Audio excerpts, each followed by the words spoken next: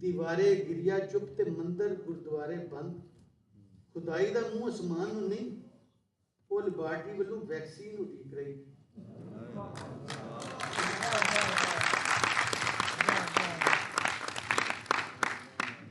खुदाई दा मूँह आसमान नूं नहीं, वो लैबार्टरी वालों वैक्सीन उड़ीक रही, जिहदे हत्थां विच फुल्लां दे हार लीडरां ते जरनैलां लई नहीं, इन्हां लई ਜਿਹੜੇ इस वेले मसीहा बन के मैदान में हैल्थ वर्कर नर्सां ते डॉक्टर मलवाने भावें मोमना नूं निजात लई पुलिस रात ते छड्ड के आपे दाढ़ी खुरकदे मैडिकल स्टोर नूं दौड़दे।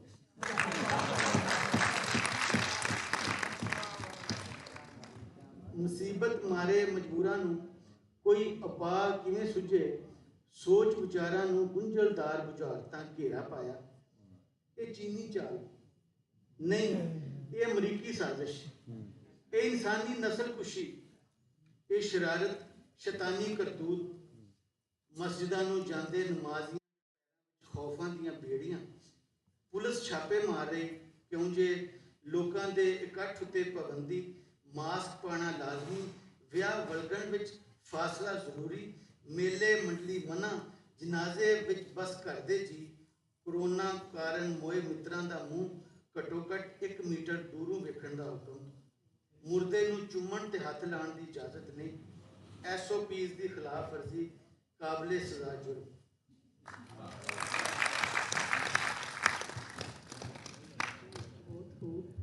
कारी तो कोई सवाल अगर करना चाहे कोई नए सुख साहब तो या साडे पैनल से किसी तो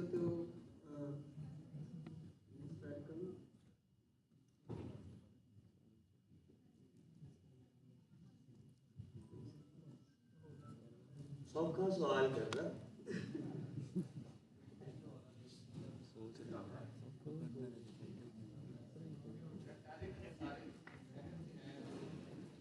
मेरे ख्याल से कि गुफ्तगू इतनी जामे हो गई है नावल है कि किसी के देन च कोई सवाल ही नहीं। जी जी जी सर।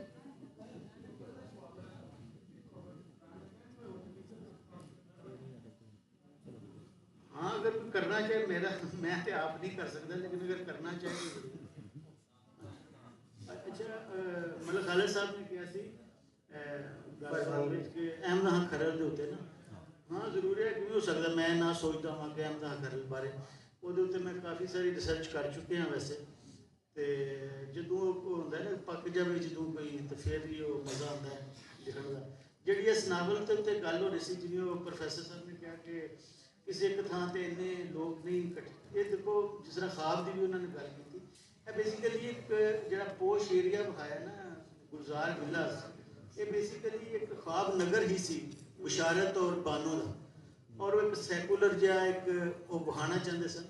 तो इस वास्ते वो एक जगह ऐसी बहा दी गई कि भाई वो इस तरह कुछ लोग सोचते हैं कि दूजिया की जिंदगी में दखल ना दिता जाए, और वैसे वरना उंज तुहानू इस तरह नहीं मिलता।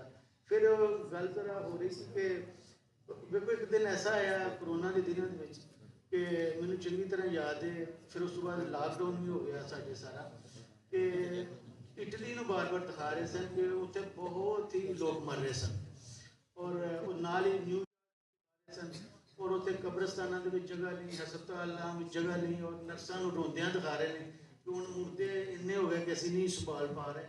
तो उस दिन इंज ही लग रहा सी, बहुत सारे लोग आपस जी फोन पर भी गल हो रही सी कि शायद हम ना बचिए मर जाइए, और अपने गुनाह भी एक दूसरे को बख्शवा रहे सी, और फिर इंज भी सी कि खरात करन वाल कि भाई अगले जहानों जाना है तो बख्शे जाइए, इस टाइप दी भी गल्लां हो रही सी। तो उन्होंने दिनों के जो जो मैं गल सुनता रहा, पता नहीं क्यों कि मैं लिखता रहा अपनी ना मुख्तलिफ नोटबुक्स ना, वो लोग लिखता रहा। कोई अगर गीत फेसबुक पर शेयर होया तो वो भी मैं लिख लिया, खबरां भी लिख रहा सा किधरे किधरे। फिर जिस वक्त वो खौला हसन ते भी दिल किया, और जोक्स जे और गाणियां दी पैरोडियां बनिया और सारा।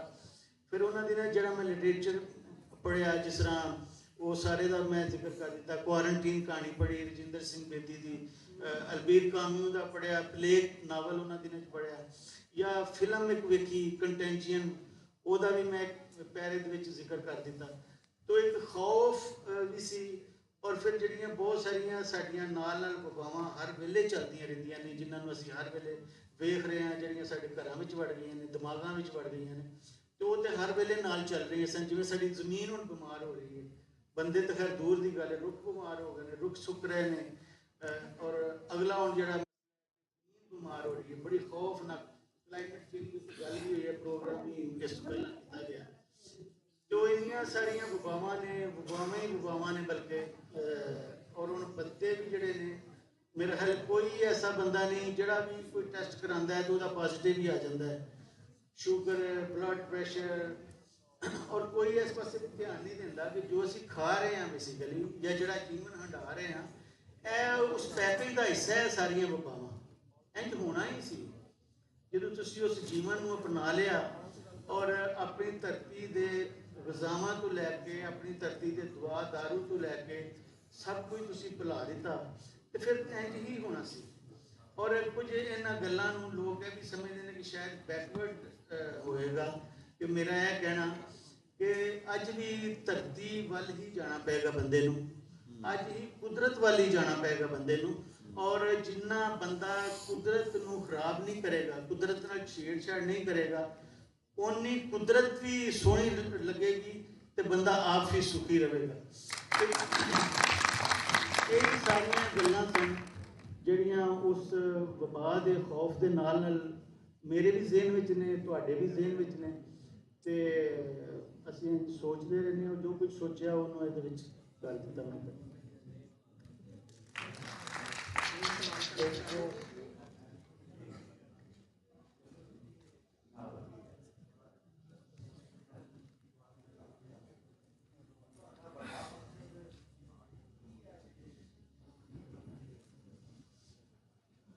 ਵੇਖੋ ਜੀ, ਇੱਕ ਪਹਿਲਾਂ ਤੇ ਇੱਕ ਮੈਂ ਜਿਸ ਤਰ੍ਹਾਂ ਅਸੀਂ ਪਹਿਲਾਂ ਹੁੰਦਾ ਸੀ ਕਿ ਕਹਾਣੀ ਹੈ, ਫਿਰ ਉਹਦਾ ਮੋਰਲ ਕੀ ਹੈ, ਉਹਦੇ ਵਿੱਚ ਕੀ ਸਬਕ ਇਸ ਤਰ੍ਹਾਂ ਮਿੱਥ ਕੇ ਤਾਂ ਨਹੀਂ ਲਿਖਿਆ ਕਿ ਪਹਿਲਾਂ ਤੋਂ ਇੱਕ ਮੈਂ ਨਤੀਜਾ ਕੱਢ ਲਵਾਂ ਕਿ ਇਹ ਕੀ ਇਹਨਾਂ ਨੂੰ ਦੇਗਾ, ਉਸ ਤਰ੍ਹਾਂ ਤੇ ਨਹੀਂ। ਲੇਕਿਨ ਅਸਲ ਤੇ ਮੇਰਾ ਜਿਹੜਾ ਹੈ, ਕਿਉਂਕਿ ਮੈਂ ਲਿਖਣਾ ਪੰਜਾਬੀ ਦੇ ਵਿੱਚ, ਤੇ ਪੰਜਾਬੀ ਬੋਲੀ ਨੂੰ ਸੰਭਾਲਣਾ, ਆਪਣੀ ਧਰਤੀ ਦੀ ਸ਼ਾਨ ਨੂੰ, ਉਹਦੀ ਵਸੋਂ ਨੂੰ ਬਿਆਨ ਕਰਨਾ, ਔਰ ਫਿਰ ਜਿਹੜੀ ਸਾਡੀ ਅਗਲੀ ਪੀੜ੍ਹੀ ਜਿਹਨੂੰ ਜਿਹੜੀ ਭੁੱਲਦੀ ਜਾ ਰਹੀ ਹੈ, ਸਭ ਕੁਝ ਉੱਜੜ ਰਿਹਾ ਹੈ, ਖੁਰ ਭੁਰ ਰਿਹਾ ਸਾਡਾ ਸਾਰਾ ਕੁਝ, ਕਿ ਉਹਨਾਂ ਤੱਕ ਉਹ ਪਹੁੰਚ ਜਾਏ ਗੱਲ।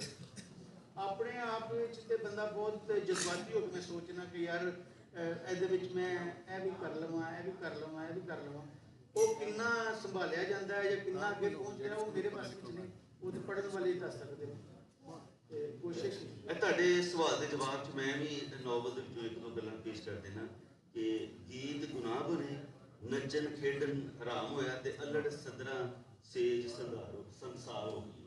ਤੇ ਇਹ ਦੂਜੀ ਗੱਲ ਹੈ ਕਿ ਸਰਕਾਰੋਂ ਅਰਬੀ ਲਫ਼ਜ਼ਾਲੀ ਤੇ ਸ਼ਹਿਰੀ ਹੁਕਮ ਹੁਕਾਮ ਸੈਕੂਲਰ ਸਮਾਜ ਦਾ ਰਸ ਚੂਸਦੇ। ਤੇ ਫਿਰ ਇਹ ਹੋਰ ਗੱਲ ਕਰਦੇ ਨੇ ਕਿ ਸਾਡੀ ਧਰਤੀ ਤੇ ਮਿੱਟੀ ਤਬਾਹ ਹੋਈ ਬਾਹਰ ਦੀਆਂ ਖਾਦਾਂ ਨਾਲ। ਤੇ ਇੱਕ ਜੁਮਲਾ ਹੋਰ ਕਿ 1200 ਬਿਲੀਅਨ ਦੀ ਖੁਰਦ ਬੁਰਦ ਉਸ ਮਦਾਦ 'ਚ ਹੋਈ ਜਿਹੜੀ ਪਾਕਿਸਤਾਨ ਨੂੰ ਕਰੋਨਾ ਵਿੱਚ ਮਿਲੀ। ਤੇ ਪੜ੍ਹ ਕੇ ਅਕਰਮ ਦੀਆਂ ਅੱਖਾਂ ਸਾਹਮਣੇ NDMA ਦੇ chairman lieutenant general Muhammad Afzal ਦਾ ਫਿੱਟਿਆ ਢਿੱਡ ਪਾੜ ਰਿਹਾ। ਮਤਲਬ ਇਸ ਤਰ੍ਹਾਂ ਦੇ ਬਹੁਤ ਸਾਰੇ ਦੁੱਖ ਨੇ ਜਿਹੜੇ ਸਾਡੇ ਮੁਆਸ਼ਰੇ ਦੇ ਸਾਰੇ ਸਹਿ ਰਹੇ ਆ, ਤੇ ਉਹ ਕਹਿਣ ਦਾ ਮੌਕਾ ਨਹੀਂ ਮਿਲਦਾ, ਤੇ ਉਹ ਸਨੈਚ ਹੋ ਕੇ ਸਾਰੇ ਦੁੱਖ ਇਕੱਠੇ ਕਰ ਦਿੰਦੇ। ਬਹੁਤ ਸ਼ੁਕਰੀਆ। ਯਕੀਨਨ ਸਾਡੇ ਜਿਹੜੇ ਦੋਸਤ ਨੇ ਗੱਲਬਾਤ ਕਰਨ ਲਈ, ਉਹਨਾਂ ਦੀ ਬਹੁਤ ਸਾਰੀਆਂ ਗੱਲਾਂ ਵੀ ਹੈ, ਲੇਕਿਨ ਟਾਈਮ ਦੀ ਕਮੀ ਨੂੰ ਅਸੀਂ ਮੱਦੇਨਜ਼ਰ ਰੱਖਦੇ ਹੋਏ, ਤੇ ਉਮੀਦ ਹੈ ਤੁਸੀਂ ਇਹਦੇ ਉੱਤੇ ਲਿਖੋਗੇ, ਇੱਕ ਲੇਖ ਸਾਹਮਣੇ ਆਏਗਾ ਤੇ ਉਹਦੇ 'ਚ ਜਿਹੜੇ ਦੋਸਤ ਨੇ ਉਹ ਪੜ੍ਹ ਵੀ ਸਕਣਗੇ। ਸਰ ਬਿਲਕੁਲ ਜੀ ਸਰ, ਛੋਟੀ ਗੱਲ ਹੈ, ਇਹ ਸਾਡੇ 1950 ਤੋਂ ਲੈ ਕੇ ਜਿਹੜਾ ਹੁਣ ਤੱਕ ਦੀ ਤਾਰੀਖ ਦਾ ਇਹਾਤਾ ਵੀ ਕਰਦਾ ਹੈ। ਮਤਲਬ ਪਾਰਟੀਸ਼ਨ ਤੋਂ ਲੈ ਕੇ ਹੁਣ ਤੱਕ ਹਿਸਟਰੀ ਦਾ ਜਿਹੜਾ ਸਬਜੈਕਟ ਹੈ, ਇੱਥੇ ਸਾਡੇ ਕੋਲ ਕਾਦਰ ਮੁਸ਼ਤਾਕ ਸਾਹਿਬ ਮੌਜੂਦ ਨੇ। ਹਿਸਟਰੀ ਦੇ ਵਿੱਚ BS ਦੀ ਸਤ੍ਹਾ ਤੇ ਕਮ ਅਜ਼ ਕਮ ਇੱਕ ਇਸ ਤਰ੍ਹਾਂ ਦਾ ਸਬਜੈਕਟ ਇੰਟਰੋਡਿਊਸ ਕਰਵਾਇਆ ਜਾਏ ਕਿ ਜਿਹਦੇ ਵਿੱਚ ਲਿਟਰੇਚਰ ਦੀ ਰਾਹੀਂ ਹਿਸਟਰੀ ਨੂੰ ਸਮਝਣ ਦੀ ਕੋਸ਼ਿਸ਼ ਕੀਤੀ ਜਾਏ। ਉਹਦੇ ਵਿੱਚ ਤੁਸੀਂ ਅੰਗਰੇਜ਼ੀ ਦੇ ਕੁਝ ਨਮੂਨੇ ਲੈ ਲਓ, ਕੁਝ ਉਰਦੂ ਦੇ ਤੇ ਕੁਝ ਪੰਜਾਬੀ ਦੇ। ਉਹਨਾਂ ਨੂੰ ਸਿਲੇਬਸ ਦੇ ਵਿੱਚ ਸ਼ਾਮਿਲ ਕਰਕੇ ਟੀਚਰ ਇਹ ਹੈ ਉਹ ਨਜ਼ਮ, ਉਹ ਨਾਵਲ, ਉਹ ਕਹਾਣੀ, ਉਹ ਅਫਸਾਨਾ ਪੜ੍ਹਾ ਕੇ ਫਿਰ ਉਸ ਅਫਸਾਨੇ ਦੇ ਨਾਲ ਜੁੜੇ ਹੋਏ ਜਿਹੜੇ ਹਿਸਟਰੀ ਦੇ ਵਾਕਿਆਤ ਨੇ ਉਹਨਾਂ ਨੂੰ ਵਾਜ਼ਿਹ ਕਰੇ। ਤਾਂ ਮੇਰਾ ਖਿਆਲ ਹੈ ਜਿਹੜੇ ਹਿਸਟਰੀ ਦੇ ਸਟੂਡੈਂਟਸ ਨੇ ਉਹ ਅਦਬ ਦੀ ਰਾਹੀਂ ਜਦ ਤਾਰੀਖ ਪੜ੍ਹਨਗੇ ਤਾਂ ਮੇਰਾ ਖਿਆਲ ਹੈ ਉਹਨਾਂ ਨੂੰ ਜ਼ਿਆਦਾ ਦੇਰ ਤੱਕ ਯਾਦ ਰਹੇ। बहुत शुक्रिया सर, तालियां एक परवाह जेड़ा वो सेशन होया बहुत सोहनी गलबात हुई। मलिक साहब की गल च मैं थोड़ा जिहा इजाफा करना चाहांगी कि इन्होंने गल की कि मुख्तलिफ डिपार्टमेंट जिस तरह तारीख में भी लिटरेचर पढ़ाना चाहिए, इसी तरह इस तरह की अदब की ट्रांसलेशन भी होनी चाहिए ने मुख्तलिफ जबाना च। असी उर्दू डिपार्टमेंट चो बैठे ने, प्रोफैसर साहब अंग्रेजी डिपार्टमेंट तो बैठे ने, तो इस दफ़ा मैं एक छोटा जिहा इस तरह का तजुर्बा किया कि ज़ुबैर अहमद साहब की कहानियाँ जो साढ़े एमफिल ट्रांसलेशन के स्टूडेंट सी, क्योंकि ट्रांसलेशन के लिए भी जरूरी है कि असी जुबान के नाल नाल तहजीब तो भी वाकफ होण, तो ये ज़ाहिर है साडी धरती की वसेब की कहानियाँ ने, तो असी उहदी तारीख तो उहदी तहजीब तो वाकफ ने। तो इस तरह के भी छोटे छोटे प्रोजेक्ट कर सकते हैं कि कुछ किस्से नावल दे या कुछ अफसाने अपनी ज़बाना दूसरी ज़बाना च भी ट्रांसलेट करिए ताकि इन्हां दी कारीन दी तादाद भी ज़्यादा लोगों तक लिटरेचर पहुँच पाए। बिल्कुल साडी बड़ी सोहनी तजवीज़ है, उम्मीद है कि इहदे उत्ते अमल भी होएगा। बहुत शुक्रिया तुहाडा दोस्तों और पैनल दे एक बारी फिर तालियां ते कुछ तोहफे ने प्लीज़ जरूर लैके जाना। बल्कि कोरोना के दौरान मैनूं भी याद आ रहा है कि अपना कुछ है सी मेरा, बल्कि ब्याह ही बहुत सारे लोग मुतासर होए होंगे लेकिन मेरा ब्याह भी कोरोना के दौरान ही होया सी ते ओहदे लई मैं लिखिया सी जंज टुर पई वाजियां बगैर कोरोना तेनू रब नहीं बड़े। ते बहुत सारे मामलात हुए, किसी की जंग नहीं गई, किसी का कुछ नहीं होया ते एक अच्छा भी होया। बहुत शुक्रिया सब दोस्तों का।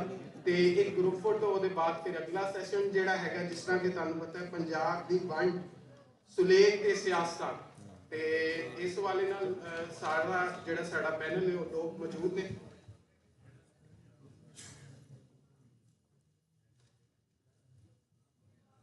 नीचे कर ले भाई, आप तेन कंगड़ाइयां आ गई।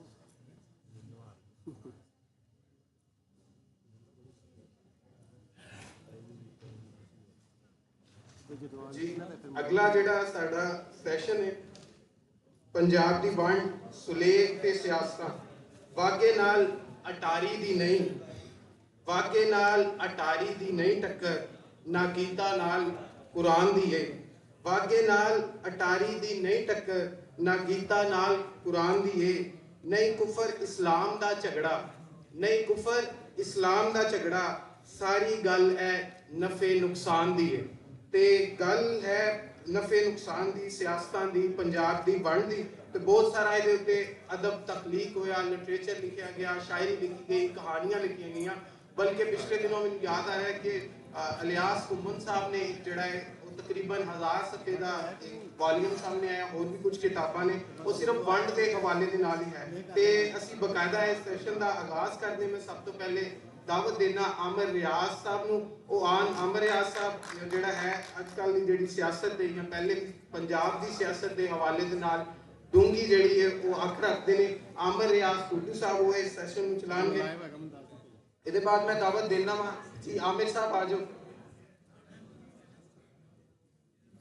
जी। दोस्तों एक बारी तालियां क्योंकि अगला सैशन मेहमान आ रहे हैं प्रोफैसर जुबैर अहमद साहब, उन्होंने के बेनती है किताब तरिंजन अदारा चला रहे हैं। इस तो इलावा इन्हों दी किताबां नूं ठाहां प्राइज़ मिलिया और किताब तरिंजन के नाम तो अदारा जिहड़ा है तनकीद के हवाले के नाल, शायरी के हवाले के नाल और इन्हां दी किताबां जिहड़ियां ने सामने आ चुकियां ने।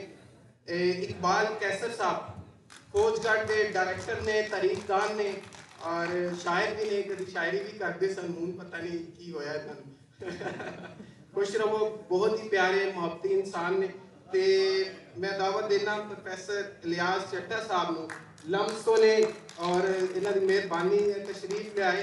बाहर की सारी पढ़ाई लिखाई है और तर्जमाकारी भी, और इकबाल कैसर साहब की किताब भी इन्होंने पंजाबी तो जिहड़ा है अंग्रेजी जिहड़ा उन्होंने ट्रांसलेट किया। और साढ़े जिहड़े अफजल साहिर साहब नज़र नहीं आ रहे, कल सारा स्टेज उन्होंने कोल ही सी लेकिन हूँ पता नहीं किधर शायर ने ਬ੍ਰੌਡਕਾਸਟਰ ਨੇ, ਇਹਨਾਂ ਦੀ ਆਵਾਜ਼ ਤੁਸੀਂ 103 ਤੇ ਰੇਡੀਓ ਤੇ FM 95 ਤੇ ਸੁਣਦੇ ਰਹਿੰਦੇ ਹੋ, ਲੇਕਿਨ ਇਹਦੇ ਵਿੱਚ ਵੀ ਕੋਈ ਸ਼ੱਕ ਵਾਲੀ ਗੱਲ ਨਹੀਂ ਕਿ ਬਹੁਤ ਸਾਰੀਆਂ ਚੀਜ਼ਾਂ ਜਿਹੜੀਆਂ ਮੈਂ ਅਫਜ਼ਲ ਸਾਹਿਬ ਕੋਲੋਂ ਹੀ, ਅਗਰ ਮੈਂ ਇੱਥੇ ਖੜਾ ਕੇ ਸਿੱਖ ਕੇ ਸਮਝ ਕੇ ਤੇ ਇੱਥੇ ਤੱਕ ਪਹੁੰਚਿਆ। ਅਫਜ਼ਲ ਸਾਹਿਬ ਜੀ ਨਜ਼ਰ ਨਹੀਂ ਆ ਰਹੇ ਤੇ ਉਹਨਾਂ ਅੱਗੇ ਬੇਨਤੀ ਹੈ ਕਿ ਉਹ ਵੀ ਤਸ਼ਰੀਫ ਲੈ ਜੀ। ਹੁਣ ਮਾਈਕ ਜਿਹੜਾ ਆਮਰ ਰਿਆਜ਼ ਸਾਹਿਬ ਦੇ ਹਵਾਲੇ ਆ, ਉਹ ਗੱਲਬਾਤ ਨੂੰ ਅੱਗੇ ਤੋਰਨਗੇ ਜੀ। ਆਮਰ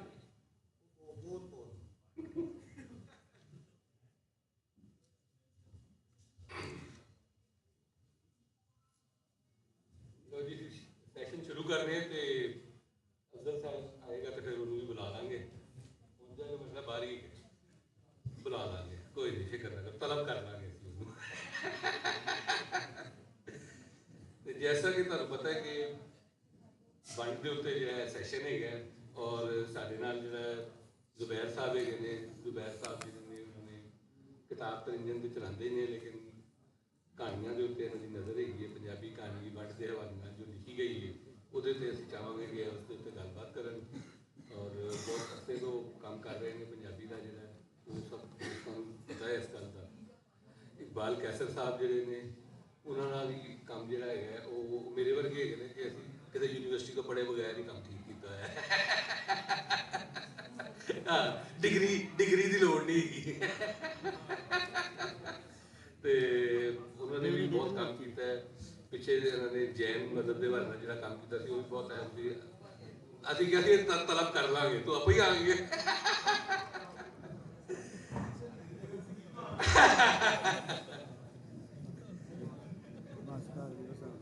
ਅੱਛਾ ਜੀ, ਤੇ ਇਕਬਾਲ ਕੈਸਰ ਸਾਹਿਬ ਦਾ ਵੀ ਪੁਰਾਣਾ ਕੰਮ ਹੈਗਾ, ਇਹਨਾਂ ਨੇ ਬਹੁਤ ਸਾਰਾ ਕੰਮ ਕੀਤਾ ਹੈ।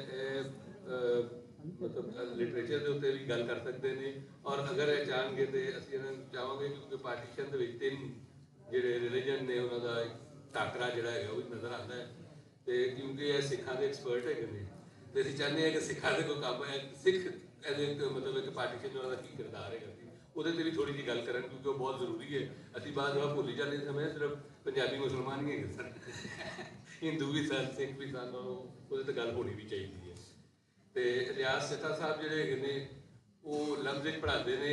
ਇਹਨਾਂ ਦੀ ਕਿਤਾਬ ਆਈ ਸੀ ਜਿਹੜੀ ਗੁਜਰਾਂਵਾਲਾ ਔਰ ਸਿਆਲਕੋਟ ਦਾ ਜਿਹੜਾ ਹੈਗਾ ਕੰਪੈਰੀਜ਼ਨ ਹੈਗਾ, ਉਹੀ ਮੈਂ ਪੜ੍ਹੀ ਸੀ। ਉਸ ਤੋਂ ਹੀ ਮੈਂ ਜਿਹੜਾ ਹੈਗਾ ਇਹਨਾਂ ਨੂੰ ਮਿਲਣ ਤੋਂ ਪਹਿਲੇ ਹੀ ਇਹਨਾਂ ਦਾ ਕਾਇਲ ਹੋ ਗਿਆ, ਕਿਉਂਕਿ ਬਹੁਤ ਅੱਛੀ ਕਿਤਾਬ ਹੈ ਸੀ। ਉਹ ਕੰਪੈਰੀਜ਼ਨ ਜਿਹੜਾ ਹੈ ਇਸ ਤਰ੍ਹਾਂ ਦਾ ਕੰਪੈਰੀਜ਼ਨ ਮੈਨੂੰ ਲੱਗਦਾ ਕਿ ਸ਼ਾਇਦ ਜਿਹੜਾ ਜਲੰਧਰ ਔਰ ਲੈਲਪੁਰ ਦਾ ਹੋਣਾ ਚਾਹੀਦਾ ਕਿ ਪਾਰਟੀਸ਼ਨ ਤੋਂ ਪਹਿਲੇ ਕੀ ਹੈਗਾ ਦੋਨੋਂ ਸ਼ਹਿਰ ਔਰ ਪਾਰਟੀਸ਼ਨ ਤੋਂ ਬਾਅਦ ਕੀ ਹੈਗਾ, ਕਿਉਂਕਿ ਇਸ ਤਰ੍ਹਾਂ ਦੇ ਕੰਪੈਰੀਜ਼ਨ ਨਾਲ ਤੁਹਾਨੂੰ ਬਹੁਤ ਕੁਝ ਸਮਝ ਆਉਂਦੀ ਹੈ। ਸਿਆਲਕੋਟ ਦਾ ਦੱਸਿਆ ਕਿ ਸਿਆਲਕੋਟ ਦੇ ਵਿੱਚ ਲੋਕਲ ਆਬਾਦੀ ਜਿਹੜੀ ਹੈ ਉਹਨੂੰ ਇੰਨਾ ਫਰਕ ਨਹੀਂ ਪਿਆ, ਯਾਨੀ ਲੇਕਿਨ ਗੁਜਰਾਂਵਾਲੇ ਜਿਹੜੇ ਬਾਹਰੋਂ ਆਏ ਮਤਲਬ ਮਸ਼ਰਕੀ ਪੰਜਾਬ ਤੋਂ ਆਏ ਉਹਨਾਂ ਨੇ ਸ਼ਹਿਰ ਦੇ ਉੱਤੇ ਜਿਹੜਾ ਹੈਗਾ ਨਾ ਸ਼ਹਿਰ ਦੀ ਰਹਿਤ ਦੇ ਉੱਤੇ ਉਹਨਾਂ ਦਾ ਇੱਕ ਪੂਰਾ ਹੋਲਡ ਹੋ ਗਿਆ। ਤੇ ਇਹ ਇਸ ਤਰ੍ਹਾਂ ਦੀ ਸਟੱਡੀਜ਼ ਜਿਹੜੀਆਂ ਨੇ, ਕਿਉਂਕਿ ਪਾਰਟੀਸ਼ਨ ਦੇ ਬਾਰੇ ਨਾਲ ਮੇਰਾ ਆਪਣਾ ਇਹ ਖਿਆਲ ਹੈ ਕਿ ਹਲੇ ਤੱਕ ਜਿਹੜਾ ਬੁਨਿਆਦੀ ਕੰਮ ਹੈਗਾ ਉਹ ਹਲੇ ਸ਼ੁਰੂ ਵੀ ਨਹੀਂ ਹੋਇਆ। ਕੁਛ ਤੇ ਮਸਲਾ ਇਹ ਹੈਗਾ ਕਿ ਇੰਡੀਆ ਪਾਕਿਸਤਾਨ ਦੇ ਜਿਹੜੇ ਸਟੇਟ ਨੈਰੇਟਿਵ ਨੇ ਉਹ ਖਾ ਗਏ ਨੇ। ਕੁਛ ਮੁਸਲਿਮ ਲੀਗ ਔਰ ਕਾਂਗਰਸ ਦੀ ਜਿਹੜੀ ਲੜਾਈਆਂ ਸਨ ਹੁਣ ਵੈਸੇ ਨਸਲ ਮੁੱਕਦੀ ਆ ਰਹੀ ਹੈ, ਹੁਣ ਬਸ ਟਾਵਾਂ ਹੀ ਮਤਲਬ ਬੰਦੇ ਰਹਿ ਗਏ ਨੇ ਜਿਹੜੇ ਮੁਸਲਿਮ ਲੀਗ ਔਰ ਕਾਂਗਰਸ ਨੂੰ ਡਿਫੈਂਡ ਕਰਨ ਵਾਸਤੇ ਜਿਹੜਾ ਹੈਗਾ ਨਾ ਲੱਕ ਬੰਨ ਕੇ ਆ ਜਾਂਦੇ ਨੇ। ਉੱਥੇ ਮੋਦੀ ਪੈ ਗਈ ਹੈ, ਇੱਥੇ ਮੁਸਲਿਮ ਲੀਗ ਖੈਰ ਸ਼ੁਰੂ 'ਚ ਹੀ ਫਾਰਗ ਹੋ ਗਈ ਸੀ ਤੇ ਕੰਮ ਜਿਹੜਾ ਹੈਗਾ ਨਾ ਕੁਛ ਬਿਹਤਰ ਹੋ ਗਿਆ ਕਿਉਂਕਿ ਥੋੜੀ ਗੁੰਜਾਇਸ਼ ਹੈ। ਕਿਉਂਕਿ ਇਸ ਵੇਲੇ ਬਹੁਤ ਜ਼ਰੂਰੀ ਹੈ ਕਿ ਪਾਰਟੀਸ਼ਨ ਦੇ ਉੱਤੇ ਜਿਹੜਾ ਕੰਮ ਇਸ ਤਰ੍ਹਾਂ ਕੀਤਾ ਜਾਏ ਕਿ ਤੁਹਾਡਾ ਜਿਹੜਾ ਹੈ ਮਤਲਬ ਮੈਂ ਕਾਫੀ ਰਿਸਰਚਰਸ ਦੇ ਮੁਤਲਕ ਵੀ ਕਹਿ ਸਕਦਾ ਕਿ ਜਿਹੜਾ ਦਾ ਨੈਰੇਟਿਵ ਜਿਹੜਾ ਹੈ ਉਹ ਜਾਂ ਤੁਹਾਨੂੰ ਪੂਰਾ ਦਾ ਪੂਰਾ ਵੱਡੇ ਰਿਸਰਚਰ ਪੂਰਾ ਜਾਂ ਪੂਰਾ ਪ੍ਰੋ ਕਾਂਗਰਸ ਹੁੰਦਾ ਹੈ ਜਾਂ ਪੂਰਾ ਦਾ ਪੂਰਾ ਪ੍ਰੋ ਮੁਸਲਿਮ ਲੀਗ ਹੁੰਦਾ। ਤੇ ਇਹ ਵੀ ਹੈਗਾ ਕਿ ਜਿਹੜੇ ਬਾਹਰਲੇ ਹੈਗੇ ਨੇ ਖਾਸ ਤੌਰ ਤੇ ਜਿਹੜੀ ਬ੍ਰਿਟਿਸ਼ ਗਵਰਨਮੈਂਟ ਹੈਗੀ ਹੈ ਉਹਨਾਂ ਨੇ ਜੋ ਕਿਰਦਾਰ ਅਦਾ ਕੀਤਾ ਉਸ ਵੇਲੇ, ਕਿਉਂਕਿ ਜ਼ਾਹਿਰ ਹੈ ਮੇਨ ਕਿਰਦਾਰ ਤੇ ਪਾਰਟੀਸ਼ਨ ਦੇ ਵਿੱਚ ਉਹਨਾਂ ਦੇ ਫੈਸਲੇ ਤੇ ਉਹਨਾਂ ਦੇ ਹੈਗੇ ਜਾਂ ਅਮਰੀਕੀਆਂ ਦਾ ਪ੍ਰੈਸ਼ਰ ਹੈਗਾ ਸੀ ਜਿਹਦੀ ਵਜ੍ਹਾ ਤੋਂ ਡੀਕੋਲੋਨਾਈਜੇਸ਼ਨ ਸ਼ੁਰੂ ਹੋਈ ਹੈ ਇਸ ਖਿੱਤੇ ਦੇ ਵਿੱਚ। ਅਗਰ ਉਹ 1941 ਦੇ ਵਿੱਚ ਅਟਲਾਂਟਿਕ ਚਾਰਟਰ ਨਾ ਹੁੰਦਾ ਤੇ ਇੱਥੇ ਡੀਕੋਲੋਨਾਈਜੇਸ਼ਨ ਕੋਈ ਨਹੀਂ ਹੋਣੀ ਸੀ, ਅੰਗਰੇਜ਼ਾਂ ਦਾ ਕੋਈ ਜਾਣ ਦਾ ਇਰਾਦਾ ਨਹੀਂ ਸੀ, ਲੇਕਿਨ ਉਹ ਫਿਰ ਜਾਣਾ ਪਿਆ ਔਰ ਉਹਨਾਂ ਨੇ ਵੀ ਆਪਣੀ ਪੋਜੀਸ਼ਨਸ ਜਿਹੜੀਆਂ ਹੈਗੀਆਂ ਨੇ ਉਹਦੇ ਤੇ ਹਮਾਇਤ ਯਾਫਤਾ ਕੰਮ ਕਰਵਾਉਂਦੇ ਹੈਗੇ ਨੇ। ਤੇ ਇਸ ਵਾਸਤੇ ਬਹੁਤ ਮੁਸ਼ਕਿਲ ਹੈ ਹਾਲੇ ਤੱਕ ਅਸੀਂ ਕਿ ਪਾਰਟੀਸ਼ਨ ਤੇ ਬਹੁਤ ਜ਼ਿਆਦਾ ਅੱਛਾ ਕੰਮ ਜਿਹੜਾ ਹੈਗਾ ਨਾ ਅਸੀਂ ਉਹਦੀ ਉਡੀਕ ਵਿੱਚ ਹੀ ਹੈਗੇ ਆਉਂਦੀਆਂ ਨੇ ਚੀਜ਼ਾਂ, ਇਹ ਨਹੀਂ ਹੈਗਾ ਕਿ ਨਹੀਂ ਆਉਂਦੀਆਂ। ਤੇ ਅਫਜ਼ਲ ਸਾਹਿਬ ਦੇ ਮੁਤਲਕ ਸਾਰੇ ਜਾਣਦੇ ਨੇ, ਕੱਲ ਤੋਂ ਇੱਥੇ ਮੌਜੂਦ ਹੈਗੇ ਨੇ ਹੈ, ਲੇਕਿਨ ਅਸੀਂ ਤੇ ਇਹਨਾਂ ਕੋਲੋਂ ਚਾਹਾਂਗੇ ਕਿ ਸ਼ਾਇਰੀ ਦੇ ਬਾਰੇ ਨਾਲ ਗੱਲ ਕਰਨ, ਕਿਉਂਕਿ ਅਸਲ ਦੇ ਵਿੱਚ ਇਹ ਸ਼ਾਇਰ ਹੈਗੇ ਨੇ ਬਾਕੀ ਐਵੇਂ ਹੋਰ ਕੰਮ ਹੈਗਾ। ਅਸੀਂ ਚਾਹੁੰਦੇ ਵੀ ਹੈ ਕਿ ਸ਼ਾਇਰ ਰਹਿਣ, ਨਜ਼ਰ ਆਉਣਾ ਚਾਹੀਦਾ ਇਹਨਾਂ ਦਾ ਸ਼ਾਇਰ। ਬਾਕੀ ਚੀਜ਼ਾਂ ਜਿਹੜੀਆਂ ਹੈਗੀਆਂ ਠੀਕ ਹੈ। ਤੇ ਪਾਰਟੀਸ਼ਨ ਦੇ ਹਵਾਲੇ ਨਾਲ ਮੈਂ ਕੁਛ ਥੋੜੀ ਜਿਹੀ ਗੱਲ ਕਰਨਾ ਚਾਹਾਂਗਾ, ਖਾਸ ਤੌਰ ਤੇ ਉਹ ਐਕਟ ਜਿਹਦੇ ਨਾਲ ਪਾਕਿਸਤਾਨ ਔਰ ਇੰਡੀਆ ਬਣਿਆ, ਯਾਨੀ ਇਹ ਦੋਨੋਂ ਜੰਮੇ ਜਿਹਦੇ ਚੋਂ, ਉਸ ਐਕਟ ਦੇ ਉੱਤੇ ਜਿਹੜੀ ਬ੍ਰਿਟਿਸ਼ ਅਸੈਂਬਲੀ ਦੇ ਵਿੱਚ ਡਿਬੇਟ ਸੀ, ਮੈਂ ਸਮਝਦਾ ਸਾਰੀ ਯੂਨੀਵਰਸਿਟੀਆਂ ਨੂੰ ਜਿਹੜੀਆਂ ਉਹਨਾਂ ਨੂੰ ਚਾਹੀਦਾ ਹੈ ਕਿ ਉਹਦੇ ਤੇ ਉਹਨਾਂ ਡਿਬੇਟਸ ਦੇ ਉੱਤੇ ਕੰਮ ਕਰਵਾਉਣ। ਉਹ ਡਿਬੇਟਸ ਪੜ੍ਹ ਕੇ ਤੁਹਾਨੂੰ ਪਤਾ ਚੱਲੇਗਾ ਕਿ ਅੰਗਰੇਜ਼ ਦਾ ਮਾਈਂਡ ਸੈਟ ਕੀ ਹੈ। ਔਰ ਇਸ ਕਦਰ ਘਟੀਆ ਜ਼ਬਾਨ ਉਸ ਡਿਬੇਟਸ ਦੇ ਵਿੱਚ ਇਸਤੇਮਾਲ ਕੀਤੀ ਹੈ MPs ਨੇ, ਯਾਨੀ ਉਹ ਦੁਨੀਆ ਦੀ ਮਦਰ ਆਫ ਪਾਰਲੀਮੈਂਟ ਹੈ ਜੀ। ਔਰ ਉਹ ਮਦਰ ਆਫ ਪਾਰਲੀਮੈਂਟ ਦੇ ਜਿਹੜੇ MPs ਨੇ, ਔਰ ਅੱਜ 75 ਸਾਲ ਹੋ ਗਏ ਨੇ, ਉਹਨਾਂ ਨੇ ਉਸ ਤੋਂ ਆਪਣੇ ਆਪ ਨੂੰ ਡੀਲਿੰਕ ਨਹੀਂ ਕੀਤਾ। ਇਹ ਨਹੀਂ ਕੀਤਾ ਕਿ ਅਸੀਂ ਉਸ ਦੇ ਵਿੱਚ ਮਤਲਬ ਹੈ ਕਿ ਐਸੇ ਲਤੀਫੇ ਸੁਣਾ ਰਹੇ ਸਨ ਉਹਦੇ ਵਿੱਚ। ਔਰ ਪੀਥਕ ਲਾਰੈਂਸ ਜਿਹੜੇ ਨੇ, ਉਹਨਾਂ ਨੇ ਲਤੀਫਾ ਸੁਣਾਇਆ ਉਹਦੇ ਕਿ ਇੱਕ ਜਿਹੜੀ ਨੌਕਰਾਨੀ ਹੈਗੀ ਸੀ, ਉਹਦਾ ਜਿਹੜਾ ਹੈਗਾ ਉਹਨੂੰ ਬੱਚਾ ਹੋਣ ਵਾਲਾ ਸੀ ਤੇ ਪਤਾ ਹੀ ਨਹੀਂ ਚੱਲ ਰਿਹਾ ਸੀ। ਤੇ ਫਿਰ ਜਦੋਂ ਪਤਾ ਚੱਲਿਆ ਤੇ ਉਹ ਯਾਨੀ ਉਹਦਾ ਰੇਪ ਹੋਇਆ, ਫਿਰ ਉਹ ਬੱਚਾ ਹੋਣ ਵਾਲਾ ਸੀ, ਔਰ ਜਦੋਂ ਪਤਾ ਹੀ ਨਹੀਂ ਚੱਲਿਆ ਤੇ ਉਹ ਉਹਦੇ ਟਵਿਨਸ ਹੋ ਗਏ। ਇਸ਼ਾਰਾ ਹੈਗਾ ਸੀ ਪਾਕਿਸਤਾਨ ਔਰ ਇੰਡੀਆ ਦੇ ਜਮਨ ਦੇ, यानी इंतहाई मतलब है कि अहम एक ऐसी खौफनाक मतलब है कि सूरत हाल है। और ਉਹਦੇ ਤੁਸੀਂ ਔਰ ਮੈਂ ਇਹ ਵੀ ਸਮਝਦਾ ਕਿ ਇਹਨੂੰ ਇੰਡੀਆ ਦੀ ਵੰਡ ਕਹਿਣਾ ਜਿਹੜਾ ਹੈਗਾ ਉਹ ਇੱਕ ਬਹੁਤ ਵੱਡੀ ਫੈਲਸੀ, ਬਹੁਤ ਵੱਡਾ ਫਰਾਡ ਹੈ। ਇਹ ਬੁਨਿਆਦੀ ਤੌਰ ਤੇ ਪੰਜਾਬ ਦੀ ਵੰਡ ਹੈ। ਇਹਦਾ ਸਾਰਾ ਡਾਟਾ ਚੁੱਕ ਕੇ ਦੇਖ ਲਓ ਤੁਸੀਂ, ਜਿਹੜੇ ਲੋਕ ਮਰੇ ਨੇ, ਜਿਹੜੇ ਡਿਸਪਲੇਸ ਹੋਏ ਨੇ, ਸਭ ਚੁੱਕ ਕੇ ਦੇਖ ਲਓ। ਬੰਦਾ ਪਰੇਸ਼ਾਨ ਹੋ ਜਾਂਦਾ ਕਿ ਮਤਲਬ ਹੈ ਕਿ ਸਾਰਾ ਕੁਝ ਜਿਹੜਾ, ਔਰ ਪੰਜਾਬ ਦੇ ਵਿੱਚ ਵੀ ਕੋਈ 6 ਤੋਂ 8 ਜ਼ਿਲ੍ਹੇ ਹੈਗੇ ਨੇ ਜਿਹੜੇ ਡਿਸਟਰਬ ਹੋਏ ਨੇ, ਬਹੁਤ ਜ਼ਿਆਦਾ 80% ਜਿਹੜੀ ਕੈਜੂਅਲਟੀ ਨੇ ਉਹਨਾਂ ਦੇ ਵਿੱਚ ਹੀ ਨੇ। ਸੋ ਸਾਨੂੰ ਇਹ ਸਾਰੀ ਗੱਲਾਂ ਦੇ ਉੱਤੇ ਹਲੇ ਤੇ ਮੈਂ ਕਿਹਾ ਕਿ ਹਲੇ ਉਸ ਤਰ੍ਹਾਂ ਕੰਮ ਸ਼ੁਰੂ ਨਹੀਂ ਹੋਇਆ। ਤੇ ਲੇਕਿਨ ਮੈਂ ਇੱਕ ਆਪਣਾ ਜਿਹੜਾ ਪ੍ਰੋਗਰਾਮ ਹੈਗਾ ਉਹ ਮੈਂ ਕਹਿੰਦਾ ਕਿ ਅਗਰ ਅਫਜ਼ਲ ਸਾਹਿਬ ਆਪਣੀ ਨਜ਼ਮ ਵੀ ਸੁਣਾਉਣ ਉਹਦੇ 'ਚ, ਹਾਂ ਥੋੜੀ ਜਿਹੀ ਸ਼ਾਇਰੀ ਤੇ ਗੱਲ ਕਰੋ ਔਰ ਆਪਣੀ ਨਜ਼ਮ ਸੁਣਾਓ ਤੇ ਉਹ ਜ਼ਿਆਦਾ ਇੱਕ ਮਾਹੌਲ ਵੀ ਬਣ ਜਾਏਗਾ, ਤੁਹਾਨੂੰ ਪਤਾ ਹੈ। Thank you.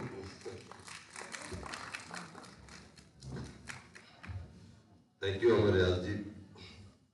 मैं क्योंकि टॉपिक बड़ा संजीदा है और बड़ा साडा कह दुख दी रंग वर्गा है, और वो दुख वो होका वो अजे तक साडे ओदे असर है ने अगलियां पीढ़ियां तक भी। वैसे तो तुसीं मेरा बड़ा हथ कीता है, वो ये कीता कि मॉडरेट मैं करना सी, मैं उस तरह प्रिपेयर नहीं कीता कि भी मैं तो गल्लां करनियां ने, बुनियादी चीज़ां बोलांगा ते मेरा तो डंग टप जाना। पर ये बाहर पता लगा कि अचानक मैं हुण स्पीकर च आ गया, पैनलिस्टां च आ गया ते मैं शायरी बारे कर तेनू स्कॉलर बनाता रजीम चेंज कर दिए, रजीम चेंज हो गया। मेरे नाल देखो गल्लां है कि मैं कुछ 3 मैं एक ते एज ए पोएट, दोस्तों थोड़ा ध्यान, एक ते मैं एज ए पोएट निक्के होंदिया एक 9वीं जमात च सी मैं पढ़दा, और उस वेले दी एक नज़म है वो, और 2 या 3 शायर होर ने जिन्होंने वंड तो फौरन बाद जो वो हाड़ा लिखिया, जो उस पंजाब की कथा लिखी, एक अमृता प्रीतम ने, एक अहमद राय ने, तो एक उस्ताद दामन ने। इन्हां तिन्हां नूं थोड़ा जिहा मैं गल दे विच हिस्सा बनावांगा शायरी के हवाले नाल। उस तो बाद बहुत सारे लिखे ने लोगों ने लिखा है और शायरी हुई है। अगर मेरा सिर्फ स्पैसिफिकली मैं शायरी की गल करनी है तो वो ये मैं ख्याल 5-6-7 मिनट च मैं मुका देंगा, यही इन्ना की टाइम होएगा। हाँ, पहली तो गल है कि जिसले मेरे मापे माइग्रेट करके आए इंडियन पंजाब तो, माँ मेरी जंडी पिंड शाम 84 तो हुशियारपुर जिला, ते बाप मेरे दा पिंड सी ਚੱਬੇਵਾਲ। ਚੱਬੇਵਾਲ वो 6 मील चढ़ते पासे हुशियारपुर तो। ते अगे भी मेरी एक वीडियो यूट्यूब ते काफ़ी वायरल है, तो तो मैं जिक्र किया कि मेरी माँ का कुंड जिहड़ा ना, माँ मेरी मुकलावे गई सी, ਵਿਆਹ ਹੁੰਦਾ ਤੇ ਉਹ ਕਿੰਨੇ ਦਿਨਾਂ ਬਾਅਦ ਮੁਕਲਾਵਾ ਆਉਂਦਾ ਹੈ, ਤੇ ਉਸ ਤੋਂ ਬਾਅਦ ਫਿਰ ਘੁੰਡ ਚੁੱਕਿਆ ਜਾਂਦਾ ਹੈ। ਸਾਡੇ ਵੱਲ ਤੇ ਹੁਣ ਵਿਆਹ ਦੇ ਨਾਲ ਹੀ ਮਾਮਲੇ ਸ਼ੁਰੂ ਹੋ ਜਾਂਦੇ ਨੇ। ਪਰ ਉਦੋਂ 6-6 8-8 ਦਿਨ ਦਾ ਮੁਕਲਾਵਾ ਹੁੰਦਾ ਸੀ ਤੇ ਐਵੇਂ ਚੰਗਾ ਕੀਤਾ ਦੱਸਦਾ ਹੀ। ਅੱਛਾ, ਉਹ ਇਸ ਦੌਰਾਨ ਜਿਹੜੀ ਨਾ ਉਹ ਵੰਡ ਹੁੰਦੀ ਹੈ ਤੇ ਨਾ ਵਜਾਣਾ ਯਾਰ ਬੋਲੋ ਤੁਸੀਂ, ਵੰਡ ਹੁੰਦੀ ਹੈ ਤੇ ਮਾਂ ਮੇਰੀ ਹੋਰੀ ਆਪਣੇ ਪਿੰਡੋਂ ਟੁਰਦੇ ਨੇ, ਆਪਣੇ ਪਿੰਡੋਂ ਟੁਰਦੇ ਨੇ ਤੇ ਰਿਫਿਊਜੀ ਕੈਂਪ 'ਚ ਮਾਂ ਮੇਰੀ ਦਾ ਘੁੰਡ ਚੁੱਕਿਆ ਜਾਂਦਾ। ਔਰ ਉਸ ਵੇਲੇ ਕਿਸ ਤਰ੍ਹਾਂ ਦੇ ਹਾਲਾਤ ਸਨ ਉਹ ਸਾਰੇ, ਉਹ ਕਥਾ ਹਰ ਕਿਸੇ ਨੂੰ ਉਸ ਵੰਡ ਦੇ ਬਾਰੇ ਨੂੰ ਪਤਾ ਹੈ। ਇਹ ਤੇ ਗੱਲਾਂ ਮੈਂ ਆਪਣੀ ਮਾਂ ਕੋਲੋਂ ਸੁਣੀਆਂ, ਪਿੰਡ ਦੇ ਬਾਬਿਆਂ ਕੋਲੋਂ ਸੁਣੀਆਂ। ਔਰ ਮੇਰਾ ਪਿੰਡ ਜਿਹੜਾ ਨਾ ਸਾਰਾ ਮਾਈਗ੍ਰੇਟਡ, ਮਤਲਬ ਇੱਕ ਘਰ ਪੁਰਾਣਾ ਸੀ, ਬਾਕੀ ਸਾਰੇ 99% ਪਿੰਡ ਦੇ ਲੋਕ ਮਾਈਗ੍ਰੇਟ ਕਰਕੇ ਆਏ ਸੀ। ਖਾਸ ਤੌਰ ਤੇ ਜਲੰਧਰ, ਹੁਸ਼ਿਆਰਪੁਰ ਤੇ ਗੁਰਦਾਸਪੁਰ, ਕੁਝ ਫਿਰੋਜ਼ਪੁਰ ਦਾ ਇਲਾਕਾ, ਫਿਰੋਜ਼ਪੁਰੀਏ, ਔਰ ਉਹਨਾਂ ਨੇ ਆ ਕੇ ਆਪਣੇ ਪਿੰਡ ਦੇ ਨਾਂ ਤੋਂ ਜੀ ਉਹ ਪਿੰਡ ਆਪਣੀਆਂ ਗੋਤਾਂ, ਉਹ ਛੋੜੀਆਂ ਵਾਲੇ, ਦੇਰੀਆਂ ਵਾਲੇ, ਕਾਟੀਆਂ ਵਾਲੇ, ਜਿਹੜੇ ਪਿੰਡ ਵਾਲੇ, ਉਹ ਪੂਰੇ ਜਿਹੜੇ ਕਬੀਲੇ ਆ ਕੇ ਬੈਠੇ ਨੇ। ਅੱਜ ਵੀ ਉਹਨਾਂ ਦੀਆਂ ਕਬਰਾਂ ਤੇ ਵੀ ਉਹਨਾਂ ਦੇ ਪਿੰਡਾਂ ਦੇ ਕਤਬੇ ਲਿਖੇ ਹੋਏ ਨੇ, ਉਹਨਾਂ ਦੇ ਪਿੰਡਾਂ ਦੇ ਨਾਂ ਲਿਖੇ ਹੋਏ ਨੇ। ਇੱਥੇ ਦਾ ਨਹੀਂ ਲਿਖਿਆ, ਜਿਹੜਾ ਬਾਬਾ ਕੋ ਫੌਤ ਹੋਇਆ ਉਹਦਾ ਉਸ ਪਿੰਡ ਦਾ ਨਾਂ ਲਿਖਿਆ ਹੈ। ਉਹ ਬਲਕਿ ਪਿੱਛੇ ਜੇ ਮੁਦੱਸਰ ਬਸ਼ੀਰ ਪਿੰਡ ਗਏ, ਕਬਰਸਤਾਨ ਵੇਖੇ ਤੇ ਉਹ ਸਾਰੀਆਂ ਕਬਰਾਂ ਦੇ ਤਸਵੀਰਾਂ ਖਿੱਚ ਕੇ ਲੈ ਕੇ ਆਏ ਕਿ ਇਹ ਵੀ ਇੱਕ ਮੌਜੂ ਹੈ ਕਿ ਇਸ ਪੰਜਾਬ ਦੇ ਅੰਦਰ ਜਿੰਨੀਆਂ ਕਬਰਾਂ ਨੇ ਬਾਬਿਆਂ ਦੀਆਂ, ਜਿਵੇਂ ਮੇਰਾ ਬਾਪੂ ਇਹ ਕਹਿੰਦਾ ਸੀ ਕਿ ਵੀ ਮੈਨੂੰ ਇੱਥੇ ਨਾ ਦਫਨਾਇਓ, ਮੈਨੂੰ ਮੇਰੇ ਪਿੰਡ ਦਫਨਾ ਕੇ।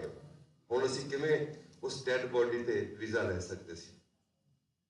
ਇਹ ਤੇ ਕਥਾ। ਔਰ ਫਿਰ ਹਰ ਪਿੰਡ ਦੇ ਬਾਬੇ ਕੋਲ ਮੈਂ ਕਹਾਣੀ ਸੁਣੀ ਦਰਦ ਦੀ, ਜਿਹਦੇ ਕੋਲ ਬਹਿੰਦੇ ਸੀ ਉਹ ਆਪਣੇ ਕਿਸੇ ਨਾ ਕਿਸੇ ਸੱਜਣ ਨੂੰ ਕੋਈ ਨਾ ਕੋਈ ਵਕੂਆ, ਕੋਈ ਨਾ ਕੋਈ ਮਾਮਲੇ ਜੋ ਉਹਨਾਂ ਨੇ ਭੁਗਤਿਆ ਵੰਡ ਦੇ ਨਤੀਜੇ, ਜਿਹਦੇ ਬਾਰੇ ਉਹਨਾਂ ਨੂੰ ਕੱਖ ਨਹੀਂ ਸੀ ਪਤਾ ਕਿ ਇਹ ਕੌਣ ਹੋਏ, ਕਿਵੇਂ ਹੋ ਗਿਆ, ਫਸਾਦ ਹੋਏ ਨੇ ਤੇ ਨਸ ਭਾਜੜਾ ਪੈ ਗਈਆਂ। ਤੇ ਜਿਸ ਤਰ੍ਹਾਂ ਹਿੰਦੂ, ਮੁਸਲਿਮ, ਸਿੱਖ ਸਾਰੇ ਰਲ ਕੇ ਇਕੱਠੇ ਰਹਿੰਦੇ ਸੀ ਤੇ ਉਸ ਵੇਲੇ ਉਹਨਾਂ ਦੀਆਂ ਕਿਸ ਤਰ੍ਹਾਂ ਦੀਆਂ ਗੂੜੀਆਂ ਸਾਂਝਾਂ ਸਨ, ਕਿਸ ਤਰ੍ਹਾਂ ਪੱਗਾਂ ਵੱਟੀਆਂ ਸਨ, ਕਿਸ ਤਰ੍ਹਾਂ ਜੀਵਨ ਮਰਨ ਦੀਆਂ ਕਸਮਾਂ ਖਾਧੀਆਂ ਸਨ, ਉਹ ਸਾਰਾ ਕੁਝ ਇਹ ਮੈਂ 9ਵੀਂ ਦੇ ਵਿੱਚ ਜਦੋਂ ਪੜ੍ਹਦਾ ਸੀ ਤੇ ਸਾਨੂੰ ਮੁਤਾਲਿਆ ਪਾਕਿਸਤਾਨ ਵਿੱਚ ਪੜ੍ਹਦੇ ਸੀ, ਸਾਨੂੰ ਹੋਰ ਚੀਜ਼ਾਂ ਸਾਨੂੰ ਦੱਸਿਆ ਜਾਂਦਾ ਸੀ ਕਿ ਇਹਦੇ ਵਾਸਤੇ ਪਤਾ ਨਹੀਂ ਇੰਨੀ ਵੱਡੀ ਲਹਿਰ ਚੱਲੀ, ਮੂਵਮੈਂਟ ਚੱਲੀ। ਉਹਦੇ ਬਾਰੇ ਵੀ ਖੁੱਲ੍ਹ ਜਾਏਗੀ ਗੱਲ, ਚੱਠਾ ਸਾਹਿਬ ਬੈਠੇ ਨੇ, ਇਹਨਾਂ ਦੇ ਸਵਾਲਾਂ ਨਾਲ ਵੀ ਕੰਮ ਹੈ। ਪਰ ਮੈਂ ਸੋਚਦਾ ਸੀ ਕਿ ਯਾਰ ਅਸੀਂ ਪੜ੍ਹਦੇ ਕੁਝ ਹੈ, ਸਾਡੇ ਬਾਬੇ ਕੁਝ ਦੱਸਦੇ ਨੇ, ਇਹਨਾਂ ਨੂੰ ਤੇ ਪਤਾ ਹੀ ਨਹੀਂ, ਇਹਨਾਂ ਦਾ ਤੇ ਕੋਈ ਹਿੱਸਾ ਹੀ ਨਹੀਂ, ਇਹਨਾਂ ਦੇ ਸਿਰ ਪੈ ਗਈ ਤੇ ਉਹ ਸਾਡੀ ਪੜ੍ਹਾਈ ਗਲਤਮੰਦ ਹੋ ਗਈ। ਇੱਕ ਬਾਬਾ ਇਸ ਲਈ ਮਰਨ ਲੱਗਾ, ਉਹ ਬਾਬਾ ਬੜਾ ਕੱਬਾ, ਉਹਦੀ ਸਟੋਰੀ ਤੁਸੀਂ ਉਹ ਮੈਂ ਨਜ਼ਮ ਸੁਣਾ ਦਿਆਂਗਾ। ਉਹਦੀ ਕਹਾਣੀ ਜਿਹੜੀ ਉਹ ਮੈਂ ਪਹਿਲੇ ਇੱਕ ਜਗ੍ਹਾ ਬਿਆਨ ਕੀਤੀ ਹੈ ਕਿ ਉਹ ਬੜਾ ਸਖਤ ਬਾਬਾ ਸੀ, ਅਸੀਂ ਉਹ ਤੋਂ ਡਰਦੇ ਸਾਂ।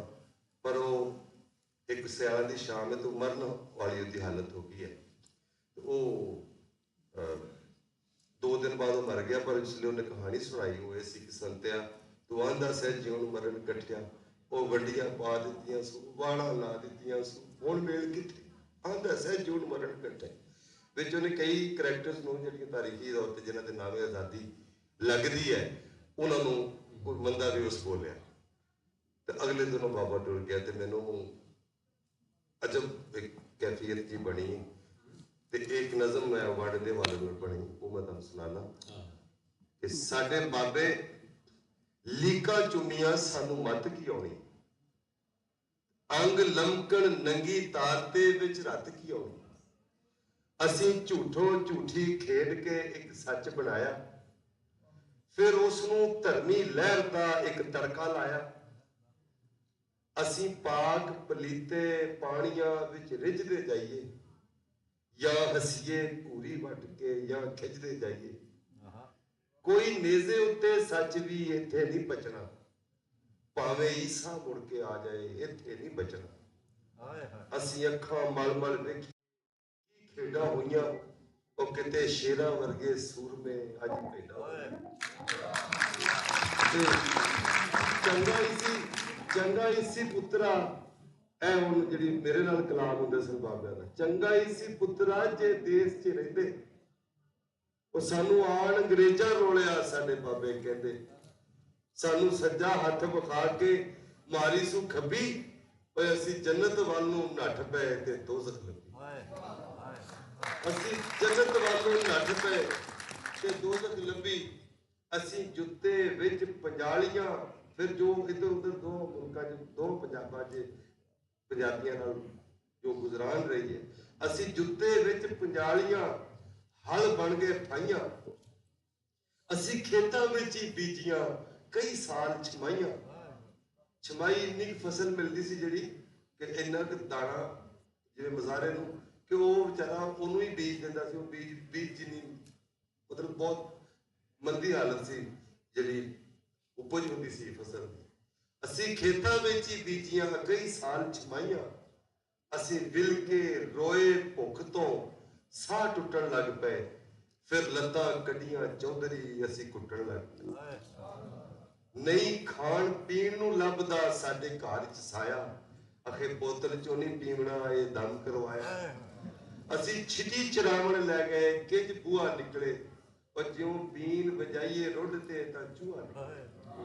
ਗਏ ਵੱਡੇ ਬਾਹਰ ਵਲੈਤ 'ਚੋਂ ਸ਼ਾਹੂਕਾਰ ਲਿਆਏ, ਸਾਡੀ ਖੜੀ ਕਮਾਲ ਨੂੰ ਵੇਚਿਆ ਅਸੀਂ ਮੰਗ ਕੇ ਪਾਏ।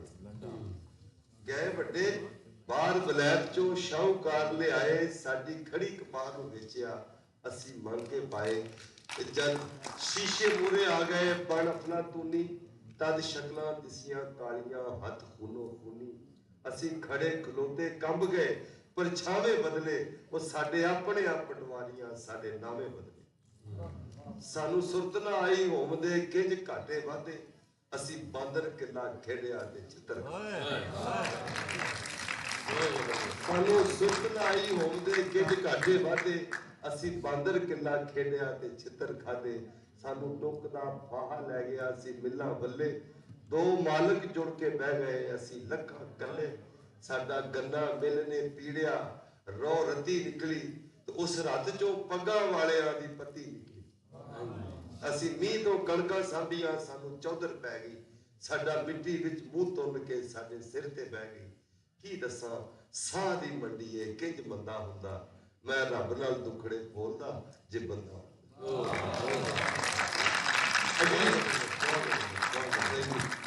ਹੁਣ ਇੱਕ ਨਜ਼ਮ ਹੈ ਜਿਹੜੀ ਸਾਰਾ ਅੰਮ੍ਰਿਤਾ ਪ੍ਰੀਤਮ ਦੀ ਨਜ਼ਮ ਹੈ, ਮੈਂ ਉਹ ਸਾਰੀ ਨਜ਼ਮ ਨਹੀਂ ਸੁਣਾਉਂਦਾ, ਪਰ ਇਹਦੇ ਹਵਾਲੇ ਮੈਂ ਜਾਵਾਂਗਾ ਕਿ ਇੱਕ ਤੇ ਪੰਜਾਬ ਦੀ ਕਹਾਣੀ ਪਰ ਇੱਕ ਤਵਾਰੀਖ। ਜੋ ਹੁਣ ਤੱਕ ਸਿੰਗਰਸ ਦੇ ਹੱਥ ਆਈ ਇਹ ਗੱਲ ਜਾਂ ਲਿਖਾਰੀਆਂ ਨੇ, ਅੰਮ੍ਰਿਤਾ ਪ੍ਰੀਤਮ ਦੀ ਇੱਕ ਤਵੀਲ ਇੱਕ ਕਿਤਾਬ ਜਿਹਦੀ ਉਹ ਪੂਰੀ ਕਿਤਾਬ ਜਿਹਦੀ ਨਜ਼ਮ ਹੈ ਪੰਜਾਬ ਦੀ ਕਹਾਣੀ ਔਰ ਤਵਾਰੀਖ, ਉਹਦੇ ਵਿੱਚ ਦਰਮਿਆਨ 'ਚ ਕਰਕੇ ਇਹ ਬੰਦ ਆਉਂਦਾ ਛੋਟਾ ਜਿਹਾ ਅੱਜ ਆਖਾਂ ਵਾਰਿਸ਼। ਉਹ ਕਿੱਥੋਂ ਗੱਲ ਟੋੜਦੀ ਹੈ ਔਰ ਉਹ ਕਥਾ ਪੜੋਗੇ ਤੇ ਤੁਸੀਂ ਸੱਚੀ ਮੁੱਚੀ ਭਿੱਜ ਜਾਓਗੇ ਅਗਰ ਤੁਹਾਡੇ ਤੋਂ ਉਹ ਉਤਰ ਰਹੀ ਹੈ ਔਰ ਉਹ ਸਮਝੀ ਜਾ ਰਹੀ ਹੈ। ਉਹ ਕਿਉਂਕਿ ਤੁਸੀਂ ਸਾਰਿਆਂ ਨੂੰ ਸੁਣੀ ਅੱਜ ਆਖਾਂ ਵਾਰਿਸ਼ਾਂ ਤੇ ਕਬਰਾਂ ਵਿੱਚੋਂ ਬੋਲ। ਇਸ ਤੋਂ ਬਾਅਦ ਤੁਹਾਡੇ ਕੋਲ ਦੁਬਾਰਾ ਆਵਾਂਗੇ। ਦੁਬਾਰਾ ਮੈਂ ਇਸ ਹਵਾਲੇ ਨਾਲ ਕਿ ਉਸਤਾਦ ਦਾਮਨ ਦਾ ਇੱਕ ਰੈਫਰੈਂਸ ਔਰ ਅਹਿਮਦ ਰਈ ਸਾਹਿਬ ਦਾ ਔਰ ਅੰਮ੍ਰਿਤਾ ਪ੍ਰੀਤਮ ਦਾ ਉਸ ਤੋਂ ਆਖਰ ਤੇ ਮੇਰਾ ਖਿਆਲ ਮੈਂ ਥੋੜੀ ਜਿਹੀ ਗੱਲ ਕਰ ਲਾਂਗਾ। ਗੱਲ ਤੁਸੀਂ ਅੱਗੇ ਦੇਖੋ ਜੀ, ਲੋਕਾਂ ਨੇ ਬਹੁਤ ਕੁਝ ਲਿਖਿਆ ਵੀ ਹੈ ਔਰ ਇੱਕ ਸ਼ਾਇਰ ਸਨ ਸਾਡੇ ਬਹੁਤ ਵੱਡੇ ਟੈਗੋਰ ਸਾਹਿਬ।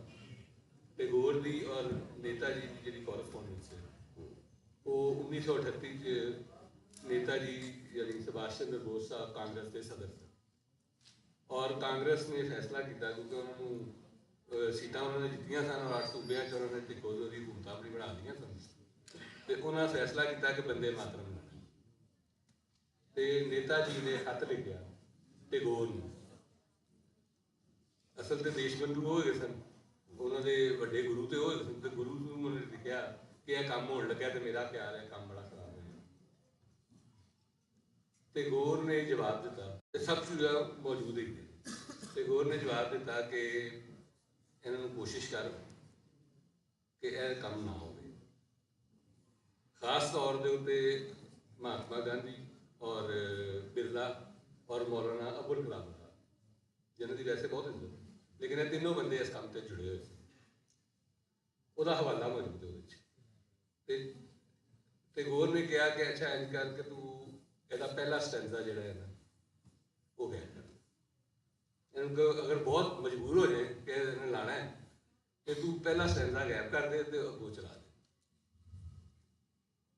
ਇੰਝ ਹੀ ਕੀਤਾ ਉਹਨੇ, ਲੇਕਿਨ ਉਹਨੇ ਨਾਲ ਟੈਗੋਰ ਨੂੰ ਖਤ ਲਿਖਿਆ ਕਿ ਇਹ ਗੱਲ ਤੇ ਮੈਂ ਕਰਤੀ ਹੈ, ਲੇਕਿਨ ਜਿਹਨੇ ਪੂਰੀ ਨਜ਼ਮ ਪੜ੍ਹੀ ਹੋਈ ਉਹਦੇ ਜੋ ਐਂਟੀ ਮੁਸਲਿਮ ਸੈਂਟੀਮੈਂਟ ਹੈ ਉਹਦੇ ਸ਼ੁਰੂ 'ਚ ਉਹਨੂੰ ਤਾਂ ਪਤਾ ਹੋਏਗਾ ਤੇ ਤਰਕ ਦਿੱਤੀ ਅਸੀਂ। ਔਰ ਤੁਸੀਂ ਦੇਖੋ ਕਿ ਫਿਰ ਉਸ ਬੰਦੇ ਮਾਤਰਮ ਔਰ ਹਿੰਦੀ ਲਾਉਣ ਦੇ ਚੱਕਰ 'ਚ, ਕਿਉਂਕਿ ਇਹਨਾਂ ਨੇ ਹਿੰਦੀ ਜ਼ਬਰਦਸਤੀ ਲਾਈ ਉਹਨਾਂ 8 ਸੂਬਿਆਂ ਦੇ ਅੰਦਰ ਕੋਸ਼ਿਸ਼ ਕੀਤੀ, ਖਾਸ ਤੌਰ 'ਤੇ ਉੱਧਰ UP-CP ਦੇ ਚਲੋ ਲਾਈ ਸੀ, ਲੇਕਿਨ ਮਦਰਾਸ ਦੇ ਵਿੱਚ ਵੀ ਲਾਈ ਔਰ ਉੱਥੇ ਤਾਮਿਲ ਮਰੇ। ਸੋ ਮੈਂ ਕਹਿੰਦਾ ਕਿ ਉਹ ਗੱਲ ਉਹ 1938 ਦੀ ਹੈ, ਲੇਕਿਨ ਉਹ ਟੁਰਦੀ ਰਹੀ ਗੱਲ। ਚੀਜ਼ਾਂ ਟਰੈਵਲ ਕਰਦੀਆਂ ਨੇ, ਸ਼ਾਇਰ ਕਹਿ ਜਾਂਦੇ ਨੇ, ਚੀਜ਼ਾਂ ਚੱਲਦੀਆਂ ਨੇ, ਬਾਅਦ ਦੇ ਵਿੱਚ ਸਾਨੂੰ ਯਾਦ ਆਉਂਦੀਆਂ ਨੇ ਚੀਜ਼ਾਂ। ਸੋ ਮਤਲਬ ਹੈ ਕਿ ਪਾਰਟੀਸ਼ਨ ਦੇ ਉੱਤੇ ਮੈਂ ਫਿਰ ਉਹੀ ਕਹਾਂਗਾ ਕਿ ਹਲੇ ਬਹੁਤ ਸਾਰਾ ਕੰਮ ਹੋਣ ਵਾਲਾ ਹੈ। ਔਰ ਹੁਣ ਮੈਂ ਦਾਵਤ ਦਾਂਗਾ ਆਪਣਾ ਚੱਠਾ ਸਾਹਿਬ ਨੂੰ, ਮੈਂ ਕਿਹਾ ਚੱਠਿਆਂ ਦਾ ਵੈਸੇ ਵੀ ਕਰਜ਼ ਬਹੁਤ ਹੈਗਾ ਪੰਜਾਬ 'ਤੇ। ਇਲਿਆਸ ਚੱਠੇ ਨੇ ਵੀ ਲਾਉਣ ਦੀ ਕੋਸ਼ਿਸ਼ ਕੀਤੀ ਹੈ, ਧੋਈ ਚੱਠੇ ਨੇ ਵੀ ਲਾਉਣ ਦੀ ਕੋਸ਼ਿਸ਼ ਕੀਤੀ ਹੈ, ਲੇਕਿਨ ਜਿਹਨੇ ਚੱਠਿਆਂ ਦੀ ਬਾਲ ਪੜ੍ਹੀ ਹੈ ਨਾ ਉਹਨੂੰ ਪਤਾ ਹੈਗਾ।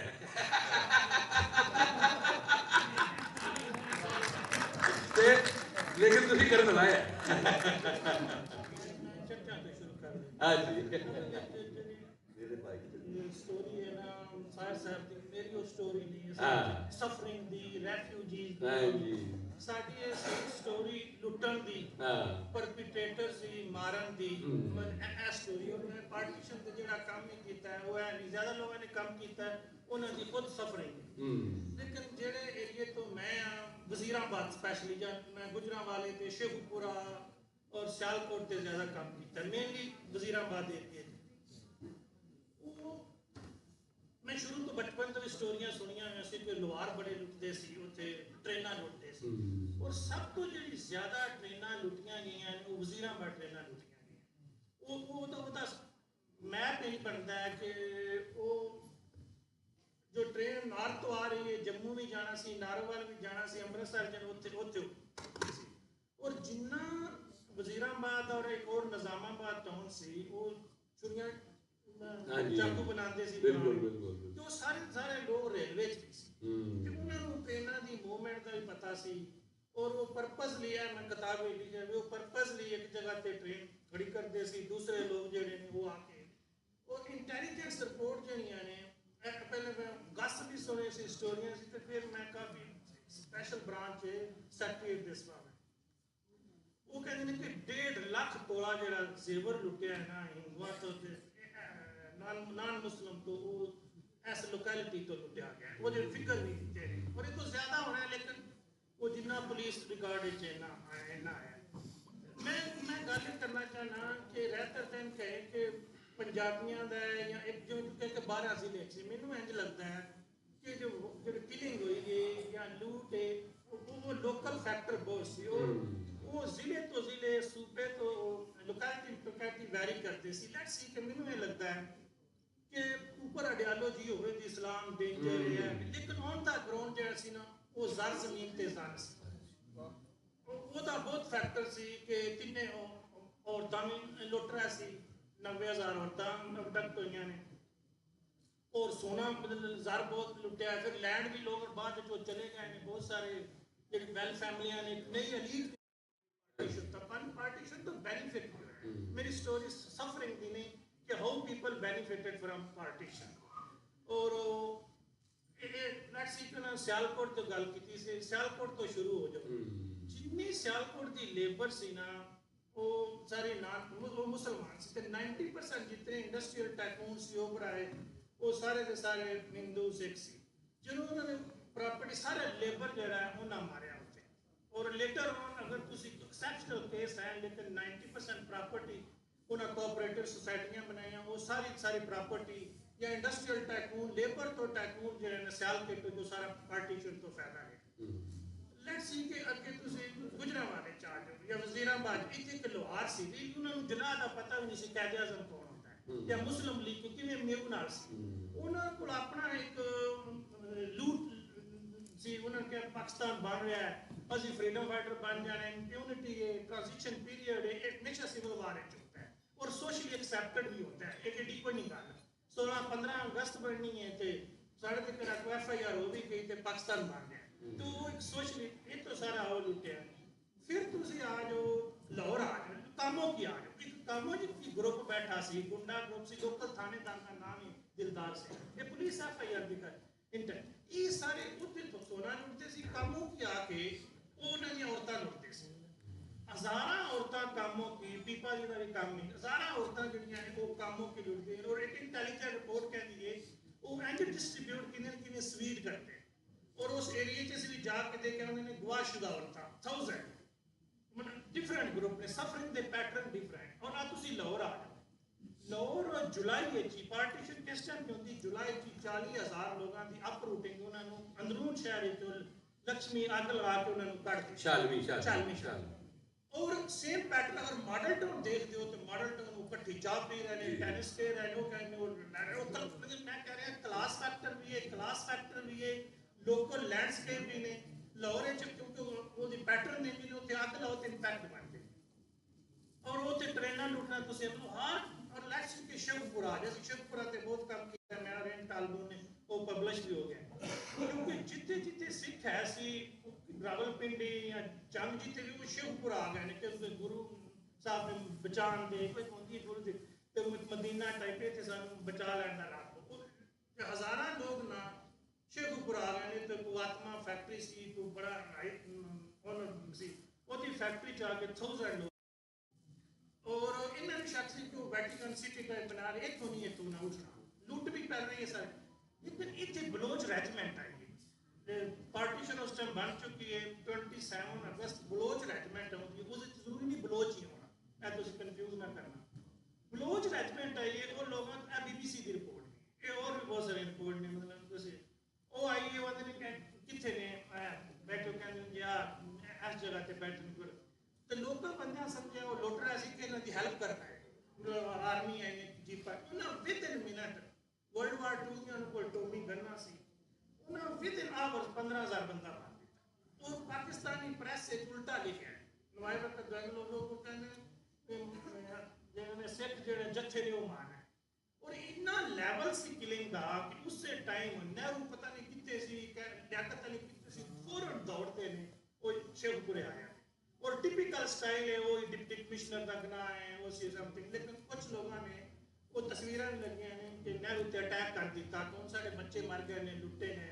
और ये तो लोकल लोगों ने जेवर लुटे है लेकिन बलोच रेजिमेंट जी है वो साके प्रॉपर का जिस कहने जिन जेनोसाइड या एथनिक क्लींजिंग वो वैसे हुई है कदाई लूट फैक्टर है अगर लेट्स सी कि तुसी कसूर चले जाओ कसूर जिन्ना है ना बच्चे और वो मैन वो मतलब है कि वो ना कैंपस ही फरीदकोट तो आ रहे दूसरे वो ना अपने मुसलमानों ने बच्चे अगवा कर ले जरूरी नहीं सी और औरतां भी अगवा करनी है और तुसी अगर कसूर का पैटर्न हुण भी देखो ना रीली पोर्नोग्राफी दा या बच्चों दा हर चीज कसूर इज क्रिमिनलिटी और तरह So I don't know, मतलब मैंने नहीं पता रही मैंने कोई डेवलप नहीं किया कैन यू लिंक के 47 जेडे क्राइम पैटर्न जिले दे आ रहे हैं किसी तरह दे आ रहे हैं वो अली तक लिंक क्यों करते हैं जो तुझे और सर्च चाहिए जी ते मैं एक ही छोड़ देना जुबैर साहब जी जी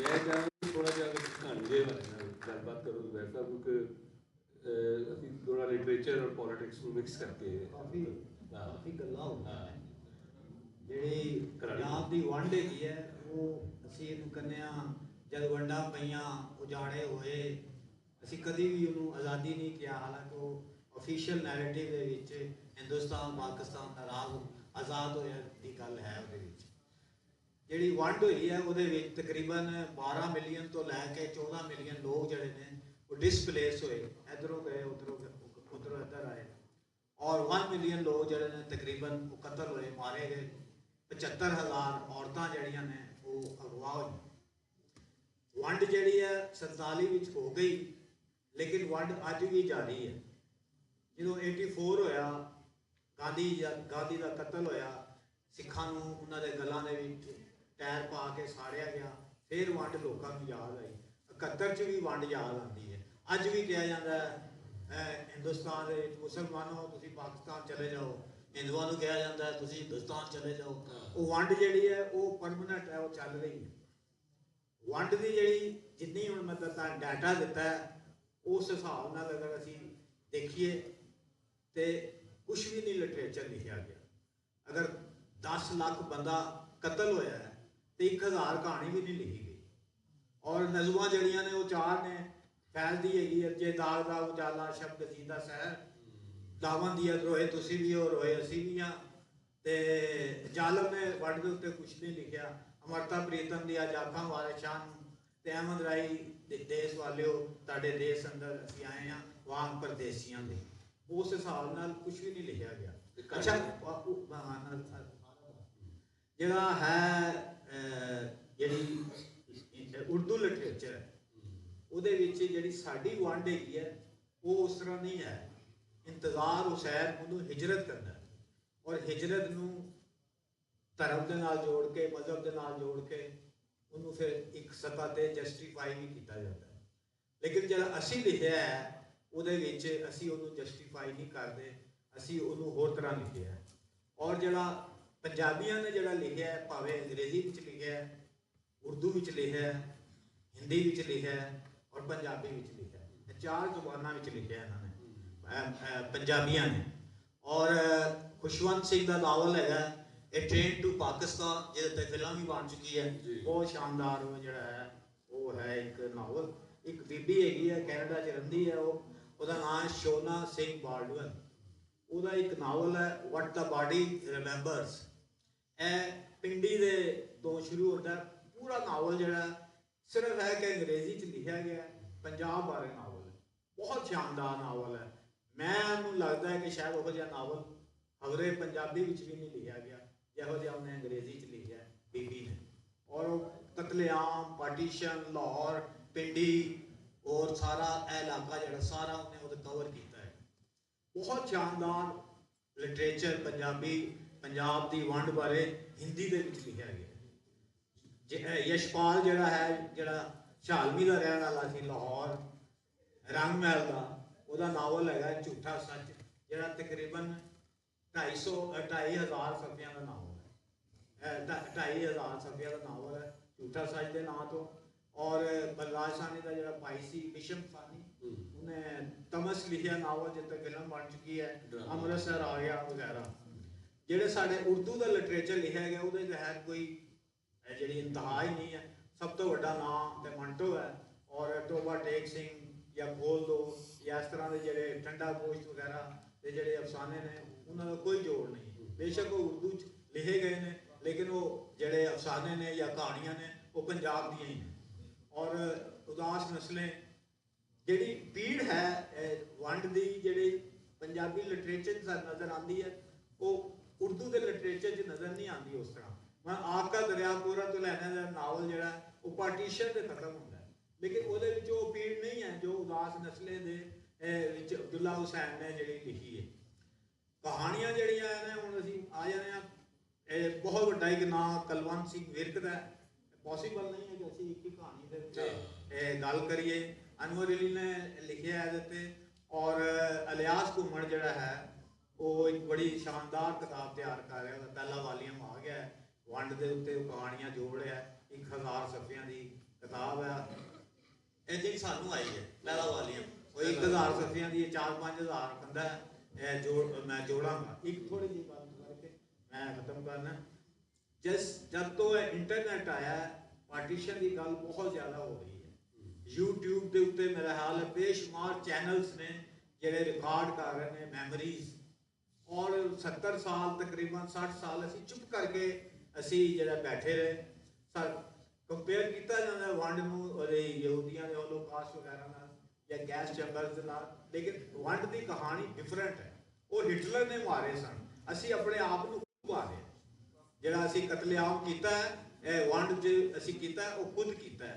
हुण ते बहुत ज़्यादा काम हो रहा है। सिर्फ 2 बीबियां का मैं नाम लाँगा जिन्होंने बहुत कमाल किया। एक तो है उर्वशी बटालिया ने कुछ किताबां लिखियां ने 1-2 किताबां, the other side of silence उन्हें इंटरव्यू वगैरह किए हैं, बहुत शानदार किताब है और जरूर अगर तुहानूं मिले तो जरूर पढ़ो। अमृतसर के विच म्यूजियम एक बनाया गया पार्टीशन म्यूजियम जिहड़ी किश्वर देसाई ने बनाया और उहदी जिहड़ी है बेटी जिहड़ी है उहदा नाम है मेरा गुनीता ਉਹਦਾ ਨਾਮ ਹੈ ਮਲਕਾ ਆਲੂਵਾਲੀਆ, ਉਹ ਇਸ ਵੇਲੇ ਚਲਾ ਰਹੀ ਹੈ ਅੰਮ੍ਰਿਤਸਰ ਦੇ ਵਿੱਚ ਮਿਊਜ਼ੀਅਮ। ਇੱਕ ਕੈਲੀਫੋਰਨੀਆ 'ਚ ਬੀਬੀ ਰਹਿੰਦੀ ਹੈ ਵਨੀਤਾ ਸਿੰਘ ਭੁੱਲਰ, ਉਹਨੇ ਤਕਰੀਬਨ ਹਜ਼ਾਰਾਂ ਲੋਕਾਂ ਦੀ ਆਰਕਾਈਵ ਬਣਾਈ ਹੈ ਔਰ ਹਜ਼ਾਰਾਂ ਲੋਕਾਂ ਦੇ ਉਹਨੇ ਇੰਟਰਵਿਊ ਲਏ ਨੇ। ਉਹਦੀ ਰੀਸੈਂਟ ਇਹਨਾਂ ਨੇ ਮੈਨੂੰ ਦੱਸਿਆ ਉਹਨਾਂ ਨੇ ਕਿ ਰੀਸੈਂਟ ਉਹਨਾਂ ਦੀ ਕਿਤਾਬ ਆ ਰਹੀ ਹੈ ਜਿਹਦੇ ਵਿੱਚ 10,000 ਮੈਮਰੀਜ਼ ਉਹਨੇ ਜਿਹੜੀਆਂ ਨੇ ਪਾਰਟੀਸ਼ਨ ਦੀਆਂ ਉਹ ਰਿਕਾਰਡ ਕੀਤੀਆਂ ਨੇ। ਜਿਹੜੇ ਅਫਸੋਸ ਦੀ ਗੱਲ ਹੈ, ਜਿਹੜੇ ਦੁੱਖ ਦੀ ਗੱਲ ਹੈ, ਬਰੈਟਲਾ ਹਾਲ ਹੈ ਲਾਹੌਰ ਦੇ ਵਿੱਚ, ਕਿਆ ਸਾਨੂੰ ਉੱਥੇ ਵੰਡ ਦੇ ਬਾਰੇ ਮਿਊਜ਼ੀਅਮ ਨਹੀਂ ਬਣਾਉਣਾ ਚਾਹੀਦਾ? ਕਿਆ ਸਾਨੂੰ ਜਿਹੜੀ ਵੰਡ ਹੈਗੀ ਹੈ ਉਹਨੂੰ ਓਨ ਨਹੀਂ ਕਰਨਾ ਚਾਹੀਦਾ? ਸਾਨੂੰ ਇਹ ਕਿਹਾ ਗਿਆ ਨੈਸ਼ਨਲ ਨੈਰੇਟਿਵ ਦੇ ਵਿੱਚ ਕਿ ਇਹ ਅਸੀਂ ਕੁਰਬਾਨੀ ਕੀਤੀ ਹੈ ਪਾਕਿਸਤਾਨ ਬਣਨ ਲਈ, ਲੇਕਿਨ ਮੇਰੀ ਸਕੀ ਮਾਂ ਦਾ ਸਕਾ ਜਿਹੜਾ ਹੈ ਭਰਾ ਉਹ ਕਤਲ ਹੋਇਆ ਸੀ। ਮੇਰੀ ਮਾਂ ਨੇ ਕਦੀ ਕਾਇਦ ਆਜ਼ਮ ਨੂੰ ਨਹੀਂ ਦੇਖਿਆ ਸੀ, ਕਦੀ ਗਾਂਧੀ ਨੂੰ ਨਹੀਂ ਦੇਖਿਆ ਸੀ, ਕਦੀ ਨਹਿਰੂ ਨੂੰ ਨਹੀਂ ਦੇਖਿਆ ਸੀ। ਸਾਡਾ ਕੀ ਕਸੂਰ ਸੀ?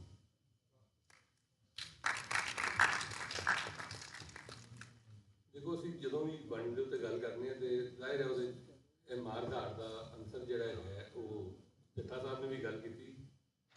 ਉਹ ਲਾਹੌਰ ਦੇ ਵਿੱਚ ਅਮਰੀਕਨ ਸੈਂਟਰ ਦੇ ਉੱਤੇ ਹਮਲਾ ਹੋਇਆ ਸੀ ਤੇ ਉਹ ਹਮਲੇ ਦੇ ਵਿੱਚ ਕੁਝ ਬੰਦੇ ਹੈਗੇ ਸਨ ਜਿਨ੍ਹਾਂ ਨੇ ਸਿਰਫ ATM ਮਸ਼ੀਨ ਲੁੱਟੀ ਸੀ, ਨਵੀਂ ਲੱਗੀ ਹੋਈ ਸੀ।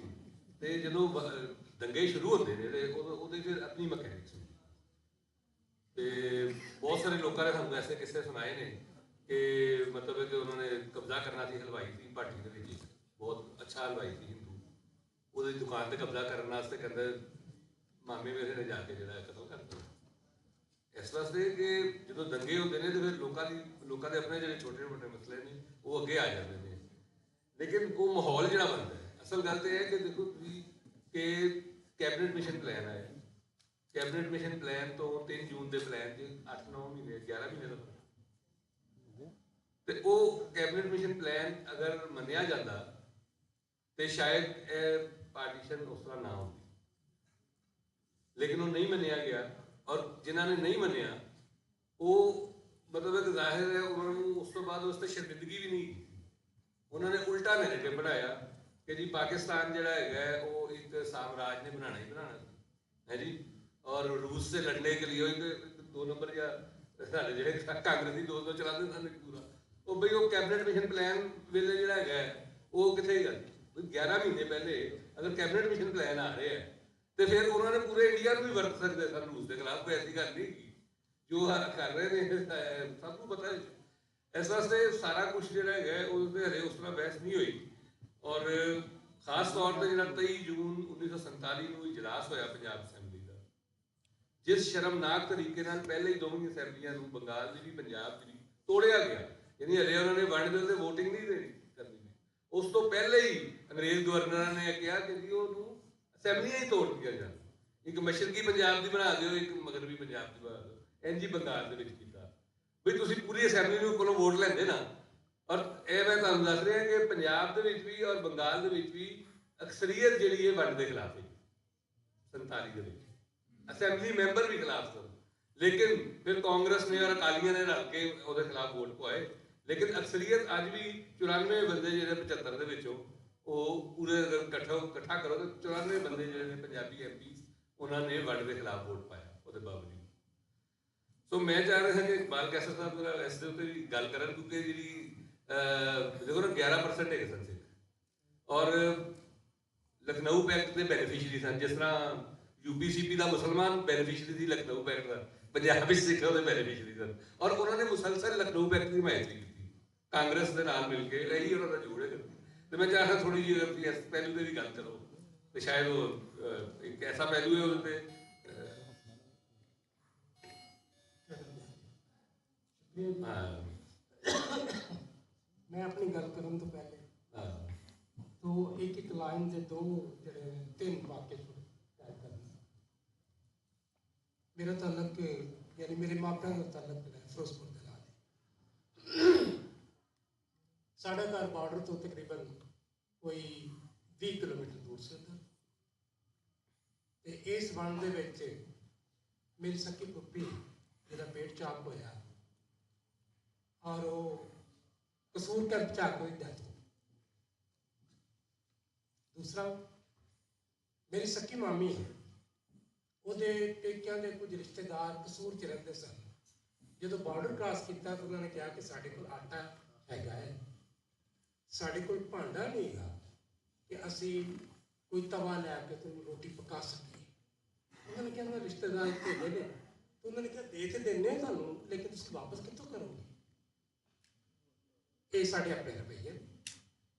ਤੀਸਰਾ ਕਿ ਜਿੱਥੇ ਆ ਕੇ ਅਸੀਂ ਬੈਠੇ, यानी मेरे पेरेंट्स जितने आके रहे हैं, उतो ठीक अद्धे किलोमीटर उत्ते रेलवे स्टेशन है जिथे मुल्तान अपना पाकपतन साहिवाल दे आने वाली ट्रेन जड़ियाँ सी सारिया खत्म की। सो ये हकीकत है, सानू मननी चाहिए। ये है जड़ा इन्होंने सवाल किया है, ਉਹਦੇ ਤੇ शायद मैं बहुत बड़ी कोई गल ना कर सकां। ਉਹਦਾ जवाब तो मेरे नज़दीक जड़ा है वो है कि ਅਸੀਂ ਐਮਕੇਐਮ ਬਣਾਈਏ, ਅਸੀਂ ਮਹਾਜਰ ਨਵੇਂ ਪੈਦਾ ਕੀਤੇ ਨੇ, ਅਸੀਂ ਹੋਰ ਬਹੁਤ ਕੁਝ ਬਣਾ ਲਿਆ ਹੈਗਾ। ਔਰ ਜਿਹੜੇ ਅਸਲ ਮਹਾਜਰ ਨੇ ਉਹ ਕਿਉਂਕਿ ਪੰਜਾਬ ਤੋਂ ਇੱਜ਼ਤ ਕਰਕੇ ਪੰਜਾਬ 'ਚ ਆਏ, ਉਹ ਮਹਾਜਰ ਨਹੀਂ ਹੈਗੇ। ਜਿਹੜੇ 1960 ਤੱਕ यूपी ਤੋਂ ਇੱਜ਼ਤ ਕਰਕੇ ਆਉਂਦੇ ਰਹੇ, जहाज़ों से बैठ के आए, ट्रेनों से आए, या जिन्होंने ये कहा कि माँ प्यो साडा उत्थे बैठा है, धी पोते इत्थे ने, असीं इत्थे भी जायदाद अलाट करा रहे हैं, असीं उत्थे भी करावांगे, वो महाजर ने। असीं महाजर नहीं, असीं सुसाइड की है मजहब के नाम पे, अपने उन्होंने मारे है। खैर ऐसी इंसाना की गल। मैं तुहानू एक होर पक्ष विखाना चाहना। इन्होंने लिटरेचर से गल की, उन्होंने लिटरेचर के किस शायरी से गल की, इधर रिपोर्टा जड़ियाँ ने उन्होंने गल हुई। इस सारी वंड दे विच पंजाबियों नू एक गल हिफज कर लेनी चाहिए है कि 47 दे विच हिंदुस्तान नहीं वंडिया गया, सिर्फ पंजाब वंडिया गया, सिर्फ टोटे पंजाब ते हुए हैं। हिंदुस्तान में कोई एक सूबा भी नहीं कटिया गया। अगली गल इहदा जिहड़ा है, पिछले असी जिहड़े सैशन सानू एक गल हो रही सी कि इत्थे दरख्त वड्डे गए ते यह हो गया वो हो गया। जदों इस तरह के काम होंदे ने उहदे होर बहुत सारिया चीज़ां जिहड़ियां ने वो भी सजा भुगतदियां ने, उन्हां ते भी अजाब नाज़िल होंदे ने। वो पता नहीं अल्लाह वालों होंदे ने या बंदियां वालों होंदे ने, होंदे वो की ने। मैं काम किया है पाकिस्तान दे विच जैन मंदिरां दे उत्ते। पाकिस्तान च जिन्ने जैन मंदिर ने मैं उन्होंने अखी जाके वेखिया है। जैन कम्यूनिटी उस वक्त भी बहुत थोड़ी थी, ना मात्र सी। अज भी पूरे हिंदुस्तान च बहुत थोड़े जैन। इन्नी छोटी कम्यूनिटी के नाल जो कुछ इत्थे होया, मैं उन्होंने दी बिल्डिंगां के हवाले के नाल उन्होंने उस सारे जड़े ने जो जो चीज़ां ने उन्होंने उस हवाले वेखण की कोशिश की है। मसलन सियालकोट की गल हो रही सी ते सियालकोट का जड़ा जैन मंदिर है वो है गुड़मंडी दे विच या नमक मंडी में लोग कहते हैं, उसके अंदर जैनिया का बहुत बड़ा कतलेआम होया उस मंदिर के अंदर, उस एरिए के विच। वो बिल्डिंग हुण स्कूल है। उत्थे जोड़े बाकी बच गए सन, जोड़े स्टैचू वगैरह बुत वगैरह जोड़े बच गए सन, वो लाहौर की जी फूड स्ट्रीट है इस वक्त शाही महल्ले वाली, वो एक होटल के विच पै ने, क्योंकि जैनिया के विच गोश्त जोड़ा है वो तो बिल्कुल ही मना है ना, इस वास्ते उत्थे पैने ताकि उन्होंने गोश्त की धूफ दी जा सके। मौजूद ने वेखे जा सकते हैं। दूसरा जरा फिर मैं पेशावर तो लैके कराची और थरपारकर तक उन्होंने बिल्डिंगों को वेख्या, मिट्टी का ढेर हो पे। गुजरांवाले च उन्होंने बहुत बड़ा मरकज से आचार्य आत्माराम की समाधि उत्ते ਉਹ ਬਹੁਤ ਵੱਡਾ ਜੈਨੂਅਲ ਦਾ ਮਰਕਜ਼ ਸੀ ਗੁਜਰਾਂਵਾਲਾ। ਉਹ ਜਿਹੜੀ ਉਹਨਾਂ ਵਾਸਤੇ ਬਹੁਤ ਮੁਕੱਦਸ ਜਗ੍ਹਾ ਸੀ, ਉਹ ਜਗ੍ਹਾ ਇਸ 47 ਦੀ ਵੰਡ ਦੇ ਵਿੱਚ ਉੱਥੇ ਸਦਰ ਥਾਣਾ ਬਣਿਆ ਪਾਕਿਸਤਾਨ ਦਾ, ਸਾਡਾ ਅਸੀਂ ਬਣਾਇਆ, ਹੁਣ ਖਾਲੀ ਕਰਵਾਈ ਗਈ ਹੈ। ਇਸੇ ਤਰ੍ਹਾਂ ਥਰਪਾਰਕਰ ਦੇ ਅੰਦਰ ਤਕਰੀਬਨ 1 ਤੋਂ 1.5 ਸਾਲ ਪੁਰਾਣੇ ਜਿਹੜੇ ਮੰਦਰ ਨੇ, ਜਿਹੜੇ ਬਹੁਤ ਹੀ ਕੀਮਤੀ ਔਰ ਵੇਖਣ ਦੇ ਕਾਬਿਲ ਨੇ, ਉਹਨਾਂ ਦਾ ਆਰਕੀਟੈਕਚਰ ਹੈਗਾ ਇੰਨਾ ਖੂਬਸੂਰਤ ਹੈਗਾ, ਤੇ ਉਹ ਜਿਹੜੇ ਨੇ ਹੁਣ ਉਹਨਾਂ ਦੀਆਂ ਸਿਲਾਂ ਨਿਕਲ ਕੇ ਜ਼ਮੀਨ ਦੇ ਉੱਤੇ ਖਿਲਰ ਰਹੀਆਂ ਹੈ। ਇਹ ਮੈਂ ਗੱਲ ਕਰ ਰਿਹਾ ਕਿ ਇਹ ਇਨਸਾਨਾਂ ਨੇ ਨਹੀਂ ਸਾਰਾ ਕੁਝ ਭੋਗਿਆ, ਇਹ ਸਾਡੀਆਂ ਇਮਾਰਤਾਂ ਨੇ ਵੀ ਭੋਗਿਆ, ਸਾਡੇ ਦਰਖਤਾਂ ਨੇ ਵੀ ਭੋਗਿਆ, ਸਾਡੇ ਮੌਸਮਾਂ ਨੇ ਵੀ ਭੋਗਿਆ। ਇਹ ਜੋ ਕੁਝ ਵੀ ਹੈਗਾ ਅਸੀਂ ਇਸ ਵੱਲ ਵੀ ਵੇਖੀਏ ਕਿ ਸਿਰਫ ਇਹਨਾਂ ਚੀਜ਼ਾਂ ਨੇ ਇਨਸਾਨ ਨੂੰ ਮਾਰ ਕੇ ਤੇ ਠੀਕ ਹੈ ਜ਼ੁਲਮ ਕੀਤਾ ਹੈ, ਤਕਲੀਫ ਦੇਗਾ ਹੈ, ਲੇਕਿਨ ਇਹ ਵੀ ਤੇ ਵੇਖੋ ਨਾ ਕਿ ਇਹ ਕੀ ਹੈ। ਮੈਂ ਦੂਸਰਾ ਕੰਮ ਜਿਹੜਾ ਕਿ ਇਸ ਤੋਂ ਪਹਿਲੇ ਮੈਂ ਕੀਤਾ ਸੀ, ਉਹ ਸੀ ਪਾਕਿਸਤਾਨ ਵਿੱਚ ਸਿੱਖਾਂ ਦੇ ਮੁਕੱਦਸ ਮਕਾਮਾਤ ਜਾਂ ਉਹਨਾਂ ਦੇ ਜਿਹੜੇ ਗੁਰਦੁਆਰੇ ਨੇ ਉਹਨਾਂ। ਪਾਕਿਸਤਾਨ ਦੇ ਵਿੱਚ 135 ਉਹ ਤਾਰੀਖੀ ਗੁਰਦੁਆਰੇ ਨੇ ਜਿਨ੍ਹਾਂ ਦੇ ਨਾਲ ਸਿੱਧਾ ਤਾਲੁਕ ਜਿਹੜਾ ਹੈ ਗੁਰੂਆਂ ਦਾ ਹੈ, ਜਿਹਦੇ ਚੋਂ 80 ਗੁਰਦੁਆਰੇ ਸਿਰਫ ਬਾਬੇ ਨਾਨਕ ਦੇ ਨੇ।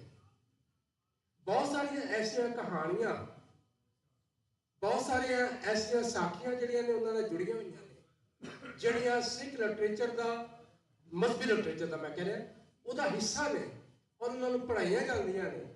ਲੇਕਿਨ ਉਹਨਾਂ ਥਾਵਾਂ ਦੇ ਨਾਲ, ਉਹਨਾਂ ਜਗ੍ਹਾਵਾਂ ਦੇ ਨਾਲ ਅਸਾਂ ਕੀ ਕੀਤਾ? ਅਸਾਂ ਉਹੀ ਕੀਤਾ ਜੋ ਸਾਡਾ ਹਿੰਦੁਸਤਾਨ ਦੇ ਵਿੱਚ ਸਾਡੇ ਮਜ਼ਾਰਾਂ ਦੇ ਨਾਲ ਹੋਇਆ, ਜੋ ਉਹਨਾਂ ਨੇ ਉੱਥੇ ਸਾਡੇ ਮਸਜਿਦਾਂ ਦੇ ਨਾਲ ਕੀਤਾ, ਅਸੀਂ ਵੀ ਉਹੀ ਕੀਤਾ।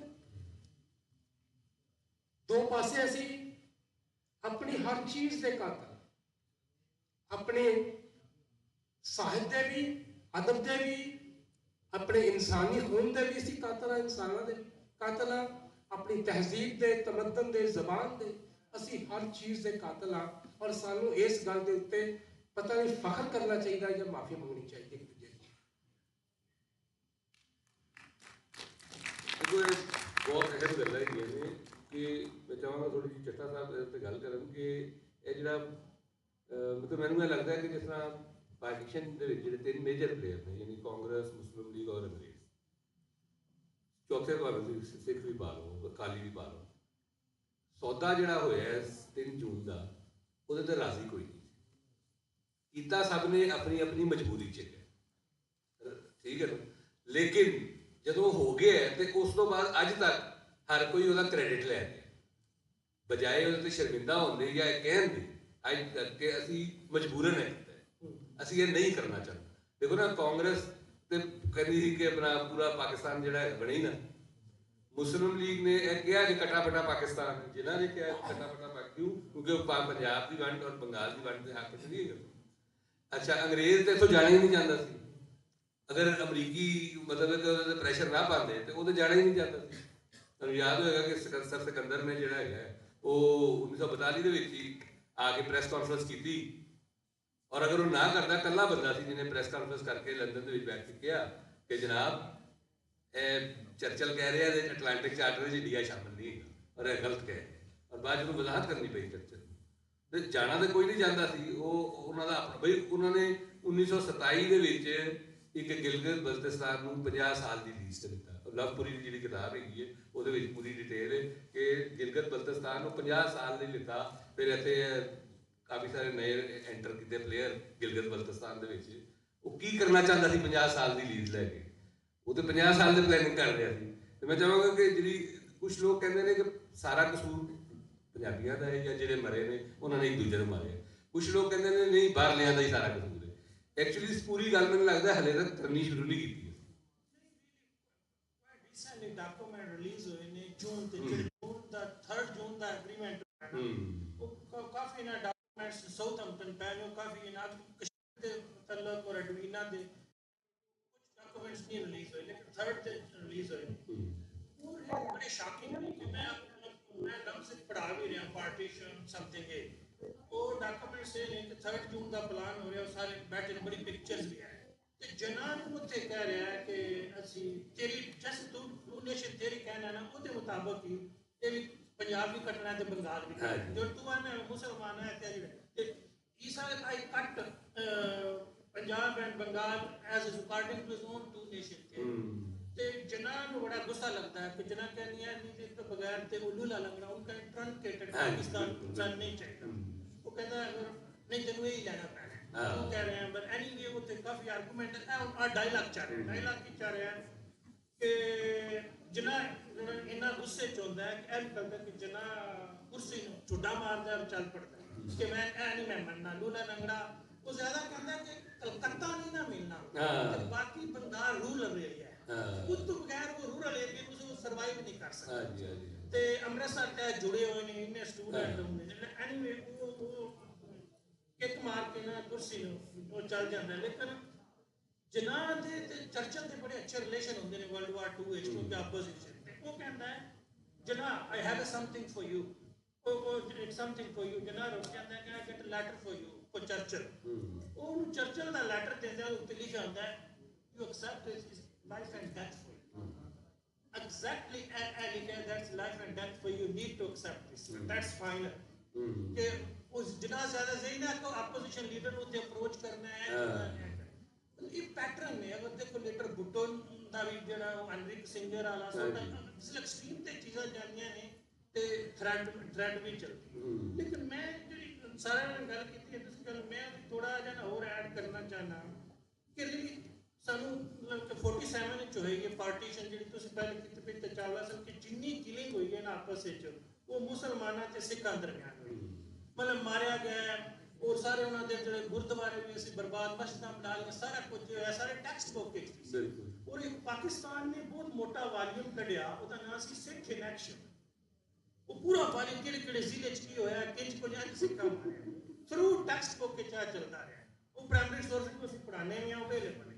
अच्छा बाद में स्टेट कहती है सिख जो आएंगे सी पुराना से आखिर ते खालिस्तान मूवमेंट आ जाती और चीज़ और तो स्टेट कह रही है नहीं सिखा नहीं मारे हिंदू चबल हिंदू बुरे ने सिख ठीक ने एक्सेप्ट कर लो करतार खालिस्तान मूवमेंट तो बाद सिख एक्सेप्टेबल है करतारपुर बन गया गुरु नानक यूनिवर्सिटी बन गई पंजाब यूनिवर्सिटी गुरु नानक चेयर आ रही है साढ़े को इंटरनेशनल कॉन्फ्रेंस हो रही है जो स्टेट का नैरेटिव है ना वो बदल लिया तो मुझे लगता है साड़ा भी बदल गया उन्होंने सिख कम्युनिटी एक्सेप्टेबल है लेकिन मतलब हिंदू नहीं लेकिन हिंदू भी सॉर्ट ऑफ है रियली जो सॉर्ट ऑफ अंदर दिखता है कि लम्स कोई लोग काम कर रहे हैं जैन मंदिर ते जैन मंदिर की ना जो ना इचरे वाला उसकी रेनोवेशन हो रही बहुत बड़ी उसके पैसा बहुत आया कि करतारपुर आया ना ये बहुत पैसा आया है और ये लसबेला बहुत बड़ा मंदिर है ਤੇ ਮੋਦੀ ਨੇ ਕਿਹਾ ਸੀ ਕਿ ਬਾਜਵੇ ਨੂੰ ਕਿ ਸੇਮ ਤੁਸੀਂ ਅਗਰ ਕਿਵੇਂ ਕਰਤਾਰਪੁਰ ਹੈ ਉਸੇ ਲੈਵਲ ਦਾ ਬਣਾ ਦੇ ਕਿਉਂਕਿ ਉਹਦੇ ਕੋ ਵੋਟ ਸੀ ਆਏ ਸਿੱਧੂ ਕੈਸ਼ ਕਰ ਰਿਹਾ ਸੀ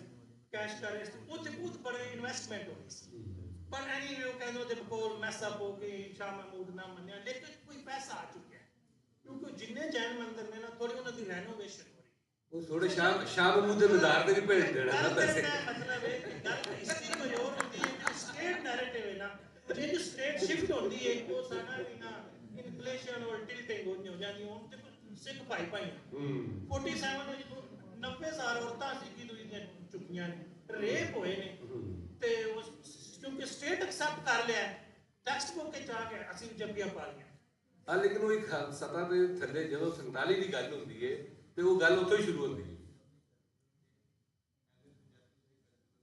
ਹਾਂ ਮਤਲਬ ਅਮਰਤਾ ਪ੍ਰੀਤਮ ਜਾਂ ਸ਼ਿਵ ਕੁਮਾਰ ਜਾਂ ਮੋਹਨ ਸਿੰਘ ਇਹ ਉਹ ਸ਼ਾਇਰ ਜਿਵੇਂ ਸਾਡੇ ਪੰਜਾਬੀ ਦੇ ਪੋਇਟ ਇਧਰ ਦੇ ਪਾਰਟੀਸ਼ਨ ਤੋਂ ਬਾਅਦ ਦੇ ਵੱਡੇ ਵੱਡੇ ਨਾਮ ਉਹਨਾਂ ਦੇ ਉੱਤੇ ਉਹਨਾਂ ਦਾ ਕੋਰਸ ਹੀ ਬਣਾ ਅਲੱਗ ਕਿਤਾਬ ਦੇ ਤੌਰ ਤੇ ਸਬਜੈਕਟ ਦੇ ਤੌਰ ਤੇ ਪਾਕਿਸਤਾਨੀ ਪੋਇਟਰੀ ਪੜ੍ਹਾਈ ਜਾਂਦੀ ਹੈ।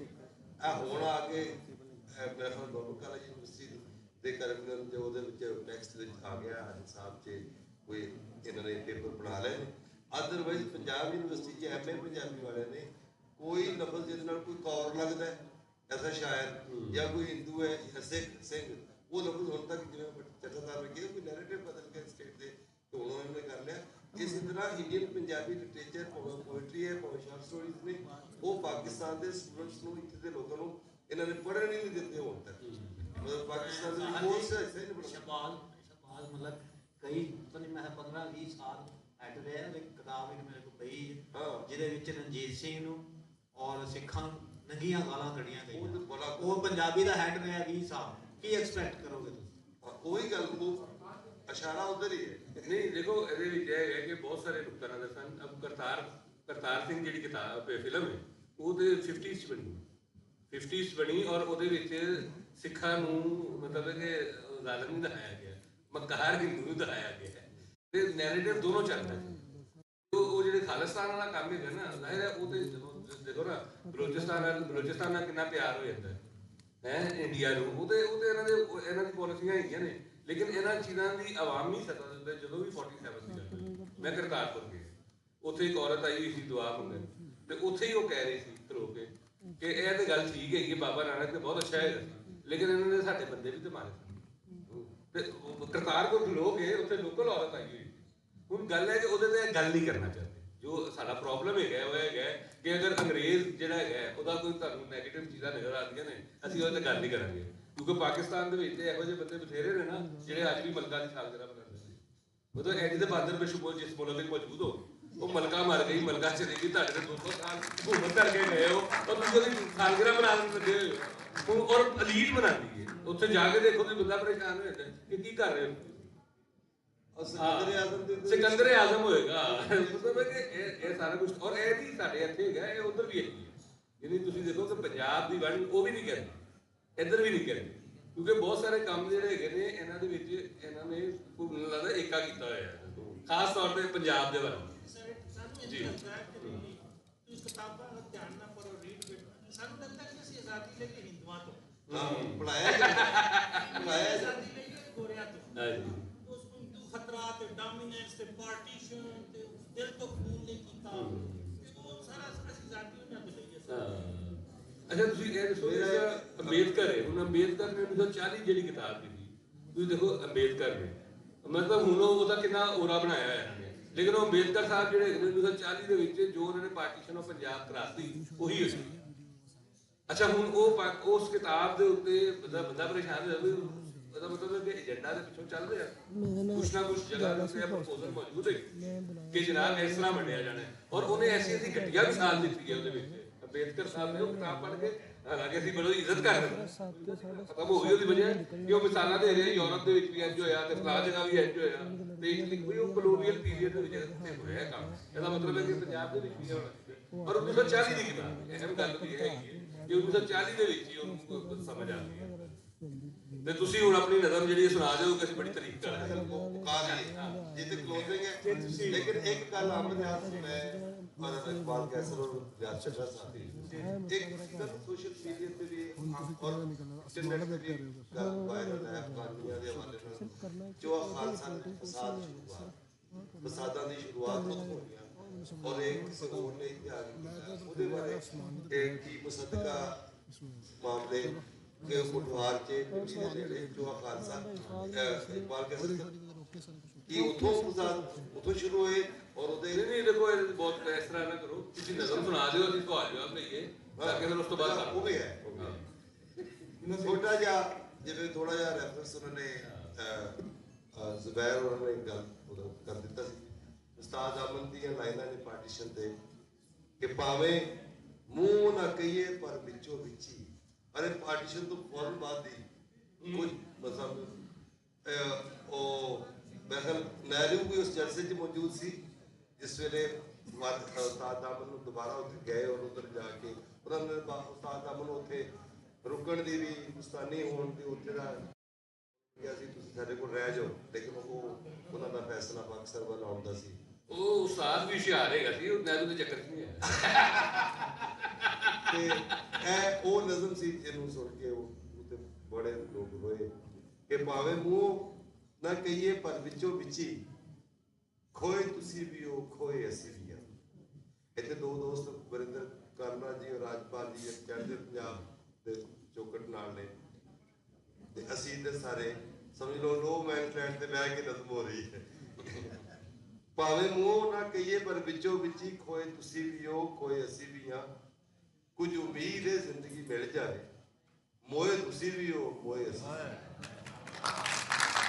ਕੁਝ ਉਮੀਦ ਹੈ ਜ਼ਿੰਦਗੀ ਮਿਲ ਜਾਏ, ਮੋਏ ਤੁਸੀਂ ਵੀ ਹੋ ਮੋਏ ਅਸੀਂ ਵੀ ਹੋ। ਇਹ ਕੋ ਪੰਜਾਬੀ ਕਹਿ ਸਕਦਾ ਹੈ, ਇਹ ਕੋ ਪੰਜਾਬੀ ਕਹਿ ਸਕਦਾ। ਹਾਂ, ਤੇ ਇਹਨਾਂ ਆਜ਼ਾਦੀਆਂ ਹੱਥੋਂ ਬਰਬਾਦ ਹੋਣਾ, ਹੋਏ ਤੁਸੀਂ ਵੀ ਹੋ ਹੋਏ ਅਸੀਂ। ਤੇ ਜਾਗਣ ਵਾਲਿਆਂ ਰੱਜ ਕੇ ਲੁੱਟਿਆ ਏ, ਸੋਏ ਤੁਸੀਂ ਵੀ ਹੋ ਸੋਏ ਅਸੀਂ ਵੀ ਹਾਂ। ਤੇ ਲਾਲੀ ਅੱਖੀਆਂ ਦੀ ਪਈ ਦੱਸਦੀ ਏ, ਰੋਏ ਤੁਸੀਂ ਵੀ ਹੋ ਬਹੁਤ ਵਧੀਆ। ਤੇ ਮੇਰੇ ਖਿਆਲ ਨਾਲ ਹੁਣ ਅਸੀਂ ਜੇ ਕੋਈ ਸਵਾਲ ਜਵਾਬ ਹੈਗੇ ਨੇ ਤੇ ਸਵਾਲ ਜਵਾਬ ਲਈਏ ਤਾਂ ਕਿ ਫਿਰ ਅਸੀਂ ਇਸ ਸੈਕਸ਼ਨ ਨੂੰ ਮੁਕਾ ਜੀ ਜੀ ਆਪਣਾ ਨਾਮ ਦੱਸੋ। ਖਾਲਦ ਨਾਮ ਹੈ ਮੇਰਾ ਤੇ ਮੈਂ ਮਾਸਟਰ ਹਾਂ ਪੰਜਾਬ ਸਿਰਫ ਵੰਡਿਆ ਗਿਆ ਪੂਰੇ ਹਿੰਦੁਸਤਾਨ ਦੇ ਵਿੱਚ, ਬਾਕੀ ਕੋਈ ਵੰਡ ਨਹੀਂ ਹੋਈ। ਜਦੋਂ ਇੰਟਰਨੈਸ਼ਨਲ ਪਾਵਰਾਂ ਅਸੀਂ ਹੁਣ ਤੱਕ ਵੇਖ ਰਹੇ ਹਾਂ, ਜਦੋਂ ਕੋਈ ਇਸ ਤਰ੍ਹਾਂ ਦੀ ਵੰਡ ਕਰਦੀਆਂ ਨੇ ਜਾਂ ਜੀਓਗ੍ਰਾਫਿਕਲੀ ਕਿਸੇ ਜਗ੍ਹਾ ਨੂੰ ਬਦਲਦੀਆਂ ਨੇ, ਉਹਨਾਂ ਦਾ ਇੱਕ ਬਿਗ ਪਲਾਨ ਹੁੰਦਾ। ਇਹ ਨਹੀਂ ਹੁੰਦਾ ਕਿ ਐਵੇਂ ਬਸ ਰਾਤੀ ਖਾਬ ਆਇਆ ਤੇ ਜਲਦੀ ਨਾਲ ਵੰਡ। ਪੰਜਾਬ ਦੀ ਵੰਡ ਦਾ ਬਿਗ ਪਲਾਨ ਸਾਨੂੰ ਅਜੇ ਤੱਕ ਸਮਝ ਨਹੀਂ ਆਇਆ। ਜਿਹੜੇ ਸਾਡੇ ਕਾਮਰੇਡ ਕਹਿੰਦੇ ਨੇ ਕਿ ਉਹ ਰੂਸ ਦੀ ਵਜ੍ਹਾ ਤੋਂ ਬਦਲਿਆ ਗਿਆ, ਹੁਣ ਤਾਂ ਤੁਸੀਂ ਪਹਿਲੇ 70 ਵਿੱਚ ਹੀ ਕਿਹਾ ਨਾ ਵੀ ਇਹ ਤਾਂ ਐਵੇਂ ਬਕਵਾਸ ਦੀ ਗੱਲ।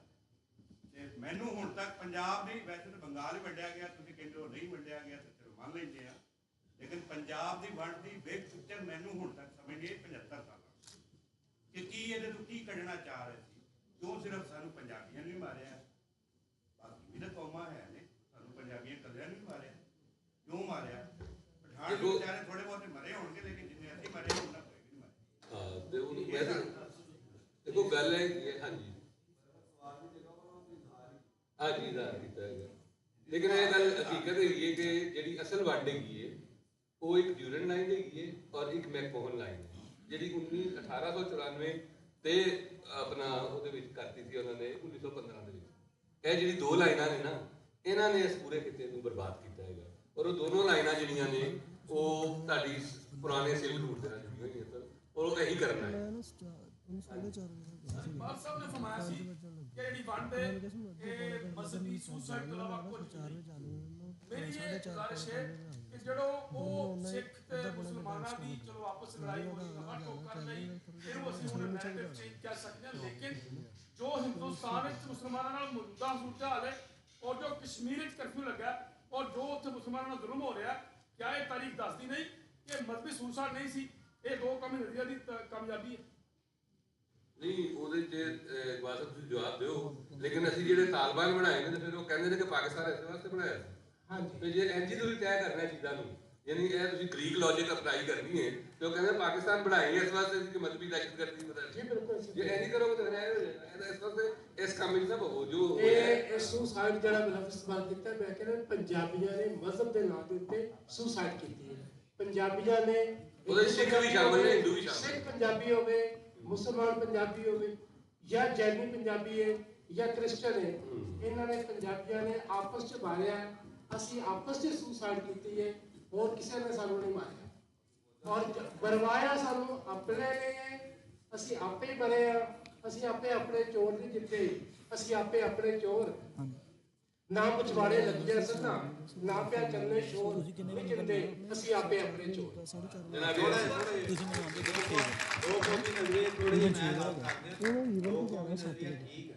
ਲੇਕਿਨ ਹਜ਼ਾਰਾਂ ਸਾਲਾਂ ਤੋਂ ਸਦੀਆਂ ਤੋਂ ਇੱਥੇ ਲੋਕ ਜਿਹੜੇ ਰਹਿ ਰਹੇ ਸਨ, ਜਿਹੜੇ ਉਹਨਾਂ ਦੀਆਂ ਖੁਸ਼ੀਆਂ ਸੀ, ਜਿਹੜੇ ਉਹਨਾਂ ਦੇ ਇਲਾਕੇ ਸਨ, ਜਿਹੜੇ ਉਹਨਾਂ ਦੀਆਂ ਥਾਵਾਂ ਸੀ, ਜਿਹੜੀਆਂ ਉਹਨਾਂ ਦੀਆਂ ਯਾਦਾਂ ਸੀ, ਦੋ ਕੌਮੀ ਨਜ਼ਰੀਆ ਜਾਂ ਹਿੰਦੂਤਵਾ ਇਹਨੂੰ ਰਜਿਸਟਰ ਕਰਦਾ।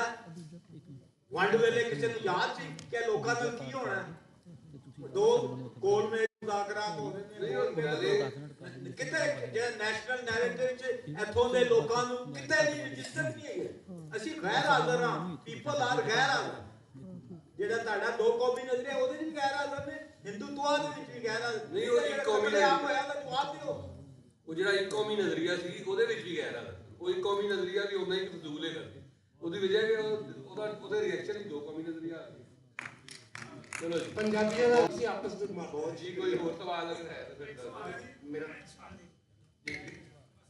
ਆਦਤ ਦਾ ਦਿਨ ਤਾਂ ਬਣਾ ਲੈਂਦੇ 5 ਫਰਵਰੀ। ਕੀ ਫਰਕ ਹੈ?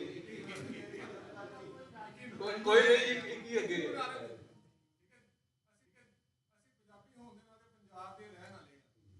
ਸਾਰੀ ਦੁਨੀਆ ਆਪਣੀ ਜ਼ੁਬਾਨ ਦੀ ਤਰਜੀਹ ਕਰਦੀ ਹੈ, ਆਪਣੀ ਜ਼ੁਬਾਨ ਦੇ ਵਿੱਚ ਇਲਮ ਦਿੰਦੀ ਹੈ ਆਪਣੇ ਬੱਚਿਆਂ ਨੂੰ। ਕੀ ਹੈ ਕਿ ਉਹਦਾ ਜਿਹੜਾ ਵਿਰਸਾ ਵਾ ਉਹਦੀ ਆਉਣ ਵਾਲੀਆਂ ਨਸਲਾਂ ਦੇ ਵਿੱਚ ਉਹ ਆਪਣੇ ਬੱਚਿਆਂ ਦੇ ਨਾਲ ਜਦੋਂ ਪੈਦਾ ਹੁੰਦੇ ਉਹਨਾਂ ਪੰਜਾਬੀ 'ਚ ਗੱਲ ਹੀ ਕੋਈ ਨਹੀਂ ਕਰਦਾ। ਪੰਜਾਬੀ ਨੂੰ ਤਾਂ ਅਸੀਂ ਇੰਨਾ ਵਾ ਜਿੱਦਾਂ 3rd ਕਲਾਸ ਜ਼ੁਬਾਨ। ਸਾਡੀ ਯੂਨੀਵਰਸਿਟੀਆਂ ਦੇ ਵਿੱਚ ਜਿਹੜੇ ਪੰਜਾਬੀ ਦੇ ਵਿੱਚ MA ਕਰਦੇ ਪਏ ਜਾਂ PhD ਕਰਦੇ ਪਏ ਆ, ਉਹਨਾਂ ਨੂੰ ਅਸੀਂ ਦੋ ਟਕੇ ਦਾ ਸਮਝਦੇ ਹਾਂ ਕਿ ਪੰਜਾਬੀ ਤੇ ਹਰ ਕੋਈ ਸਿੱਖ ਲੈਂਦਾ। ਇਹ ਕਿਹੜੀ ਕੋਈ ਜ਼ੁਬਾਨ, ਤੁਸੀਂ ਉਹ ਕੰਮ ਕਰੋ ਜਿਹੜੇ ਕਰਨ ਵਾਲੇ ਹੋ।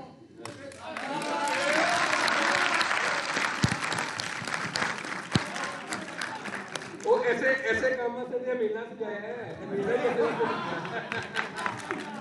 ਤੁਸੀਂ ਅਗਲੀ ਵਾਰੀ ਹੋਰ 10 ਬੰਦੇ ਲੈ ਕੇ ਆਣੇ ਮੇਰਾ ਜਵਾਬ ਹੈ ਔਰ ਹਰ ਜ਼ਿਲ੍ਹੇ 'ਚ ਹੋਣਾ ਚਾਹੀਦਾ ਹੈ।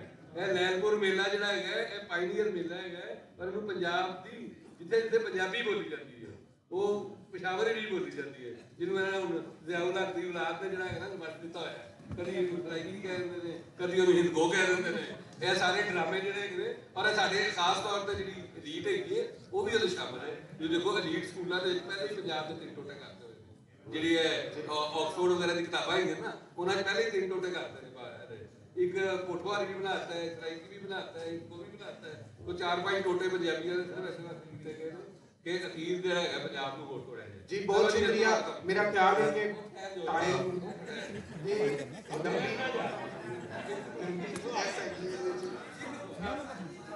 क्योंकि एक टॉपिक बड़ा खिलार वाला है, जितनी गल हो जाए मेरा ख्याल है कि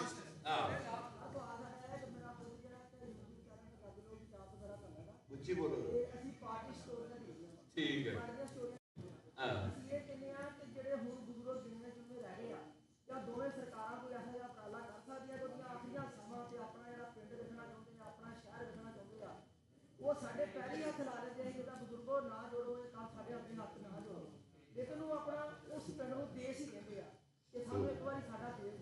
हाँ जी सरकारां नूं छड्डो परां आप ही करना है, पीना आप ही गल ने उस गल दा है कि मेरा ख्याल है प्रोग्राम नहीं इन्नी गल ਇਹਦਾ ਜਵਾਬ ਇੰਨਾ ਹੈ ਕਿ ਵੀ ਅਸੀਂ ਇਸ ਗੱਲ ਤੇ ਜ਼ੋਰ ਦੇ ਸਕਦੇ ਹਾਂ, ਸਰਕਾਰਾਂ ਨੂੰ ਕਹਿ ਸਕਦੇ ਹਾਂ। ਅਸੀਂ ਕਿਹੜੇ ਕਮਿਸ਼ਨ ਬੈਠੇ ਦੋਵੇਂ ਇੰਡੀਆ ਤੇ ਪਾਕਿਸਤਾਨ ਦਾ। ਲੋ ਜੀ ਹੁਣ ਅਸੀਂ ਆਪਣੇ ਪ੍ਰੋਗਰਾਮ ਨੂੰ ਕਹਿੰਦੇ ਬਣ ਕੇ ਆ ਗਏ ਅਸੀਂ ਪ੍ਰੋਗਰਾਮ ਬਣਾ ਰਹੇ ਹਾਂ। बड़ा अच्छा शुक्रिया। तालियां ਤੁਹਾਡੇ ਦੋਸਤਾਂ ਦੀਆਂ ਔਰ ਗਿਫਟ ਹੈ फोटो है। ਤੇ ਇਹਦੇ ਬਾਅਦ ਅਗਲਾ ਸੈਸ਼ਨ ਛੋਟਾ ਜਿਹਾ ਮੁਕਾਲਾ ਹੈ।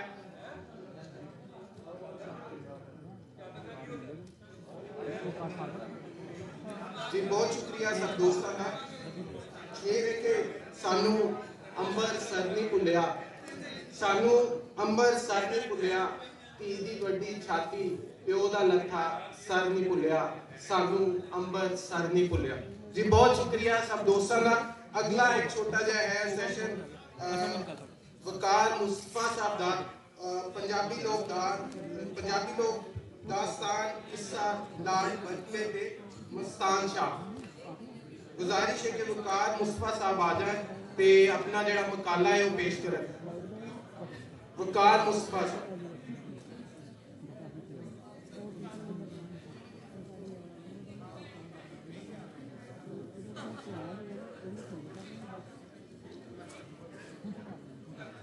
दोस्तों बैठो 10 मिनट।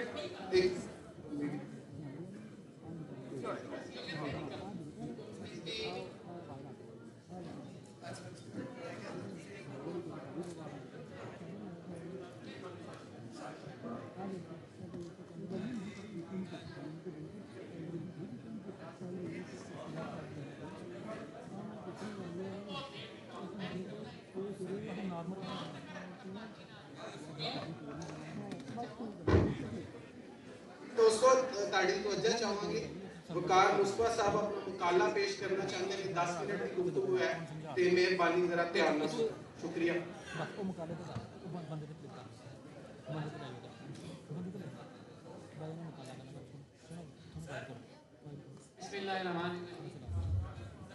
क्योंकि पहले ही बहुत चीज़ां अगे पीछे लेट हो गई ने, तमाम मुकर्रीन का मैं भी लंबा थोड़ा मजमून सोच के आया कि खैर लंबा सुनावा है, लेकिन और मैं सोचा कि थोड़े हाल ते मेले वाले हाल ते रह नहीं किया जाए।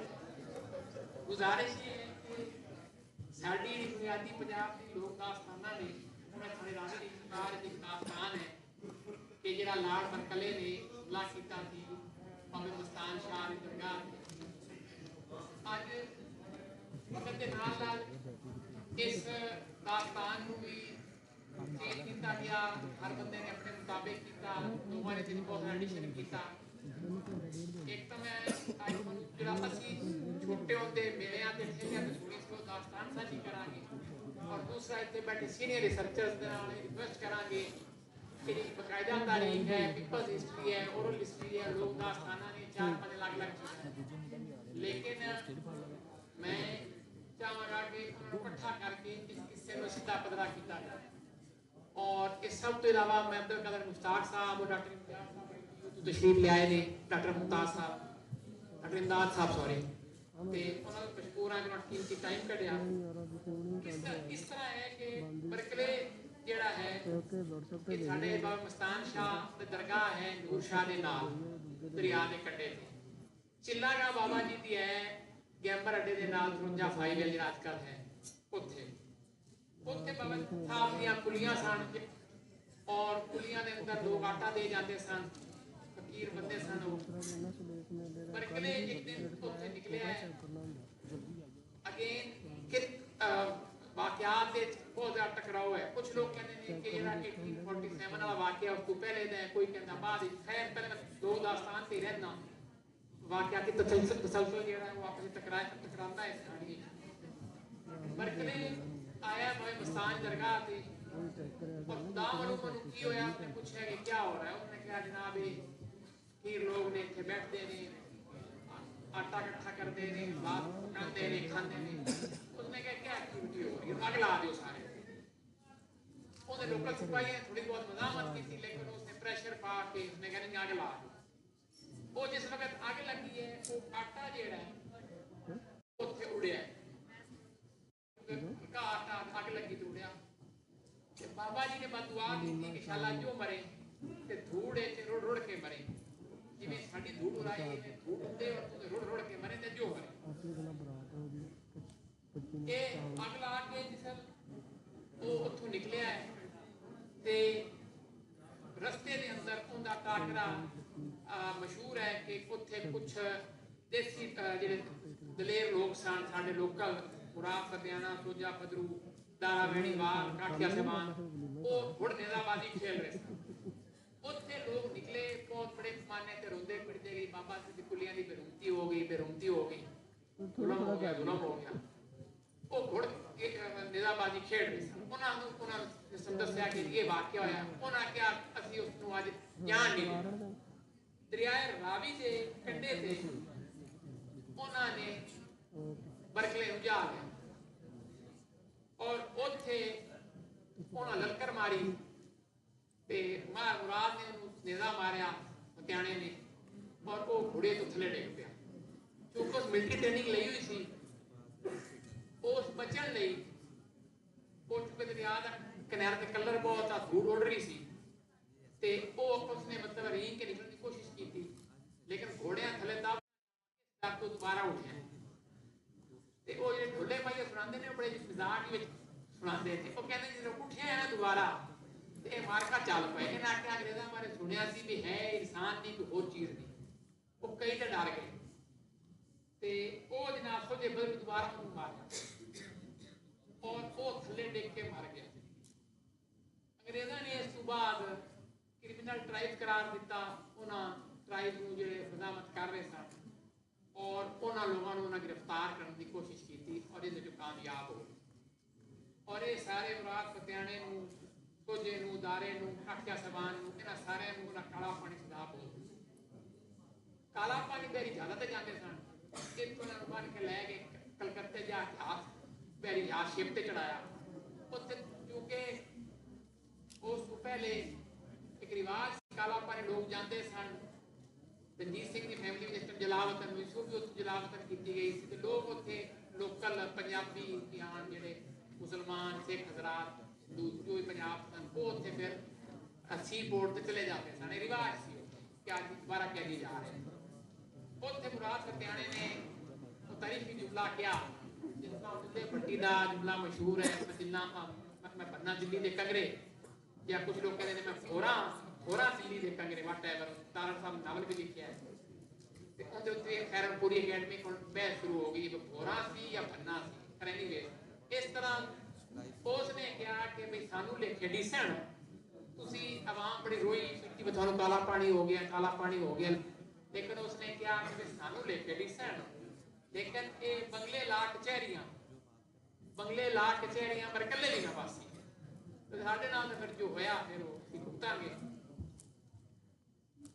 ਕੁਛ ਦਿਨ ਗੁਜ਼ਰੇ, शिप के अंदर मेरी जहाज के अंदर इन्होंने कोई सैटिंग बनाई, इन्होंने कोई जो भी सैटिंग सी, इन्होंने कैदियों बन बुन लिया, अपना गार्डा बन बुन लिया, ये बजन लग पे। ये जो 5-6 बंदे सन, इन्हें एक सी जिहड़ा वो तैरना नहीं जानता सी, उसने कहा भी मैं शोर पा के बाकी गार्डा बुलावांगा, मैनू तुसीं इत्थे उत्ते चाह के ना लै जाओ लद के। उस आखिया तेनू किते लद के लै जाएगी, 6 दिन हो गए यार शिप नूं चलदे चलदे, चंगा भला सफर है, पता नहीं कौन तर के पहुंचेगा नहीं पहुंचेगा। खैर उहदे च अगेन हुण साडे पंजाब विच बड़ा मसला बन रहा है कि जिहड़ा शरीफ आदमी बेचारे नूं इन्हां ने मार दिता, अपने साथी नूं शोर ना पावे। वो कहंदे ने कि उहदे उत्ते भी लोग इख्तलाफ राय कीती बैठे ने कि मरन वाला कौन सी ते मरन वाला कौन सी, क्योंकि फिर मुख्तलिफ कौमां दा नाम जुड़िया होया है। वो फिर उहदे उत्ते भी पूरा नवां काम चल पिया, कहानियां साढ़े मेलियां ठेलियां ते वो जो पिंड च मेला होंदा उस हिसाब नाल दास्तान को ना चेंजिंग कर लेंदे, इसलिए चलो उस पेंडिंग का छोड़ देने। जो भी सी वो हिक ने कहा भी मैं दी मिन्नत करदा, तुसीं बाकी 4 जाओ, ते ये उम्मीद मन जा सी। वो कहंदे ने मिन्नत करन लगा, करदा करदा उसने इथों गर्दन तो फड़ गया, उहदी गर्दन तोड़ दी और वो मर गया। और जब मरिया जब बाहर आया तो दरिया छलांग लगाई और उन्होंने पूछा, हाँ भी सुना, वो रोड़ा तो नहीं पाता, बोलता तो नहीं, तेरी मिन्नत मान गया है? उस आख्या भी मिन्नत उन्हें ऐसी की है कि ध्याने मैशर दी बोले तो बोले पहल नहीं बोलता, वो मिन्नत की कितनी घड़ी शुरू मार है। खैर ये लोग बड़े फिजिकली फिट सन, एक तैरते तूरते बाहर निकल आए। ये लोग दास्ताना के हवाले नाल एक तारीखी तौर पर गल कंट्रास्ट है कि ये लोग आफ्टर पार्टीशन जिंदा सन, और उस वक्त तक गवर्नमेंट ने ऐलान किया कि जिन लोगों ने ये बरकले को मारे है ना, इन्हां दी ना सिर्फ सजा माफ की जाए बल्कि रिट्रायल किया जाए। और गवर्नमेंट ने कहा कि इन्होंने इतना अच्छा काम किया है, इन्होंने सजाए मौत इन्हां दी खत्म करो। उस वक्त ये होया कि सैशन जज साहब की अदालत केस चले है, कहानी लोक दास्तान के मुताबिक था जी, उन्होंने जो दारा वेणीवाल जिहड़ा सी जिंदा सी वो पेश किया गया, वक्त उम्र 80-90 साल। उत्थे वकील ने उन्होंने मशवरा दिता कि भी तुसीं जिहड़ा है मुकर जाना इस गल तो, मैं बंदा नहीं मारिया, असीं बरकले नूं नहीं मारिया, क्योंकि बाहर गया बंदा मारिया तो उहदे कोर्ट का एक सिस्टम है। उसने कहने कि असीं उन्होंने कहांगे मारिया है। जज ने उन्होंने पूछा, हाँ भी तुसीं मारिया है? उसने कहा जी बिल्कुल मारिया है, उसने बाबा जी दरगाह की बेरुमती की थी, असीं उस रिमांडे को मारिया है। मशहूर है जज साहब ने सलूट किया और 6 मुरब्बे जमीन दी। ते जेड़ा बाकी 3 बुजुर्ग सन अगेन नाम छड़ देने, वो मुकर गए सन, उन्होंने कहा कि असीं नहीं मारिया। और जज ने पहले उन्होंने पूछा 1 2 3 4 तो जज ने पूछा जिवें जज अदालत का कोड तरीका होंदा है, वो पुछते हैं मैं तुसीं उन्होंने शायद वकीलों के वकील साहबान दसन जबान कहते सिर ते जुर्म मनना या इनकार करना, इसका कोई लफ्ज है लीगल कि सिर ते जुर्म का सवाल होता है। वो पहले ते 3 जमाना ने मुकरे साहब ने 74 जमीन दी जी, और आख्या जी असीं भी नाले सी गलती नाल कह बैठे सी कि असीं नाल नहीं, जज ने कहा नहीं हैं हुण नहीं, जेड़ा मुकर गया एक नूं जमीन मिली, पाक पता नहीं। ते ये कहानी असीं सुनते रहे हैं मुख्तलिफ बहुत शुक्रिया थैंक यू जी, बहुत शुक्रिया वकार भाई। सलामत रहो, खुश रहो। नਵੇਂ तरीके ਦੇ ਨਾਲ ਜਿਹੜਾ ਹੈ किस तरह लोक दास्ताना ਦੇ ਵਿੱਚ ਸਾਡੇ ਜ਼ਿਕਰ ਮਿਲਦਾ ਹੈ ਬਰਕਲੇ ਦਾ, ਉਸ ਨੂੰ ਬਿਆਨ ਕਰ ਰਹੇ ਸਨ। ਬਹੁਤ ਸ਼ੁਕਰੀਆ ਤੁਹਾਡਾ, ਸਲਾਮਤ ਰਹੋ। ਅਗਲਾ ਜਿਹੜਾ ਸਾਡਾ ਸੈਸ਼ਨ ਹੈ ਪੰਜਾਬੀ ਬਿਆਨੀਆਂ ਤੇ ਸਮਾਜੀ ਰਵੱਈਏ, ਇਹਨੂੰ ਮੋਡਰੇਟ ਕਰ ਰਹੇ ਨੇ ਸਰਗੋਦਾ ਯੂਨੀਵਰਸਿਟੀ ਦੇ ਸ਼ੋਭਾ ਪੰਜਾਬੀ ਦੇ ਹੈਡ ਨੇ ਖੁਸ਼ੀ ਦੀ ਗੱਲ ਹੈ ਕਿ ਪਿਛਲੇ ਦਿਨੋਂ ਪੰਜਾਬ ਪਬਲਿਕ ਸਰਵਿਸ ਕਮਿਸ਼ਨ ਦਾ ਜਿਹੜਾ ਹੈ ਲੈਕਚਰਾਰ ਦਾ ਪੰਜਾਬੀ ਦਾ ਰਿਜ਼ਲਟ ਆਇਆ ਔਰ ਬਹੁਤ ਸਾਰੇ ਜਿਹੜੇ ਤਾਲਬੇ ਇਲਮਾਂ ਦਾ ਤਾਲੁਕ ਸੀ ਉਹ ਸਰਗੋਦਾ ਯੂਨੀਵਰਸਿਟੀ ਤੋਂ ਸੀ ਤੇ ਮੈਂ ਦਾਵਤ ਦੇਣਾ ਵਾ ਸਾਡੇ ਬਹੁਤ ਹੀ ਪਿਆਰੇ ਮਿੱਤਰ ਦੋਸਤ ਡਾਕਟਰ ਮੁਹੰਮਦ ਮਨੀਰ ਗੁਜਰ ਸਾਹਿਬ ਨੂੰ ਉਹ ਆਉਣ ਤੇ ਇਸ ਸੈਸ਼ਨ ਨੂੰ ਅਗਾਂਹ ਤੋਰਨ। ਤੁਹਾਡੀ ਬਹੁਤ ਸਾਰੀਆਂ ਤਾਲੀਆਂ ਦੋਸਤੋ ਤਾਰੀਫ ਔਰ ਗੁਜ਼ਾਰਿਸ਼ ਹੈ ਜਾਮੀਆ ਦੇ ਜਿਹੜੇ ਕਿ ਦੋਸਤ ਬਾਹਰ ਹੈ ਨੇ ਉਹਨਾਂ ਨੂੰ ਜ਼ਰਾ ਰਿਕਵੈਸਟ ਕਰਨਾ ਕਿ ਉਹ ਹਾਲ ਦੇ ਅੰਦਰ ਆ ਜਾਣ। ਤੇ ਇਹਨਾਂ ਦੇ ਨਾਲ ਨੇ ਗਵਰਨਮੈਂਟ ਕਾਲਜ ਲਾਹੌਰ ਤੋਂ ਸ਼ੋਭਾ ਪੰਜਾਬੀ ਦੇ ਉਸਤਾਦ ਨੇ ਪ੍ਰੋਫੈਸਰ ਡਾਕਟਰ ਸ਼ਬਨਮ ਇਸਹਾਕ ਸਾਹਿਬ। ਉਹਨਾਂ ਅੱਗੇ ਬੇਨਤੀ ਹੈ ਕਿ ਉਹ ਆ ਜਾਣ। ਵੈਸੇ ਤਾਂ मोहतरमा ने चूंकि आ जान डॉक्टर शबनम इसहाक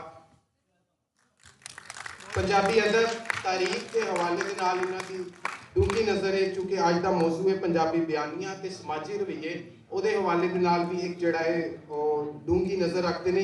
ਇਹਨਾਂ ਦੇ ਨਾਲ ਹੀ ਡਾਕਟਰ ਜ਼ਹੀਰ ਹਸਨ ਵੱਟੂ ਵਾਲਾ ਨੂੰ ਦਾਵਤ ਹੈ ਕਿ ਉਹ ਵੀ ਆ ਜਾਣ।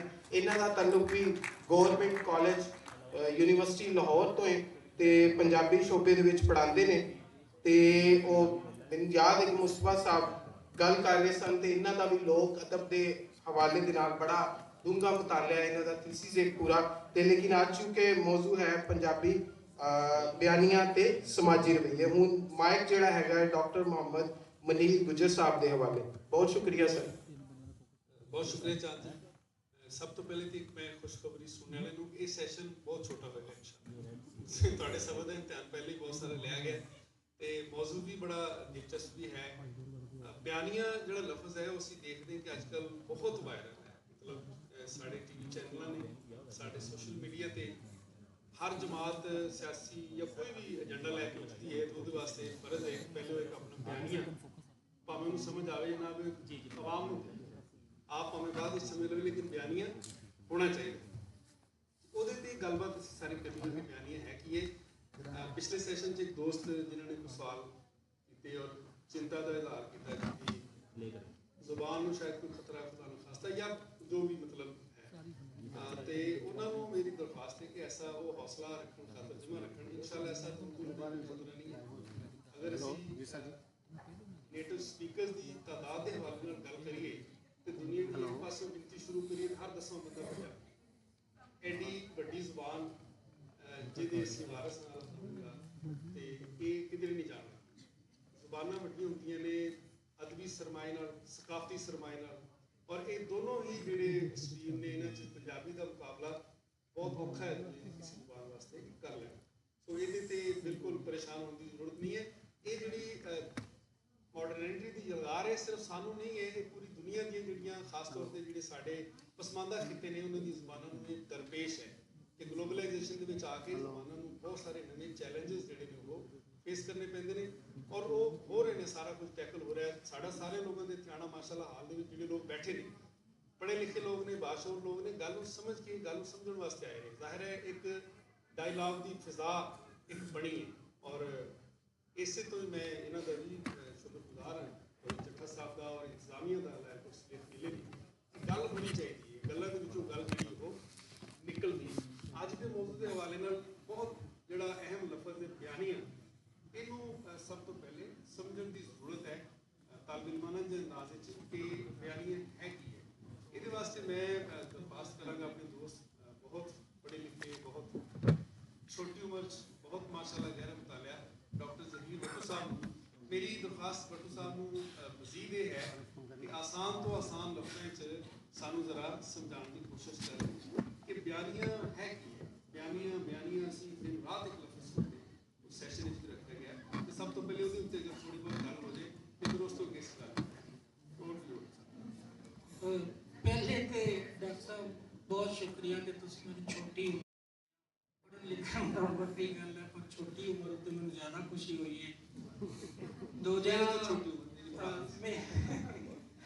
दूजा वकार मुस्तफा साहब टॉपिक छेड़ के आप नस गए और मेरा PhD का काम ही 1857 के उत्ते है तो मैं बैठा होया उत्ते कल्पदा पिया सा कि ये की करते पे ने मेरे 8 साल नाल ਤੇ 150 ਸਾਲ ਦੇ ਪੰਜਾਬੀਆਂ ਨਾਲ। ਖੈਰ ਉਹਨਾਂ ਨਾਲ ਹੁਣ ਮੈਂ ਬਾਹਰ ਗਰਾਊਂਡ 'ਚ ਨਹੀਂ ਬਣਾਂਗਾ।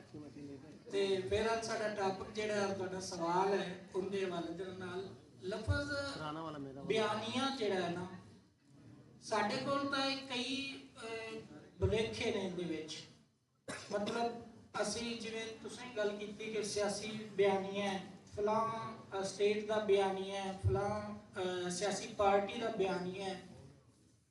ਇਹ ਬਿਆਨੀਆਂ ਅਸਲ 'ਚ ਲਫ਼ਜ਼ ਸ਼ਾਇਦ ਸਾਨੂੰ ਇੰਝ ਲੱਗਦਾ ਹੈ ਕਿ ਜਿਵੇਂ ਕੋਈ ਬਿਆਨ 'ਚ ਬਣਿਆ ਹੋਇਆ ਹੈ। ਅਸਲ ਦੇ ਵਿੱਚ ਨਾ ਇੱਕ ਨੈਰੇਟੋਲੋਜੀ ਜਾਂ ਨੈਰੇਟਿਵ ਥਿਊਰੀ ਬਕਾਇਦਾ ਬਿਆਨੀਆਂ ਹੈ, ਔਰ ਯੂਰਪ ਦੇ ਅੰਦਰ ਇਹਦੇ ਉੱਤੇ ਬਕਾਇਦਾ ਕੰਮ ਹੋ ਰਿਹਾ ਹੈ, ਇੱਕ ਸਬਜੈਕਟ ਹੈ। ਔਰ ਬਿਆਨੀਆਂ ਨਾਲ ਸਾਡੀ ਸਾਰਿਆਂ ਦੀ ਹਯਾਤੀ ਕਿਸੇ ਨਾ ਕਿਸੇ ਪਾਸੋਂ ਜ਼ਰੂਰ ਜੁੜੀ ਹੋਈ ਹੁੰਦੀ ਹੈ।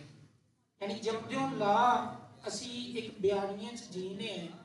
ਔਰ ਅਗਰ ਲਿਟਰੇਚਰ ਜਾਂ ਆਰਟ ਦੀਆਂ ਫਾਰਮ ਸਾਰਿਆਂ 'ਚ ਵੇਖੀਏ, ਉਹ ਫਿਲਮ ਹੋਵੇ, ਕਾਰਟੂਨ ਹੋਵੇ, ਪੇਂਟਿੰਗ ਹੋਣ, ਕਹਾਣੀ ਦੀ ਸੂਰਤ ਹੈ, ਸ਼ਾਇਰੀ ਦੀ ਸੂਰਤ ਹੈ, ਈਵਨ ਚੁੱਪ ਦੀ ਸੂਰਤ ਵੀ ਜਿਹੜੀ ਹੈ ਉਹਦੇ ਵਿੱਚ ਵੀ ਬਿਆਨੀਆਂ ਮੌਜੂਦ ਹੈ।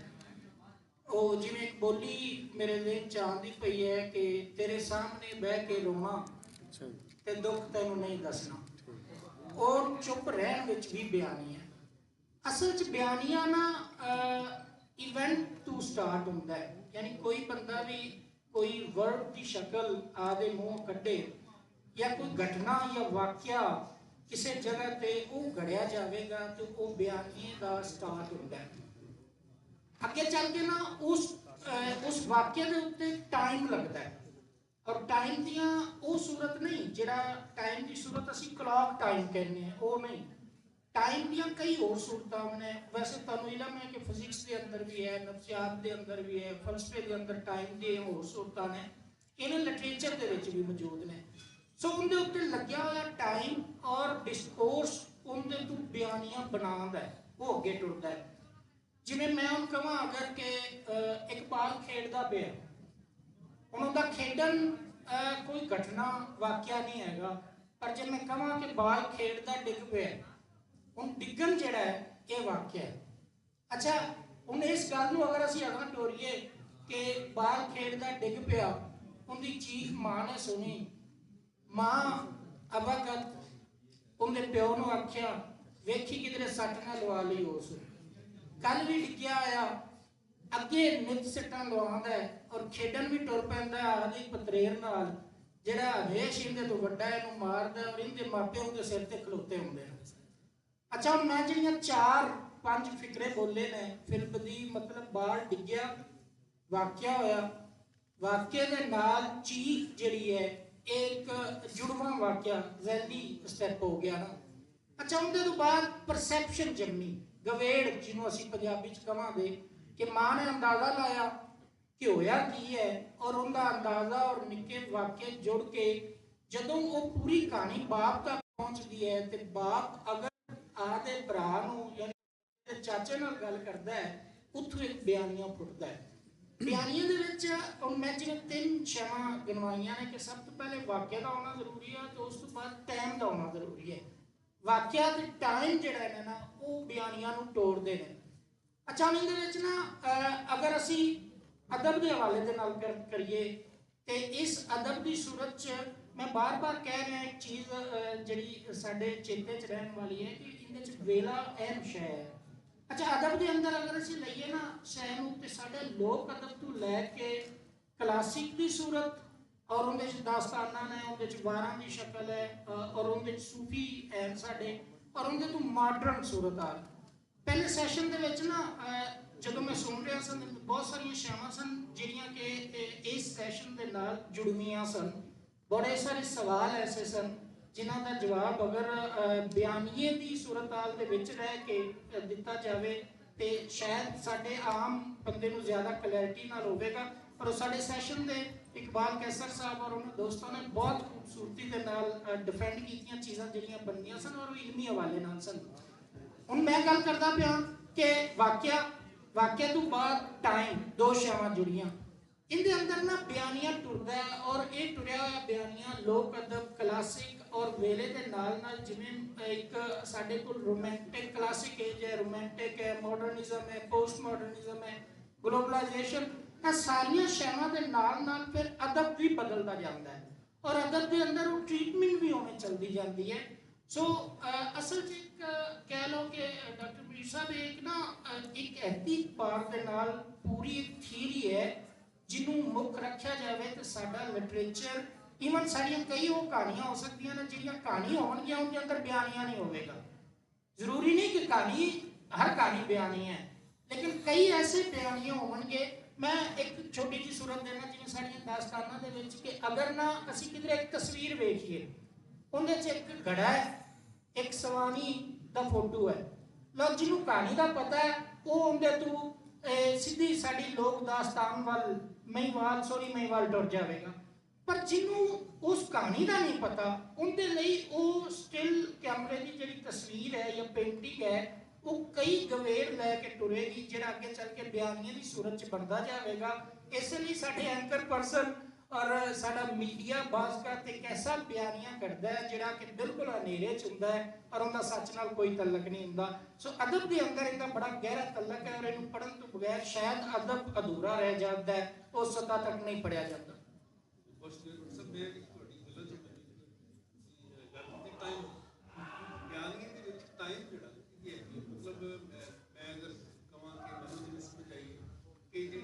ਪੰਜਾਬੀ ਚ ਕਹਾਵਤ ਹੈ ਕਿ ਗੱਲ ਨੀਲੇ ਬਈ ਸ਼ਾਇਦ ਤੁਸੀਂ ਕਹਿਣਾ ਚਾਹ ਰਹੇ ਹੋ, ਮੈਂ ਚਾਹ ਰਿਹਾ ਕਿ ਜਰਾ ਗੱਲ ਖੋਲ ਹੋ ਜਾਏ ਕਿ ਬਿਆਨੀ ਦੇ ਵਿੱਚ ਟਾਈਮ ਦੀ ਅਹਿਮੀਅਤ ਕਿ ਜਿਹੜੀ ਗੱਲ ਅੱਜ ਰੈਲੇਵੈਂਟ ਹੈ, ਕਿਆ ਇਹ 10 ਸਾਲ ਬਾਅਦ ਜਾਂ 100 ਸਾਲ ਬਾਅਦ ਕਿਆ ਇਹ ਉਸ ਤਰ੍ਹਾਂ ਦੀ ਰੈਲੇਵੈਂਸ ਹੋਏਗੀ। ਮੈਂ ਅਗਰ ਮਜ਼ੀਦ ਥੋੜਾ ਜਿਹਾ ਲੰਮਾ ਟਾਈਮ ਲਗਾ, ਮੈਂ ਅਸੀਂ ਕਲੇਮ ਕਰਦੇ ਸੀ ਦੁਨੀਆ ਦੀ ਸ਼ਾਇਦ ਸਭ ਤੋਂ ਖੂਬਸੂਰਤ ਜਿਹੜਾ ਸਾਡੇ ਕੋਲੇ ਸੁਫਿਆਨਾ ਅਦਬ ਪੰਜਾਬੀ ਦਾ ਹੈ ਤੇ ਬਾਬੇ ਫਰੀਦ ਦੀ ਰੈਲੇਵੈਂਸ ਅੱਜ ਵੀ ਅਸੀਂ ਦੇਖਦੇ ਕਿ 1000 ਸਾਲ ਬਾਅਦ ਵੀ ਹੈ, ਜਿਹੜੀ 1000 ਸਾਲ ਬਾਅਦ ਵੀ ਹੋਈ, क्योंकि मौजूद ने जो लोक सजनता है, जो मतलब भाईचारा है, वो तो हमेशा का मौजूद है। तो तुसी टाइम का जिक्र किया, मैं चाह रही कि इहदे जरा थोड़ा जिहा कोई एलैबोरेट करो कि बयानी दे विच टाइम की अहमियत जिहड़ी है वो किवें है, ਉਹਨੂੰ ਤੁਸੀਂ ਕਿਵੇਂ ਉਹਨੂੰ ਮਜ਼ੀਦ ਅਸੀਂ ਵਜ਼ਾਹਤ ਦੇ ਦਿੱਤੀ।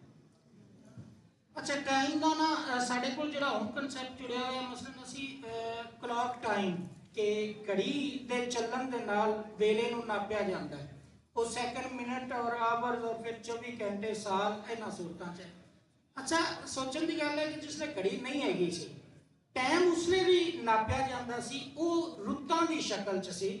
ਮਤਲਬ ਸਾਡੇ ਕੋਲ ਪੰਜਾਬੀ ਦੇ ਅੰਦਰ 6 ਮੌਸਮ ਨੇ, 4 ਨਹੀਂ ਹੈਗੇ। ਮਤਲਬ ਸਾਡੇ 2-2 ਮਹੀਨਿਆਂ ਦੇ ਜਿਹੜੇ ਪੇਰ ਨੇ ਕਿ ਸਾਵਨ, ਭਾਦਰੂ, ਜੇਠ, ਹਾੜ, ਇਹ ਜਿਹੜੀਆਂ ਨੇ ਰੁੱਤਾਂ ਨੇ। ਸੋ ਰੁੱਤਾਂ ਦਾ ਸਰਕਲ ਜਿਹੜਾ ਹੈ ਨਾ ਉਹ ਟਾਈਮ ਨੂੰ ਗਿਣਦਾ ਸੀ। ਅੱਛਾ, ਰੁੱਤਾਂ ਦਾ ਸਰਕਲ ਹੋਵੇ ਜਾਂ ਕਲੌਕ ਟਾਈਮ ਦੀ ਸੂਰਤ ਹੋਵੇ, ਇਹ ਦੋਨੋਂ ਟਾਈਮ ਦੀ ਬਾਹਰਲੀ ਤੈਅ ਨੂੰ ਨਾਪਦੇ ਨੇ। ਟਾਈਮ ਦੀ ਜਿਹੜੀ ਅੰਦਰ ਦੀ ਤੈਅ ਹੁੰਦੀ ਹੈ ਨਾ ਉਹ ਨਫਸਿਆਤੀ ਜਾਂ ਜਜ਼ਬਾਤੀ ਤੋਲ ਨਾਲ ਬੰਨੀ ਹੋਈ ਹੁੰਦੀ ਹੈ।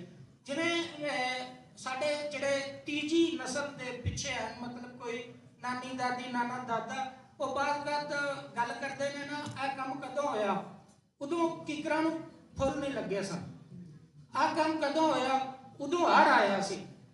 ਅੱਛਾ, ਤੂੰ ਕਦੋਂ ਜੰਮਿਆ, ਮੈਂ ਲੁੱਟਾਂ ਤੋਂ 2 ਸਾਲ ਪਹਿਲੇ ਜੰਮਿਆ ਸਾਂ।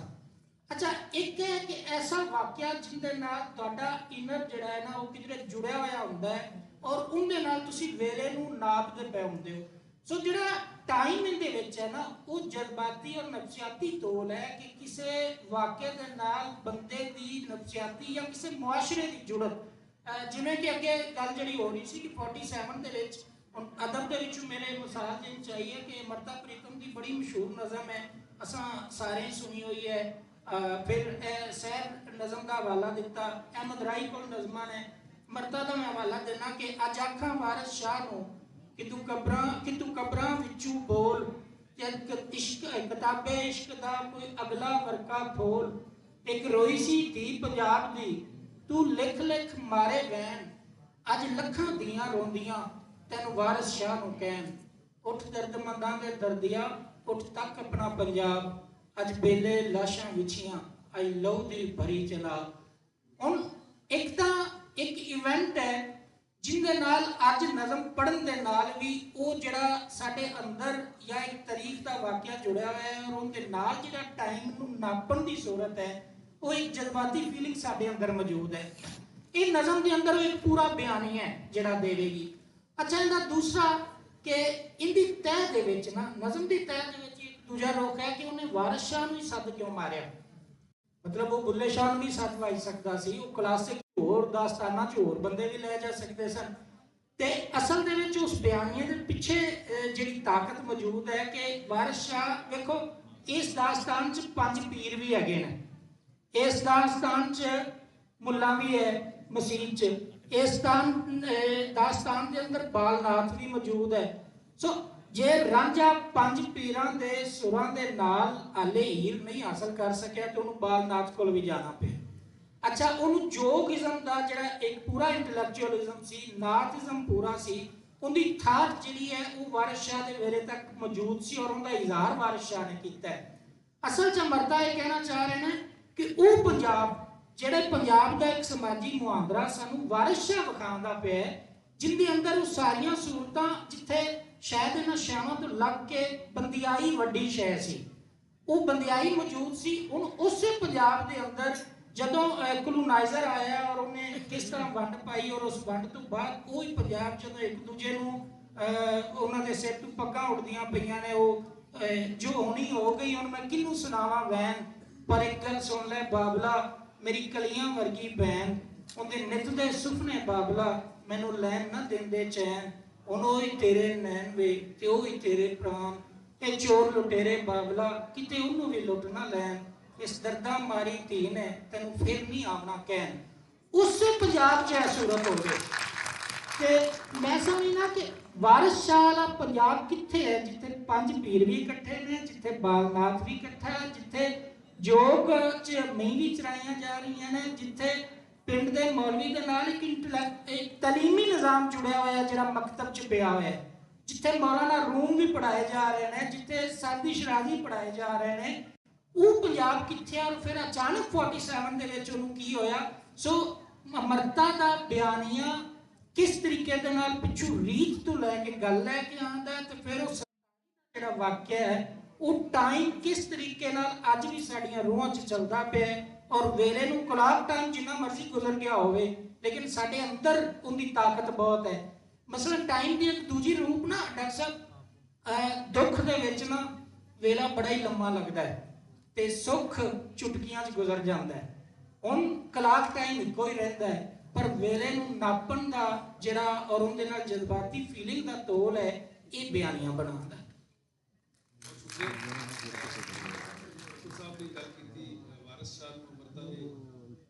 सद मारिया और ਉਹਦੇ ਚ ਗੱਲ ਆਈ ਕਿ ਮੌਲਵੀ ਔਰ ਇਕੱਠੇ ਨੇ ਜਿੱਥੇ ਅਸੀਂ ਦੇਖਦੇ ਹਾਂ ਕਿ ਜਿਹੜੇ ਦੂਜੇ ਲਫ਼ਜ਼ਾਂ ਚ ਮਜ਼ਹਬ ਇਕੱਠੇ ਤੇ ਗੱਲ ਕੀਤੀ ਹੋਈ ਸੀ। ਮੈਂ ਐਡ ਆਨ ਦੇ ਤੌਰ ਤੇ ਦਮੂਦਰ ਪਹਿਲਾ ਸ਼ਾਇਰ ਸੀ ਜਿਹਨੇ ਪੰਜਾਬੀ ਚ ਕਿੱਸਾ ਹੀ ਲਿਖਿਆ ਔਰ ਬਹੁਤ ਸਾਰੇ ਲੋਕ ਜਾਣਦੇ ਨੇ, ਬਹੁਤ ਸਾਰੇ ਨੂੰ ਇਸ ਤੇ ਇਤਲਾਹ ਹੋਏਗੀ ਕਿ ਅੱਜ 500 ਸਾਲ 600 ਸਾਲ ਗੁਜ਼ਰਨ ਤੋਂ ਬਾਅਦ ਵੀ ਕੋਈ ਰਿਸਰਚਰ ਇਹ ਸਾਬਤ ਨਹੀਂ ਕਰ ਸਕਿਆ ਕਿ ਦਮੂਦਰ ਦਾ ਮਜ਼ਹਬ ਕੀ ਸੀ। मतलब इन्ना भरपूर शायर जिहड़ा एक लाइन पूरे 10 पंथ की गल जी कुंज दिंदा है वो अज 600 साल बाद भी इन्ना बरीक शायर है कि ਉਹਦਾ कोई मजहब तय नहीं कर सकिया वो हिंदू सी वो मुसलमान सी वो सिख सी कौन सी। तो ये जिहड़ी है ये बेसिकली ਉਹਦਾ ही विखाला है कि जिहड़ी ਅਸੀਂ गल कर रहे हैं साडे कोले मजहबी बर्दाश्त की इन्नी तगड़ी रीत सी कि दमूदर नूं इस गल का अंदाजा सी कि मैं अपनी गल करनी है तो इस तरह करनी है कि मेरा जो लिसनर है मेरा सुनने वाला वो भावें किसी भी मजहब का है वो वास्ते मैं इक्वली एक्सैप्टेबल हो, मैं वो वास्ते उतना ही काबिल बर्दाश्त होवां मेरी गल सुन सके। तो सानू तो ये जी लफज असीं जो मर्जी कह लीए बयानियां है नैरेटिव है सानू तो ये जी पॉजिटिव वैल्यूज मैं अगर आसानी कहां तो सानू तो ये जनाब हर शायर को हर साडा पंजाबी शायर उधर के बारे च नहीं तय होया कि हिंदू सी या सिख सी लेकिन ये तय है कि मुसलमान सी ये तकरीबन तय है। अच्छा वो देखो वो मतलब इन्ना चिर पहले इन्ना लंबा किस्सा 1000 तो ज़्यादा मान लिख के और इन्नी बरीकी नाल लिख लिया फड़े नहीं गया सारे किरदार मुसलमान ने सारा लुकेल है जिथे असीं अज बैठे ये आले दुआले सारा किस्सा वापरिया वो फड़िया नहीं गया। सो ये कमाल है जिहड़ा असीं बतौर पंजाबी असीं ਪ੍ਰਾਊਡਲੀ ਕਲੇਮ ਕਰ ਸਕਦੇ, ਜਿਹੜਾ ਅਸੀਂ ਫਖਰ ਦੇ ਤੌਰ ਤੇ ਦੁਨੀਆ ਨੂੰ ਦੱਸ ਸਕਦੇ ਕਿ ਸਾਡੇ ਕੋਲੇ ਤੇ ਜਿਹੜਾ ਇਹ ਮਸਲੀ ਬਿਆਨੀਆਂ ਹੈ ਜਾਂ ਸਮਾਜੀ ਬਿਆਨੀਆਂ ਹੈ, ਇਹ ਇੰਨਾ ਨਫੀਸ ਔਰ ਇੰਨਾ ਚਿਜ਼ਲ ਫਾਰਮ ਦੇ ਵਿੱਚ ਸਦੀਆਂ ਤੋਂ ਮੌਜੂਦ ਹੈ। ਸਾਨੂੰ ਤੇ ਦੁਨੀਆ ਨਾ ਸਿਖਾਵੇ ਇਹ ਬਿਆਨੀਆਂ, ਅਸੀਂ ਦੁਨੀਆ ਨੂੰ, ਸਾਡਾ ਬਾਬਾ ਫਰੀਦ 1000 ਸਾਲ ਪਹਿਲੇ ਕਹਿ ਗਿਆ, ਫਰੀਦਾ ਜੋਤਾਂ ਮਾਰਨ ਮੁਕੀਆਂ ਤਿਨਾਂ ਨਾ ਮਾਰੀ ਘੁੰਮ। ਅੱਜ ਦੁਨੀਆ ਨਾਨ ਵਾਇਲੈਂਸ ਦੀ ਗੱਲ ਕਰ ਰਹੀ ਹੈ। ਦੁਨੀਆ ਅੱਜ ਇਸ ਨਤੀਜੇ ਤੱਕ ਪਹੁੰਚੀ ਹੈ ਕਿ ਭਾਈ ਟੇਬਲ ਟਾਕ ਹੀ ਸੋਲੂਸ਼ਨ ਹੈ, ਜੰਗ ਸੋਲੂਸ਼ਨ ਨਹੀਂ ਹੈ। ਤੇ ਬਾਬਾ ਫਰੀਦ 1000 ਸਾਲ ਪਹਿਲੇ, ਔਰ ਉਹਨੂੰ ਕਿਸੇ ਐਲੈਬੋਰੇਟ ਕਰੀਏ ਤੇ ਉਹ ਗੱਲ ਜਿਹੜੀ ਤਕਰੀਬਨ ਇੱਥੇ ਆ ਕੇ ਮੁੱਕਦੀ ਹੈ।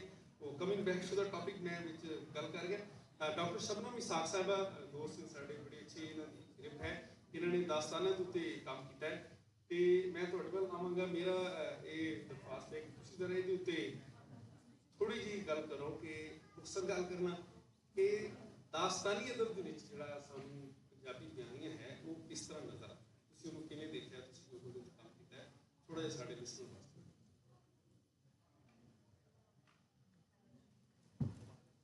हेलो, बहुत शुक्रिया साहब। गल बयानिए की हो रही है तो असी क्लासिक दे विच खास तौर पर जो दास्ताना की गल करते हैं तो ਇਹਦਾ ਮੁਤਾਲਿਆ ਕਰਦਿਆਂ ਹੋਇਆ ਮੈਨੂੰ ਜਿਹੜਾ ਔਰਤ ਦਾ ਕਿਰਦਾਰ ਹੈ, ਤੁਸੀਂ ਫੈਮਿਨਿਜ਼ਮ ਦੀ ਟਰਮ ਵੀ ਬੜੀ ਸੁਣੀ ਹੋਏਗੀ, ਉਹਦਾ 5ਵਾਂ ਫੇਜ਼ 5ਵੀਂ ਲਹਿਰ ਚੱਲਦੀ ਪਈ ਹੈ। ਔਰ ਅੱਜ ਜਿਹੜੀ ਇਹ ਦੱਸਿਆ ਜਾਂਦਾ ਹੈ ਕਿ ਸਵਾਣੀ ਨੂੰ ਕਿਹੜੀਆਂ ਕਿਹੜੀਆਂ ਮੰਗਾਂ ਨੇ ਉਹਦੀਆਂ ਔਰ ਕਿਹੜੀਆਂ ਥੁੜਾਂ ਨੇ ਜਿਹਦੇ ਉੱਤੇ ਉਹ ਗੱਲ ਕਰ ਰਹੀ ਹੈ। ਇਹ ਗੱਲ ਕੋਈ ਨਵੀਂ ਨਹੀਂ ਹੈਗੀ। ਪੰਜਾਬ ਦੀ ਸਵਾਣੀ ਜਿਹੜੀ ਹੈ ਉਹ ਬੜੀ ਜੀਦਾਰ ਰਹੀ। ਅਸੀਂ ਦਰਾਵੜੀ ਦੌਰ ਤੋਂ ਸਾਡੇ ਬਹੁਤ ਸਾਰੇ ਦੋਸਤ ਜਿਹੜੇ ਨੇ ਉਹ ਖੁਦ ਸਾਨੂੰ ਇਹ ਦੱਸਦੇ ਰਹੇ ਨੇ ਕਿ ਇੱਕ ਔਰਤ ਹੁੰਦੀ ਸੀ ਜਿਹੜੀ ਸਾਡੇ ਕੁੰਬੇ ਦੀ ਸਰਬਰਾਹ ਹੁੰਦੀ ਸੀ, ਸਰਦਾਰ ਹੁੰਦੀ ਸੀ, ਉਹ ਫੈਸਲੇ ਕਰਦੀ ਸੀ। ਅੱਜ ਜਿਹੜੀ ਅੱਜ ਔਰਤ ਕਿੱਥੇ ਹੈ? ਅਸੀਂ ਜਿਹਨੂੰ ਦਾਸਤਾਨਾ ਪੜ੍ਹਨੇ ਆ ਜਾਂ ਆਪਣਾ ਫੋਕ ਵੇਖਦੇ ਆ, ਸਾਨੂੰ ਔਰਤ ਨਜ਼ਰ ਆਉਂਦੀ ਹੈ। ਹੀਰ ਦੀ ਦਾਸਤਾਨ ਡਾਕਟਰ ਸਾਹਿਬ ਨੇ ਕਿਹਾ ਕਿ ਦਮੂਦਲ ਤੁਹਾਨੂੰ ਨਜ਼ਰ ਆਉਂਦਾ ਕਿ ਜਿਹਨੇ ਪਹਿਲੀ ਵਾਰ ਹੀਰ ਦੀ ਦਾਸਤਾਨ ਲਿਖੀ ਔਰ ਉਹਦੇ ਅੰਦਰ ਉਹਦਾ ਮਜ਼ਹਬ ਨਹੀਂ ਦਿਖਾਈ ਦਿੰਦਾ ਰਾਈਟਰ ਦਾ, ਕਿਉਂਕਿ ਉਹ ਇੱਕ ਐਸਾ ਸਮਾਜ ਪੇਸ਼ ਕਰਦਾ ਹੈ ਜਿਹੜਾ ਇਨਸਾਨੀਅਤ ਦੀ ਨੀਂਹ ਧਰਦਾ ਹੈ।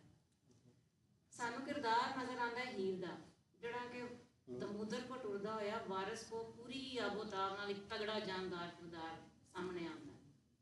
ਉਹ ਸਵਾਣੀ ਜਿਹੜੀ ਦਰਾਵੜਾਂ ਦੇ ਵੇਲੇ ਦੀ ਜਾਂ ਉਸ ਤੋਂ ਪਹਿਲੇ ਦੀ ਸਿੰਧ ਵਾਲੀ ਤਹਿਜ਼ੀਬ 'ਚ ਮੌਜੂਦ ਸੀ, ਵਾਰਿਸ ਸ਼ਾਹ ਦੇ ਲਾਸ਼ੌਰ 'ਚ ਵੀ ਮੌਜੂਦ ਸੀ। ਉਹਨੇ ਫੋਕ ਤੋਂ ਵੀ ਤਾਕਤ ਹਾਸਿਲ ਕੀਤੀ ਕਿ ਪੰਜਾਬ ਦੀ ਔਰਤ ਨੂੰ ਹੋਣਾ ਕਿਸ ਤਰ੍ਹਾਂ ਦਾ ਚਾਹੀਦਾ ਹੈ, ਕਿਸ ਤਰ੍ਹਾਂ ਦੀ ਸੀ। ਸਾਨੂੰ ਉਹਦੀ ਜਿਹੜੀ ਪਹਿਲੀ ਝਾਕੀ ਹੈ ਉਹਦੀ ਦਲੇਰੀ ਦੀ, ਜਾਂ ਜਿਹੜਾ ਉਹ ਆਪਣਾ ਜਿਹੜਾ ਦਾਇਰਾ ਹੈ ਨਾ, ਜਿਹੜਾ ਅਸੀਂ ਕਹਿੰਦੇ ਹਾਂ ਕਿ ਐਸਾ ਤੁਹਾਡੇ ਦਾਇਰੇ ਜ਼ਾਤ ਦੇ ਇਰਦ ਗਿਰਦ ਹੁੰਦੇ ਨੇ, ਸਭ ਤੋਂ ਕਰੀਬੀ ਦਾਇਰੇ ਦੇ ਅੰਦਰ ਕਿਸੇ ਨੂੰ ਦਾਖਲ ਹੋਣ ਦਾ ਹੱਕ ਨਹੀਂ ਹੁੰਦਾ। ਉਹ ਤੁਹਾਡੀ ਪ੍ਰਾਈਵੇਸੀ ਹੈ ਔਰ ਤੁਹਾਡੀ ਹੋਂਦ ਹੈ, ਜਿਹਨੂੰ ਕਿਸੇ ਨੂੰ ਚੈਲੰਜ ਕਰਨ ਦਾ ਜਾਂ ਉਹਦੇ ਅੰਦਰ ਆਪਣੀ ਲੱਤ ਖੱਟਣ ਦਾ ਕੋਈ ਹੱਕ ਹਾਸਿਲ ਨਹੀਂ। ਰਾਂਝਾ ਆਉਂਦਾ ਹੈ, ਆਪਣੀ ਭਾਬੀਆਂ ਦਾ ਸਤਾਇਆ ਹੋਇਆ, ਘਰੋਂ ਨਿਕਲਦਾ ਹੈ ਪਿੰਡੇ ਟੱਪਦਾ ਹੋਇਆ, ਤੇ ਉਹ ਆਉਂਦਾ ਤੇ ਆ ਕੇ ਹੀਰ ਦੀ ਸੇਜ ਤੇ ਸੋ ਜਾਂਦਾ। ਹੀਰ ਆਉਂਦੀ ਹੈ ਆਪਣੀ 60 ਸਹੇਲੀਆਂ ਦੇ ਨਾਲ, ਤੇ ਆ ਕੇ ਜਦੋਂ ਵੇਖਦੀ ਹੈ ਕਿ ਉਹ ਸੁੱਤਾ ਪਿਆ, ਉਸੇ ਵਕਤ ਜਿਹੜਾ ਰਿਐਕਸ਼ਨ ਹੈ ਬੜਾ ਐਬਰਪਟ ਹੈਗਾ। ਉਹ ਆ ਕੇ ਕਹਿੰਦੀ ਹੈ ਕਿ ਉਹਨੂੰ ਸਹੇਲੀਆਂ ਕਹਿੰਦੀਆਂ ਨੇ ਕਿ ਸੁੱਤਾ ਪਿਆ ਹੋਇਆ ਸੁਸਰੀ ਵਾਂਗੂ, ਉਹਨੂੰ ਤਾਂ ਕੋਈ ਨਹੀਂ ਜਗਾ ਸਕਦਾ, ਲੱਗਦਾ ਕਿ ਕਿਸੇ ਬਾਦਸ਼ਾਹ ਦਾ ਜ਼ਾਦਾ ਹੈਗਾ, ਬੜਾ ਖੂਬਸੂਰਤ ਨੌਜਵਾਨ। ਉਹ ਆਉਂਦੀ ਹੈ, ਉਹ ਕਹਿੰਦੀ ਹੈ ਕਿ ਮੈਂ ਤੇ ਜ਼ਰੂਰ ਕੇ ਪਲੰਗ ਤੋਂ ਚਾਹ ਸੁੱਟਾਂ, ਆਇਆ ਕਿਧਰੋਂ ਤੂੰ ਬਾਦਸ਼ਾਹ ਮੈਨੂੰ। ਯਾਨੀ ਕਿ ਉਹ ਤੇ ਕਹਿੰਦੀ ਹੈ ਕਿ ਕੋਈ ਬਾਦਸ਼ਾਹ ਜ਼ਾਦਾ ਵੀ ਹੋਵੇ ਨਾ ਤੇ ਇਹ ਮੇਰੀ ਟੈਰੀਟਰੀ ਹੈ, ਇਹਦੇ ਅੰਦਰ ਆਉਣ ਦਾ ਉਹਨੂੰ ਹੱਕ ਨਹੀਂ ਹੈ। ਅੱਜ ਅਸੀਂ ਜਿਹੜੀ ਔਰਤ ਦੀ ਸੈਲਫ ਹੈ ਜਾਂ ਉਹਦੇ ਉੱਤੇ ਮੁਖਤਲਿਫ ਤਰ੍ਹਾਂ ਦੇ ਜਿਹੜੇ ਨਿਸ਼ਾਨੇ ਕੱਸੇ ਜਾਂਦੇ ਨੇ, ਈਵਨ ਲਿਬਾਸ ਹੋ ਗਿਆ, ਖਾਣ ਪੀਣ ਹੋ ਗਿਆ, ਮਾਸ਼ਰੇ ਦੇ ਵਿੱਚ ਸੜਕ ਉੱਤੇ ਟੁਰਨ ਹੋ ਗਿਆ, ਜਿਹੜੇ ਜਿਹੜੇ ਚੈਲੰਜਿਸ ਹੈਗੇ ਨੇ ਉਹਨੂੰ ਉਸ ਜ਼ਮਾਨੇ ਦੀ ਸਵਾਣੀ ਜਿਹੜੀ ਹੈ ਚੈਲੰਜ ਕਰ ਰਹੀ ਹੈ। ਉਹ ਦੱਸਦੀ ਹੈ ਕਿ ਤੇਰੀ ਹਦੂਦ ਇੱਥੋਂ ਤੱਕ ਹੈ, ਇਸ ਤੋਂ ਅੱਗੇ ਜਿਹੜਾ ਹੈਗਾ ਹੈ ਉਹ ਵਧਣਾ ਉਹ ਤੇਰੇ ਲਈ ਖਤਰੇ ਦਾ ਬਾਇਸ ਹੈ। ਇੱਥੇ ਹੀ ਗੱਲ ਨਹੀਂ ਮੁੱਕਦੀ। ਉਹ 3 ਤਰ੍ਹਾਂ ਦੇ ਜਿਹੜੇ ਤੁਸੀਂ ਕਹਿੰਦੇ ਨਾ ਸਿਸਟਮ ਨੇ, ਜੁਡੀਸ਼ਰੀ, ਰਿਲੀਜਨ ਔਰ ਪੈਟਰੀਓਲੋਜੀ, ਉਹਦੇ ਸਾਹਮਣੇ ਡਟ ਕੇ ਖਲੋਤੀ। ਜਦੋਂ ਉਹਦਾ ਰਾਂਝਾ ਜਿਹੜਾ ਉਹਦਾ ਮਨਪਸੰਦ ਵਰ ਹੈ ਉਹਨੂੰ ਦੇਣ ਤੋਂ ਇਨਕਾਰੀ ਹੁੰਦੇ ਨੇ, ਤੇ ਉਹਦਾ ਬੜਾ ਇੱਕ ਮਜ਼ੇਦਾਰ ਉਹ ਹੈ ਵੇ ਮਿਸਰਾ ਵਾਰਿਸ ਸ਼ਾਹ ਦਾ ਕਿ ਵਾਰਿਸ ਸ਼ਾਹ ਨਾ ਮੁੜਾ ਰੰਜੇਠੜੇ ਤੋਂ ਭਾਵੇਂ ਬਾਪ ਦੇ ਬਾਪ ਦਾ ਬਾਪ ਆਵੇ। ਹੁਣ ਬਾਪ ਦੇ ਬਾਪ ਦਾ ਬਾਪ, ਇਹਦੇ ਅੰਦਰ 3 ਨਸਲਾਂ ਜਿਹੜੀਆਂ ਨੇ ਨਾ ਉਹਨੇ ਸਾਹਮਣੇ ਲਿਆ ਰਹੀਆਂ ਨੇ ਕਿ ਜਿਹੜਾ ਨਸਲੀ ਤਾਸੁਬ ਤੁਰਿਆ ਆ ਰਿਹਾ ਨਾ, ਜਿਹੜਾ ਸਾਡੇ ਨਾਲ ਧਰੋ ਹੋ ਰਿਹਾ ਔਰਤ ਦੇ ਨਾਲ ਪੀੜ੍ਹੀਆਂ ਦਰ ਪੀੜ੍ਹੀ, ਇਹਨੂੰ ਮੈਂ ਨਹੀਂ ਮੰਨਦੀ। ਇਸ ਰੀਤ ਨੂੰ ਟੁੱਟਣਾ ਪਵੇਗਾ, ਇਹਨੂੰ ਮੈਂ ਬੰਨਾਂਗੀ ਤੇ ਮੈਂ ਆਪਣਾ ਮਨਪਸੰਦ ਘਰ ਜਿਹੜਾ ਹੈ ਉਹ ਲੈ ਕੇ ਰਵਾਂਗੀ। ਇਹ ਕੋਈ ਨਿੱਕੀ ਜਿਹੀ ਗੱਲ ਨਹੀਂ ਸੀ। ਅੱਜ ਤੁਸੀਂ ਆਪਣੇ ਮਾਪਿਆਂ ਦੇ ਅੱਗੇ ਸਿਰਫ ਅੱਜ ਦੀ ਜਿਹੜੀ ਹੋਂਦ ਹੈਗੀ ਹੈ, ਇੱਕ ਨਿੱਕਾ ਜਿਹਾ ਆਪਣਾ ਤੁਸੀਂ ਕਹਿ ਲਓ ਨਾ ਜੋੜਾ ਲੈਣ ਵਾਲਾ ਵੀ ਜਿਹੜਾ ਹੁੰਦਾ ਨਾ ਕਿ ਮੈਨੂੰ ਇਹ ਜੋੜਾ ਪਸੰਦ ਹੈ ਤੇ ਮੈਨੂੰ ਇਹ ਲੈ ਦਿਓ, ਉਹਦੇ ਲਈ ਖਿਲਾਉਣਾ ਵੀ ਜਿਹੜਾ ਨਾ ਮੁਸ਼ਕਲ ਹੋ ਜਾਂਦਾ। ਤੇ ਉਹ ਜਿਹੜਾ ਜੋੜ ਹੈ ਉਹਨੂੰ ਹਾਸਲ ਕਰਨ ਲਈ ਖਲੋ ਜਾਣਾ ਬੜੀ ਵੱਡੀ ਗੱਲ ਹੈ ਉਸ ਸਮੇਂ ਦੇ ਅੰਦਰ। ਸੋ ਸਾਡੇ ਕੋਲ ਜਿਹੜਾ ਰੈਜ਼ਿਸਟੈਂਸ ਹੈ ਜਿਹੜੀ ਔਰਤ ਦੀ, ਉਹ ਕੋਈ ਨਵੀਂ ਗੱਲ ਨਹੀਂ ਹੈ, ਉਹ ਬੜੀ ਪੁਰਾਣੀ ਲੱਗੀ ਆ ਰਹੀ ਹੈ। ਦੂਸਰੀ ਦਾਸਤਾਨ ਦਾ ਮੈਂ ਹਵਾਲਾ ਦੇਣਾ ਚਾਹਾਂਗੀ ਕਿ ਅਸੀਂ ਆਖਰੀ ਦਾਸਤਾਨ ਮੰਨਦੇ ਹਾਂ ਮਿਰਜ਼ਾ ਸਾਹਿਬਾ ਦੀ। ਕਿਹਾ ਜਾਂਦਾ ਹੈ ਕਿ ਸਾਹਿਬਾ ਦਾ ਕਿਰਦਾਰ ਜਿਹੜਾ ਹੈ ਨਾ ਉਹ ਓਡਾ ਜਾਨਦਾਰ ਨਹੀਂ ਹੈ, ਉਹ ਬੜੀ ਦੋਗਲੀ ਗਈ ਔਰ ਇਸੇ ਤਰ੍ਹਾਂ ਦੀ ਕਨਿੰਗ ਗਈ, ਯਾਨੀ ਜਿਹੜਾ ਮਕਾਰੀ ਜਾਂ ਯਾਰੀ ਉਹਦੇ ਨਾਲ ਜੋੜੀ ਗਈ, ਆਖਰ ਉਹਦੇ ਪਿੱਛੇ ਕੀ ਸਬਬ ਸੀ? ਔਰਤ ਦੇ ਅੰਦਰ ਜਿਹੜਾ ਚੇਂਜ ਆ ਰਿਹਾ ਹੈ ਉਹ ਕਿਸੇ ਮਾਸ਼ਰੇ ਤੋਂ ਉਪਰੀ ਤਾਂ ਨਹੀਂ ਹੈਗੀ, ਉਹਦੀਆਂ ਜੜ੍ਹਾਂ ਐਸੇ ਵਸੇਬ ਦੇ ਅੰਦਰ ਨੇ। ਦਰਅਸਲ ਜਦੋਂ ਵਸੇਬ ਦੇ ਅੰਦਰ ਚੀਜ਼ਾਂ ਬਦਲ ਰਹੀਆਂ ਹੁੰਦੀਆਂ ਨੇ, ਅਦਬ ਵੀ ਬਦਲ ਰਿਹਾ ਹੁੰਦਾ ਹੈ। ਜਿੱਥੇ ਕੰਜ਼ਿਊਮਰਿਜ਼ਮ ਪ੍ਰਾਈਵੇਟਾਈਜੇਸ਼ਨ ਦੇ ਆਉਣ ਨਾਲ ਸੋਚ ਪ੍ਰੈਗਮੈਟਿਕ ਹੋਈ, ਕਿਰਦਾਰ ਵੀ ਬਦਲ ਗਏ। ਉਹ ਹੀਰ ਜਿਹੜੀ ਉੱਥੋਂ ਟੁਰੀ ਸੀ, ਉਹ ਜਦੋਂ ਸਾਹਿਬਾ ਦੇ ਰੂਪ ਵਿੱਚ ਪੇਸ਼ ਹੁੰਦੀ ਹੈ ਤੇ ਉਹਨੂੰ ਆਪਣਾ ਮਫਾਦ ਵੇਖਣਾ ਪੈਂਦਾ ਹੈ। ਤੇ ਇੱਥੇ ਆ ਕੇ ਉਹ ਖਾਸ ਤੌਰ ਤੇ ਬਹੁਤ ਹੀ ਪ੍ਰੈਕਟੀਕਲ ਹੋ ਕੇ ਤੇ ਆਪਣਾ ਫੈਸਲਾ ਜਿਹੜਾ ਹੈ ਉਹ ਉਸ ਅੰਦਾਜ਼ ਨਾਲ ਕਰਦੀ ਹੈ। ਅੰਦਾਜ਼ ਬਦਲ ਗਏ ਨੇ ਲੇਕਿਨ ਸੋਚ ਉਹਦੀ ਅੱਜ ਵੀ ਉਸ ਜ਼ਮਾਨੇ 'ਚ ਆਪਣੀ ਹੀ ਰਹੀ। ਸੋ ਦਾਸਤਾਨਾਂ ਜਿਹੜੀਆਂ ਕਹਿਣ ਦਾ ਮਕਸਦ ਸਿਰਫ ਇੰਨਾ ਹੈ ਕਿ ਜਿਹੜੀ ਅੱਜ ਅਸੀਂ ਫੈਮਿਨਿਜ਼ਮ ਦੀ ਬੜੀ ਲਹਿਰ ਦਾ ਨਾਮ ਵੀ ਸੁਣਨੇ ਹਾਂ, ਸਵਾਣੀ ਦੇ ਹੱਕ ਦੀ ਗੱਲ ਵੀ ਕਰਨੇ ਹਾਂ, ਸਾਡੇ ਪੰਜਾਬ ਦੇ ਅੰਦਰ, ਸਾਡੇ ਅਦਬ ਦੇ ਅੰਦਰ ਉਹ ਕਈ ਹਜ਼ਾਰ ਵਰਿਆਂ ਪੁਰਾਣੀ ਹੈ। ਉਹ ਬਿਆਨੀਆਂ ਅੱਜ ਨਵਾਂ ਨਹੀਂ ਹੈ, ਉਸੇ ਪੁਰਾਣੇ ਬਿਆਨੀਏ ਨੂੰ ਅੱਜ ਨਵਾਂ ਕੀਤਾ ਜਾ ਰਿਹਾ। ਸ਼ੁਕਰੀਆ। ਡਾਕਟਰ ਸਾਹਿਬ ਦੀ ਗੱਲ ਤੋਂ ਮੈਨੂੰ ਯਾਦ ਹੈ, ਹਾਲੇ ਜਿੰਨੇ ਦੋਸਤ ਬੈਠੇ ਨੇ, ਭੈਣਾਂ ਮੇਰੀਆਂ, ਭਾਈ ਮੇਰੇ, ਜ਼ਿਆਦਾ ਅਕਸਰ ਸ਼ਾਦੀशुदा ਨੇ, ਅਗਰ ਜ਼ਿਆਦਾ ਨਹੀਂ। ਅੱਛਾ, ਤੁਸੀਂ ਮਜ਼ੇ ਦੀ ਗੱਲ ਦੇਖੋ ਕਿ ਅੱਜ 21ਵੀਂ ਸਦੀ ਦੇ ਵਿੱਚ ਮਤਲਬ ਇੱਕ ਪਾਸੇ ਵਾਰਿਸ ਸਾਹਿਬ ਦਾ ਬਿਆਨੀ ਹੈ ਜਿਹੜਾ ਹੀਰ ਨੂੰ ਪ੍ਰੈਜ਼ੈਂਟ ਕਰ ਰਿਹਾ, ਜਿਹੜਾ ਦਿਖਾ ਰਿਹਾ ਕਿ ਹੀਰ ਕਿਵੇਂ ਖੜੀ ਹੋਈ ਹੈ ਔਰ ਆਖਰ ਤੱਕ ਮਤਲਬ ਉਹ ਆਖਰ ਤੱਕ ਉਹਨੇ ਸਰੈਂਡਰ ਨਹੀਂ ਕੀਤਾ, ਉਹਦੇ ਨਾਲ ਧੋਖਾ ਹੋਇਆ। ਮਜ਼ੀਦ ਤਫਸੀਲਾਤ ਤੁਸੀਂ ਹੀਰਾਂ ਜਾਂ ਫਿਲਮ ਵੇਖ ਲਓ ਪੁਰਾਣੀ, ਉਹਦੀ ਪੂਰੀ ਤਫਸੀਲ ਮੌਜੂਦ ਹੈ ਕਿ ਉਹਨੇ ਸਿਰ ਵੀ ਥੱਲੇ ਨਹੀਂ ਕੀਤਾ ਔਰ ਕਿਵੇਂ ਉਹ ਦੋ ਨੰਬਰੀ ਨਾਲ ਬਹੁਤ ਨਹੀਂ ਕਹਿੰਦੀ ਥੱਲੇ। ਅੱਛਾ, ਅੱਜ ਦੇ ਦੌਰ ਵਿੱਚ ਦੇਖੋ ਜਿਹਦੀ ਸ਼ਾਦੀ ਹੋਈ ਹੈ, ਜ਼ਰਾ ਰਿਕਾਲ ਕਰੋ ਜਦੋਂ ਉਹਦਾ ਨਿਕਾਹ ਹੋਇਆ, 2 ਸਫੇ ਹੁੰਦੇ ਨੇ ਨਿਕਾਹਨਾਮੇ ਦੇ ਜਿਹੜੇ ਸਾਡੇ ਸਟੇਟ ਆਫ ਪਾਕਿਸਤਾਨ ਜਿਹੜੇ ਸਾਨੂੰ ਭਰਨੇ ਪੈਂਦੇ। ਦੂਜੇ ਸਮੇਂ ਦੇ ਉੱਤੇ ਉਹ ਟਰਮ ਐਂਡ ਕੰਡੀਸ਼ਨ ਨੇ ਜਿਹਦੇ ਤਹਿਤ ਉਹ ਬੌਂਡ ਬਣਾਇਆ ਜਾਂਦਾ ਕਿ ਇੱਕ ਔਰਤ ਜਿਹੜੀ ਹੈ ਕਬੂਲ ਕਰਦੀ ਹੈ ਮਰਦ ਨੂੰ, ਮੈਂ ਇਹਦੀ ਨਿਕਾਹ ਚਾਹੀਏ, ਮਰਦ ਨੂੰ ਲੈਂਦਾ। ਉਹਦੇ ਉੱਤੇ ਜਿਹੜੀਆਂ ਸ਼ਰਾਇਤ ਨੇ ਉਹ ਅਗਰ ਕਿਸੇ ਨੂੰ ਯਾਦ ਹੋਣ ਜਾਂ ਕਿਸੇ ਦੇ ਦੇਸ਼ ਹੋਣ, ਉਹਦੇ ਤੇ ਬੜੀ ਬਰੀਕ ਦੀ ਗੱਲ ਹੈ कि क्या तलाक के वक्त औरत को निकाह के वक्त औरत को तलाक का हक तफवीज़ किया गया, अगर किया गया तो किन शराइत पर? मैं ऐसे पासे आ रहा हूँ जबरदस्त 4-5 नहीं, मतलब वो बुनियादी तौर पे उस बयानी की वो तफसील है जी वारिस शाह जी साढ़े सूफी शायर अज तक एस्टैबलिश कर दिया जी। और साढ़े मौलवी ने की किया कि अज मॉडर्न दौर भी उन्हें ये पूछने का तकल्लुफ ही नहीं किया। वो पहले सफा बड़ी बरीकी नाल बार-बार टैली करके कि यार कार्ड नंबर ना गलत हो जाए, एड्रैस वगैरह। दूसरे सफे के उत्ते वो घर वालों भी नहीं पूछता और वो ਤੁਹਾਡੇ ਸਾਹਮਣੇ बड़ी दलेरी के नाल लकीर फेर यानी ये बुनियादी तौर पर उस इस बयानी की उन्हें पढ़ के पट्टी पहुँच दी मौलवी ने। ये वारिस शाह एवं नहीं कहता, वारिस शाह डॉक्टर साहब ने जिक्र किया कि जिस वेले आया निकलिया घरों, अच्छा पहली रात वो मसीत चाहिए तो वारिस शाह ने क्या वो खूबसूरत वो तारफ कराया कि आखिरी जी लाइन जिथे मौलवी की एंट्री है, वारिस शाह मियाँ पंड झगड़े की पिछों मुला मसीत आया है। वारिस शाह उदों मतलब वो इन्ना सचेत सी, उदों जानता सी कि यार असीं अज देखो ना उन्होंने सिर ते थोड़ा जिहा चढ़ाया है, असीं अज भुगत रहे हैं कि साडा बदकिस्मती नाल साडा बयानी ही उलट कीता जा रहा है। सानू असीं इहदे किस अदब दे, किस सकाफत दे, ਕਿਸ ਕਲਚਰ ਦੇ ਪੈਰੋਕਾਰ ਹਾਂ, ਕਿਹਦੇ ਦਾਅਵੇਦਾਰ ਹਾਂ, ਜਿਹਦੇ ਵਿੱਚ ਕੋਈ ਇਸ ਬੁਨਿਆਦ ਤੇ ਤਾਸੁਬ ਹੈ ਹੀ ਨਹੀਂ ਹੈ। ਅਗਲਾ ਮਜ਼ਹਬ ਕੀ ਹੈ, ਰੰਗ ਨਸਲ ਕੀ ਹੈ। ਔਰ ਅੱਜ ਬਦਕਿਸਮਤੀ ਨਾਲ ਦੇਖ ਲਓ, ਜਿਹੜਾ ਮੈਂ ਤੁਹਾਨੂੰ ਬੜੀ ਰੀਸੈਂਟ ਐਗਜ਼ਾਮਪਲ ਜਿਹੜੀ ਮੈਂ ਤੁਹਾਨੂੰ ਦੇ ਰਿਹਾ ਮੌਲਵੀ ਦੀ, ਇਹ ਅੱਜ ਦੇ ਮੁਸ਼ਾਹਿਦੇ ਵਿੱਚ ਵੀ ਹੈ। ਬੜਾ ਪਿੱਛੇ ਜੇ ਵਿਮਨ ਐਕਟ ਜਿਹੜਾ ਆਇਆ ਬਿੱਲ, ਜਿਸ ਵੇਲੇ ਲਾਹੌਰ ਬੜੇ ਇhtਜਾਜ ਹੁੰਦੇ ਰਹੇ, ਤਾਂ ਕਿਸੇ ਨੇ ਗੱਲ ਕੀਤੀ ਕਿ ਯਾਰ ਇਹ ਕੀ ਹੈ, ਰੌਲਾ ਕਾਹਦਾ ਹੈ, ਮੌਲਵੀ ਜਿਹੜੇ ਨੇ ਕੀ ਇਜਾਜ਼ਤ ਮੰਗਦੇ ਨੇ। ਤੇ ਕਿਸੇ ਨੇ ਬੜਾ ਸੋਹਣਾ ਤਬਸਰਾ ਕੀਤਾ, ਉਹਨੇ ਕਿਹਾ ਜੀ ਇਹ ਬੀਵੀਆਂ ਨੂੰ ਕੁੱਟਣ ਦੀ ਇਜਾਜ਼ਤ ਮੰਗਦੇ। ਤਾਂ ਇਹ ਬੁਨਿਆਦੀ ਤੌਰ ਤੇ ਸਾਡਾ ਬਿਆਨੀਆਂ ਡੈਮੇਜ ਕਰਕੇ ਇਹ ਬਿਆਨੀਆਂ, ਔਰ ਬਦਕਿਸਮਤੀ ਕੀ ਹੈ ਕਿ ਅਸੀਂ, ਸਾਡੀ ਤਾਦਾਦ ਜ਼ਿਆਦਾ ਹੈ, ਸਾਡੀ ਤੋਂ ਮੁਰਾਦ ਹੈ ਹਰ ਉਹ ਆਮ ਬੰਦਾ ਜਿਹੜਾ ਖੁਸ਼ੀ 'ਚ ਖੁਸ਼ ਹੁੰਦਾ ਹੈ, ਗਮੀ 'ਚ ਪਰੇਸ਼ਾਨ ਹੁੰਦਾ ਹੈ, ਅੱਛੀ ਗੱਲ ਸੁਣ ਕੇ ਇੰਜੋਏ ਕਰਦਾ। ਲਿਟਰੇਚਰ ਹਰ ਬੰਦੇ ਨੂੰ ਚੰਗਾ ਲੱਗਦਾ, ਉਹਦੀ ਰੂਹ ਦੇ ਵਿੱਚ ਵਸਦਾ ਹੈ। ਲੇਕਿਨ ਸਾਡਾ ਮਸਲਾ ਕੀ ਹੈ, ਸਾਡੀ ਆਵਾਜ਼ ਸ਼ਾਇਦ ਨਹੀਂ ਹੈ, ਅਸੀਂ ਕਰਦੇ ਕਿਉਂ ਕਿ ਦੂਸਰਾ ਪਾਸੇ ਜਿਹੜਾ ਹੈ ਨਾ, ਸ਼ਿੱਦਤ ਪਸੰਦ ਬਿਆਨੀ ਹੈ, ਐਕਸਟ੍ਰੀਮਿਜ਼ਮ ਹੈ, ਉਹ ਲਾਊਡ ਹੈ, ਉਹਦੀ ਤਾਦਾਦ ਥੋੜੀ ਹੈ, ਇਸ ਵਜ੍ਹਾ ਤੋਂ ਸਾਨੂੰ ਉਹ ਡੋਮੀਨੇਟ ਕਰ ਜਾਂਦਾ ਹੈ। ਤੇ ਡਾਕਟਰ ਸਾਹਿਬ ਨੇ ਬੜੀ ਖੂਬਸੂਰਤ ਗੱਲ ਕੀਤੀ, ਬਹੁਤ ਸ਼ੁਕਰੀਆ। ਵੱਟੂ ਸਾਹਿਬ ਵੱਲ ਮੈਂ ਦੁਬਾਰਾ ਜਾਵਾਂਗਾ ਕਿ ਕਹਾਣੀ, ਕਿਉਂਕਿ ਕਹਾਣੀਆਂ ਵੱਲ ਗੱਲ ਆ ਗਈ, ਕਹਾਣੀ ਔਰ ਬਿਆਨੀਆਂ, ਇਹਦੇ 'ਚ ਕੋਈ ਨਖੇੜਾ ਹੈ। ਕਿਉਂਕਿ ਜਦੋਂ ਕਿ ਕਹਾਣੀ, ਇੱਕ ਸ਼ਾਇਰ ਜਿਵੇਂ ਵਾਰਿਸ ਸ਼ਾਹ ਨੇ ਕਿੱਸਾ ਲਿਖਿਆ, ਕਿਆ ਵਾਰਿਸ ਸ਼ਾਹ ਨੂੰ ਪਤਾ ਸੀ ਇਸ ਗੱਲ ਦਾ ਕਿ ਮੈਂ ਇੱਕ ਖਾਸ ਤਰ੍ਹਾਂ ਦਾ ਬਿਆਨੀਆ ਪੇਂਟ ਕਰਾਂ, ਕਿਉਂਕਿ ਵਾਰਿਸ ਸ਼ਾਹ ਹਰ ਫਨ ਮੌਲਾ ਸੀ। ਦੁਨੀਆ ਦਾ ਕੋਈ ਮੌਜੂਦ ਨਹੀਂ ਹੈ ਜਿਹੜਾ ਤੁਹਾਨੂੰ ਵਾਰਿਸ ਸ਼ਾਹ ਦੇ ਵਿੱਚੋਂ ਨਾ ਲੱਭੇ, ਔਰ ਬੜਾ ਖੂਬਸੂਰਤ ਤਰੀਕੇ ਨਾਲ ਨਾ।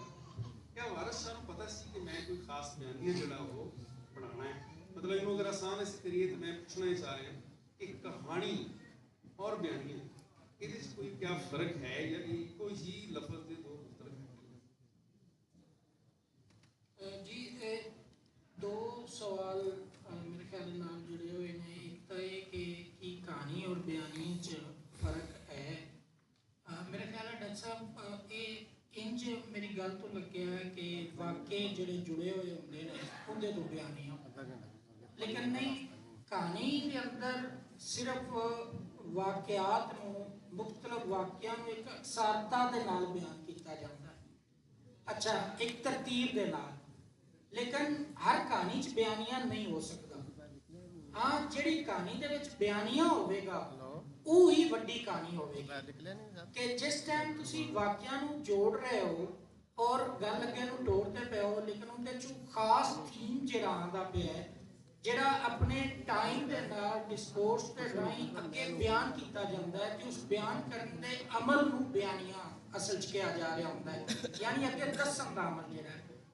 ਅੱਛਾ, ਦੂਸਰਾ ਕਿ ਵਾਰਿਸ ਸ਼ਾਹ ਦੇ ਕੀ ਜ਼ਿਹਨ ਦੇ ਵਿੱਚ ਕੋਈ ਖਾਸ ਬਿਆਨੀਆਂ ਮੌਜੂਦ ਸੀ ਕਿ ਉਹਨੇ ਬਿਲਡ ਦਾਸਤਾਨ 'ਚ ਕਿਵੇਂ ਕਰਨਾ ਹੈ। ਤੇ ਮੇਰੇ ਹਿਸਾਬ 'ਚ ਜਿਵੇਂ ਡਾਕਟਰ ਸ਼ਬਨਮ ਹੋਰਾਂ ਨੇ ਪਹਿਲੇ ਗੱਲ ਕੀਤੀ ਹੈ ਨਾ, ਕਿ ਦਾਸਤਾਨਾਂ ਦੇ ਵਿੱਚ ਤੇ ਆਲਰੇਡੀ ਇੱਕ ਬਿਆਨੀਆਂ ਦੀ ਸੂਰਤ, ਸਵਾਨੀ ਦੀ ਸੂਰਤ, ਉਹਦੀ ਆਜ਼ਾਦੀ ਦੀ ਸੂਰਤ, ਫੈਮਿਨਿਜ਼ਮ ਦੀ ਅੱਜ ਟਰਮ ਨਵੀਂ ਆਈ ਹੈ, ਲੇਕਿਨ ਪਿਛਾਂ ਸਾਰੀਆਂ ਮੌਜੂਦ ਨੇ। ਵਾਰਿਸ ਸ਼ਾਹ ਵੀ ਤਾਂ ਟੀ.ਐਸ. ਏਲੀਅਟ ਨੇ ਕਿਹਾ ਸੀ ਨਾ ਕਿ ਵੱਡਾ ਜ਼ਿਹਨ ਮਾਜ਼ੀ ਤੋਂ ਤਾਕਤ ਹਾਸਲ ਕਰਦਾ ਹੈ। ਵਾਰਿਸ ਸ਼ਾਹ ਵੀ ਤਾਂ ਉਹ ਵੱਡਾ ਜ਼ਿਹਨ ਹੈ ਨਾ ਜਿਹਦੇ ਪਿੱਛੇ ਹਜ਼ਾਰਾਂ ਸਾਲਾਂ ਦੀ ਰਵਾਇਤ ਮੌਜੂਦ ਸੀ, ਔਰ ਉਸ ਰੀਤ ਦੇ ਵਿੱਚੋਂ ਹੀ ਵਾਰਿਸ ਸ਼ਾਹ ਬਣਿਆ। ਅੱਛਾ, ਉਹਨਾਂ ਦੇ ਪਿੱਛੇ ਮੈਂ ਲੋਕ ਅਦਬ ਵੱਲ ਦੁਬਾਰਾ ਆਵਾਂ ਤਾਂ ਸਾਡੇ ਕੋਲ ਨਾ ਇੱਕ ਗਾਵਨ ਹੈ ਸਿੱਠਣੀ, ਪਤਾ ਨਹੀਂ ਹੁਣ ਕਈ ਇਲਾਕਿਆਂ 'ਚ ਹੈ ਕਿ ਨਹੀਂ, ਮੇਰੇ ਪਿੰਡ 'ਚ ਅੱਜ ਵੀ ਹੈਗੀ ਹੈ, ਕਿ ਜਿਸਲੇ ਬਰਾਤ ਆਉਂਦੀ ਹੈ ਨਾ, ਜੰਜ ਬੂਹੇ ਆਉਂਦੀ ਹੈ, ਤੇ ਜਿਹੜੀਆਂ ਔਰਤਾਂ ਨੇ ਉਹ ਨਾ ਉਹਨਾਂ ਨੂੰ ਮਤਲਬ ਉਹ ਇੱਕ ਗੀਤ ਹੈ ਜਿਹਦੇ 'ਚ ਗਾਲਾਂ ਵੀ ਕੱਢੀਆਂ ਜਾਂਦੀਆਂ, ਬਲਕਿ ਗਾਲਾਂ ਵੀ ਨਹੀਂ, ਗਾਲਾਂ ਜ਼ਿਆਦਾ ਹੁੰਦੀਆਂ ਨੇ, ਗਾਲਾਂ ਹੀ ਕੱਢੀਆਂ ਜਾ ਰਹੀਆਂ। ਅੱਛਾ, ਉਹਦੇ 'ਚ ਨਾ ਹੁੰਦਾ ਕੀ ਹੈ ਕਿ ਜਾਂਜੀ ਔਰ ਜਿਹੜਾ ਉਹ ਲਾੜਾ ਉਹਦੇ ਨਾਲ ਦੇ ਜਾਂਜੀ ਸਾਰੇ ਜਿਹੜੇ ਉਹਨਾਂ ਮਾਈਆਂ ਨੂੰ, ਔਰਤਾਂ ਨੂੰ, ਸਵਾਨੀਆਂ ਨੂੰ ਨਜ਼ਰ ਆਉਣਗੇ ਨਾ, ਉਹ ਇੱਕ ਇੱਕ ਦਾ ਨਾਂ ਲੈ ਕੇ ਨਾ ਉਹਨੂੰ ਮਤਲਬ ਨਾ ਉਹਨੂੰ ਨਾ ਵੈਲਕਮ ਕੀਤਾ ਜਾਵੇਗਾ। ਅੱਛਾ, ਇਹ ਨਾ ਮੈਂ ਆਹ ਦੀ ਫੀਲਿੰਗ ਦੱਸਣਾ ਕਿ ਸ਼ੁਰੂ 'ਚ ਨਿੱਘਾ ਹੁੰਦਿਆਂ ਕੋਈ ਕਦੇ ਸਰਬਾਲਾ ਬਣ ਗਿਆ, ਕਦੇ ਇੰਜ, ਲੇਕਿਨ ਜਿਸਲੇ ਉਸ ਘਰ ਵੜਨ ਲੱਗਦੇ ਹੁੰਦੇ ਸਨ ਨਾ, ਉਸਲੇ ਪੈਰ ਪਿਛਾਂ ਹੁੰਦੇ ਸਨ ਵੀ ਉਹ ਅੱਗੂ ਸਾਹਿਬ ਦੇ ਗਾਲਾਂ ਦੀ ਛੱਡ ਪੈਂਦੀ ਹੈ। ਅੱਛਾ, ਮੈਨੂੰ ਉਸਲੇ ਉਹ ਲੱਗਦਾ ਸੀ ਵੀ ਇਹ ਕੀ ਹੈ। ਅੱਛਾ, ਜਦੋਂ ਲਿਟਰੇਚਰ ਨੂੰ ਪੜ੍ਹਦਿਆਂ ਹੋਇਆ ਜਾਂ ਉਂਝ ਖਿਆਲ ਆਇਆ, ਵੇਖੋ ਮੈਰਿਜ ਇੰਸਟੀਟਿਊਸ਼ਨ ਤੋਂ ਪਹਿਲੇ ਨਾ ਕਬਾਇਲੀ ਸੂਰਤ ਦੇ ਵਿੱਚ ਦਾੜੇ ਸਾਰੀ ਦੁਨੀਆ 'ਚ ਹੁੰਦੇ ਆ। ਅੱਛਾ, ਜਦੋਂ ਦਾੜਾ ਹੁੰਦਾ ਆ ਤੇ ਉਹਦੇ ਵਿੱਚ ਮਾਲ ਲੁੱਟਣ ਦੇ ਨਾਲ ਨਾਲ ਔਰਤਾਂ ਵੀ ਚੁੱਕੀਆਂ ਜਾਂਦੀਆਂ ਸਨ।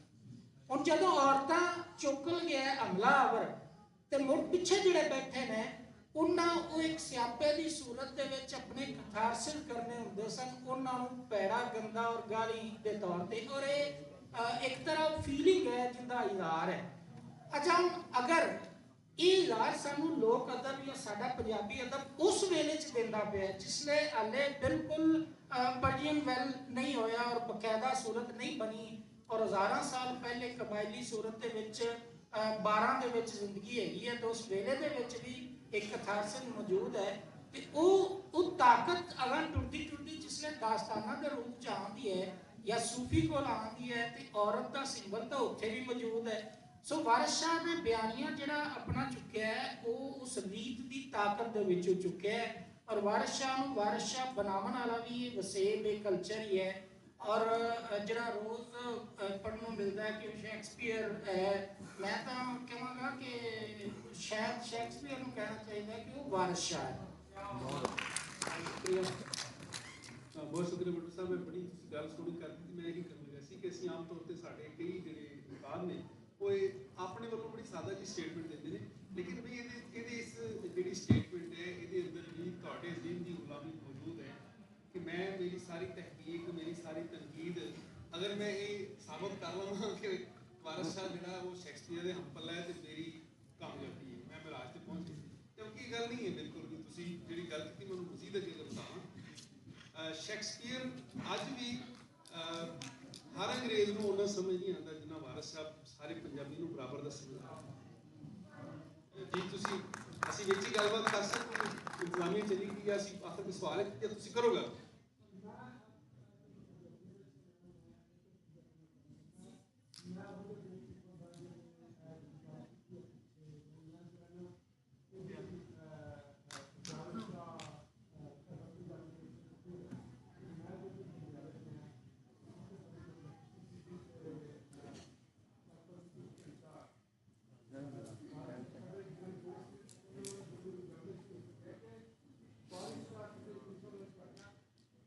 ਤੁਹਾਡੀ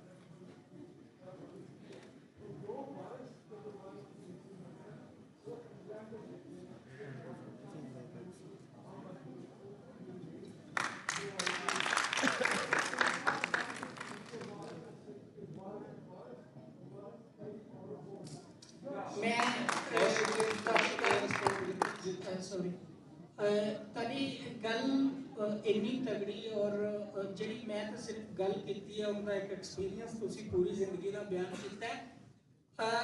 ਦੇਖੋ ਕਲਾਸਿਕ ਹੁੰਦਾ ਹੀ ਉਹ ਹੈ ਜਿਹੜਾ ਫੋਕ ਦੇ ਵਿੱਚੋਂ ਲੋਕ ਅਦਬ ਦੇ ਵਿੱਚੋਂ ਫੁੱਟੇ ਔਰ ਫਿਰ ਕਲਾਸਿਕ ਦੇ ਵਿੱਚੋਂ ਹਟ ਕੇ ਲੋਕ ਅਦਬ ਫੁੱਟੇ। यानी जेड़ा तुसी इंग्लिश लिटरेचर देखो, तुसी पर्शियन बाकी सारे लिटरेचर एक थां ते और मेरे लिए वो सारे इतराम वाले ने। साडे बुल्ले शाह दियां लैना साडे बाबियां नूं गली महल्लियां च याद ने।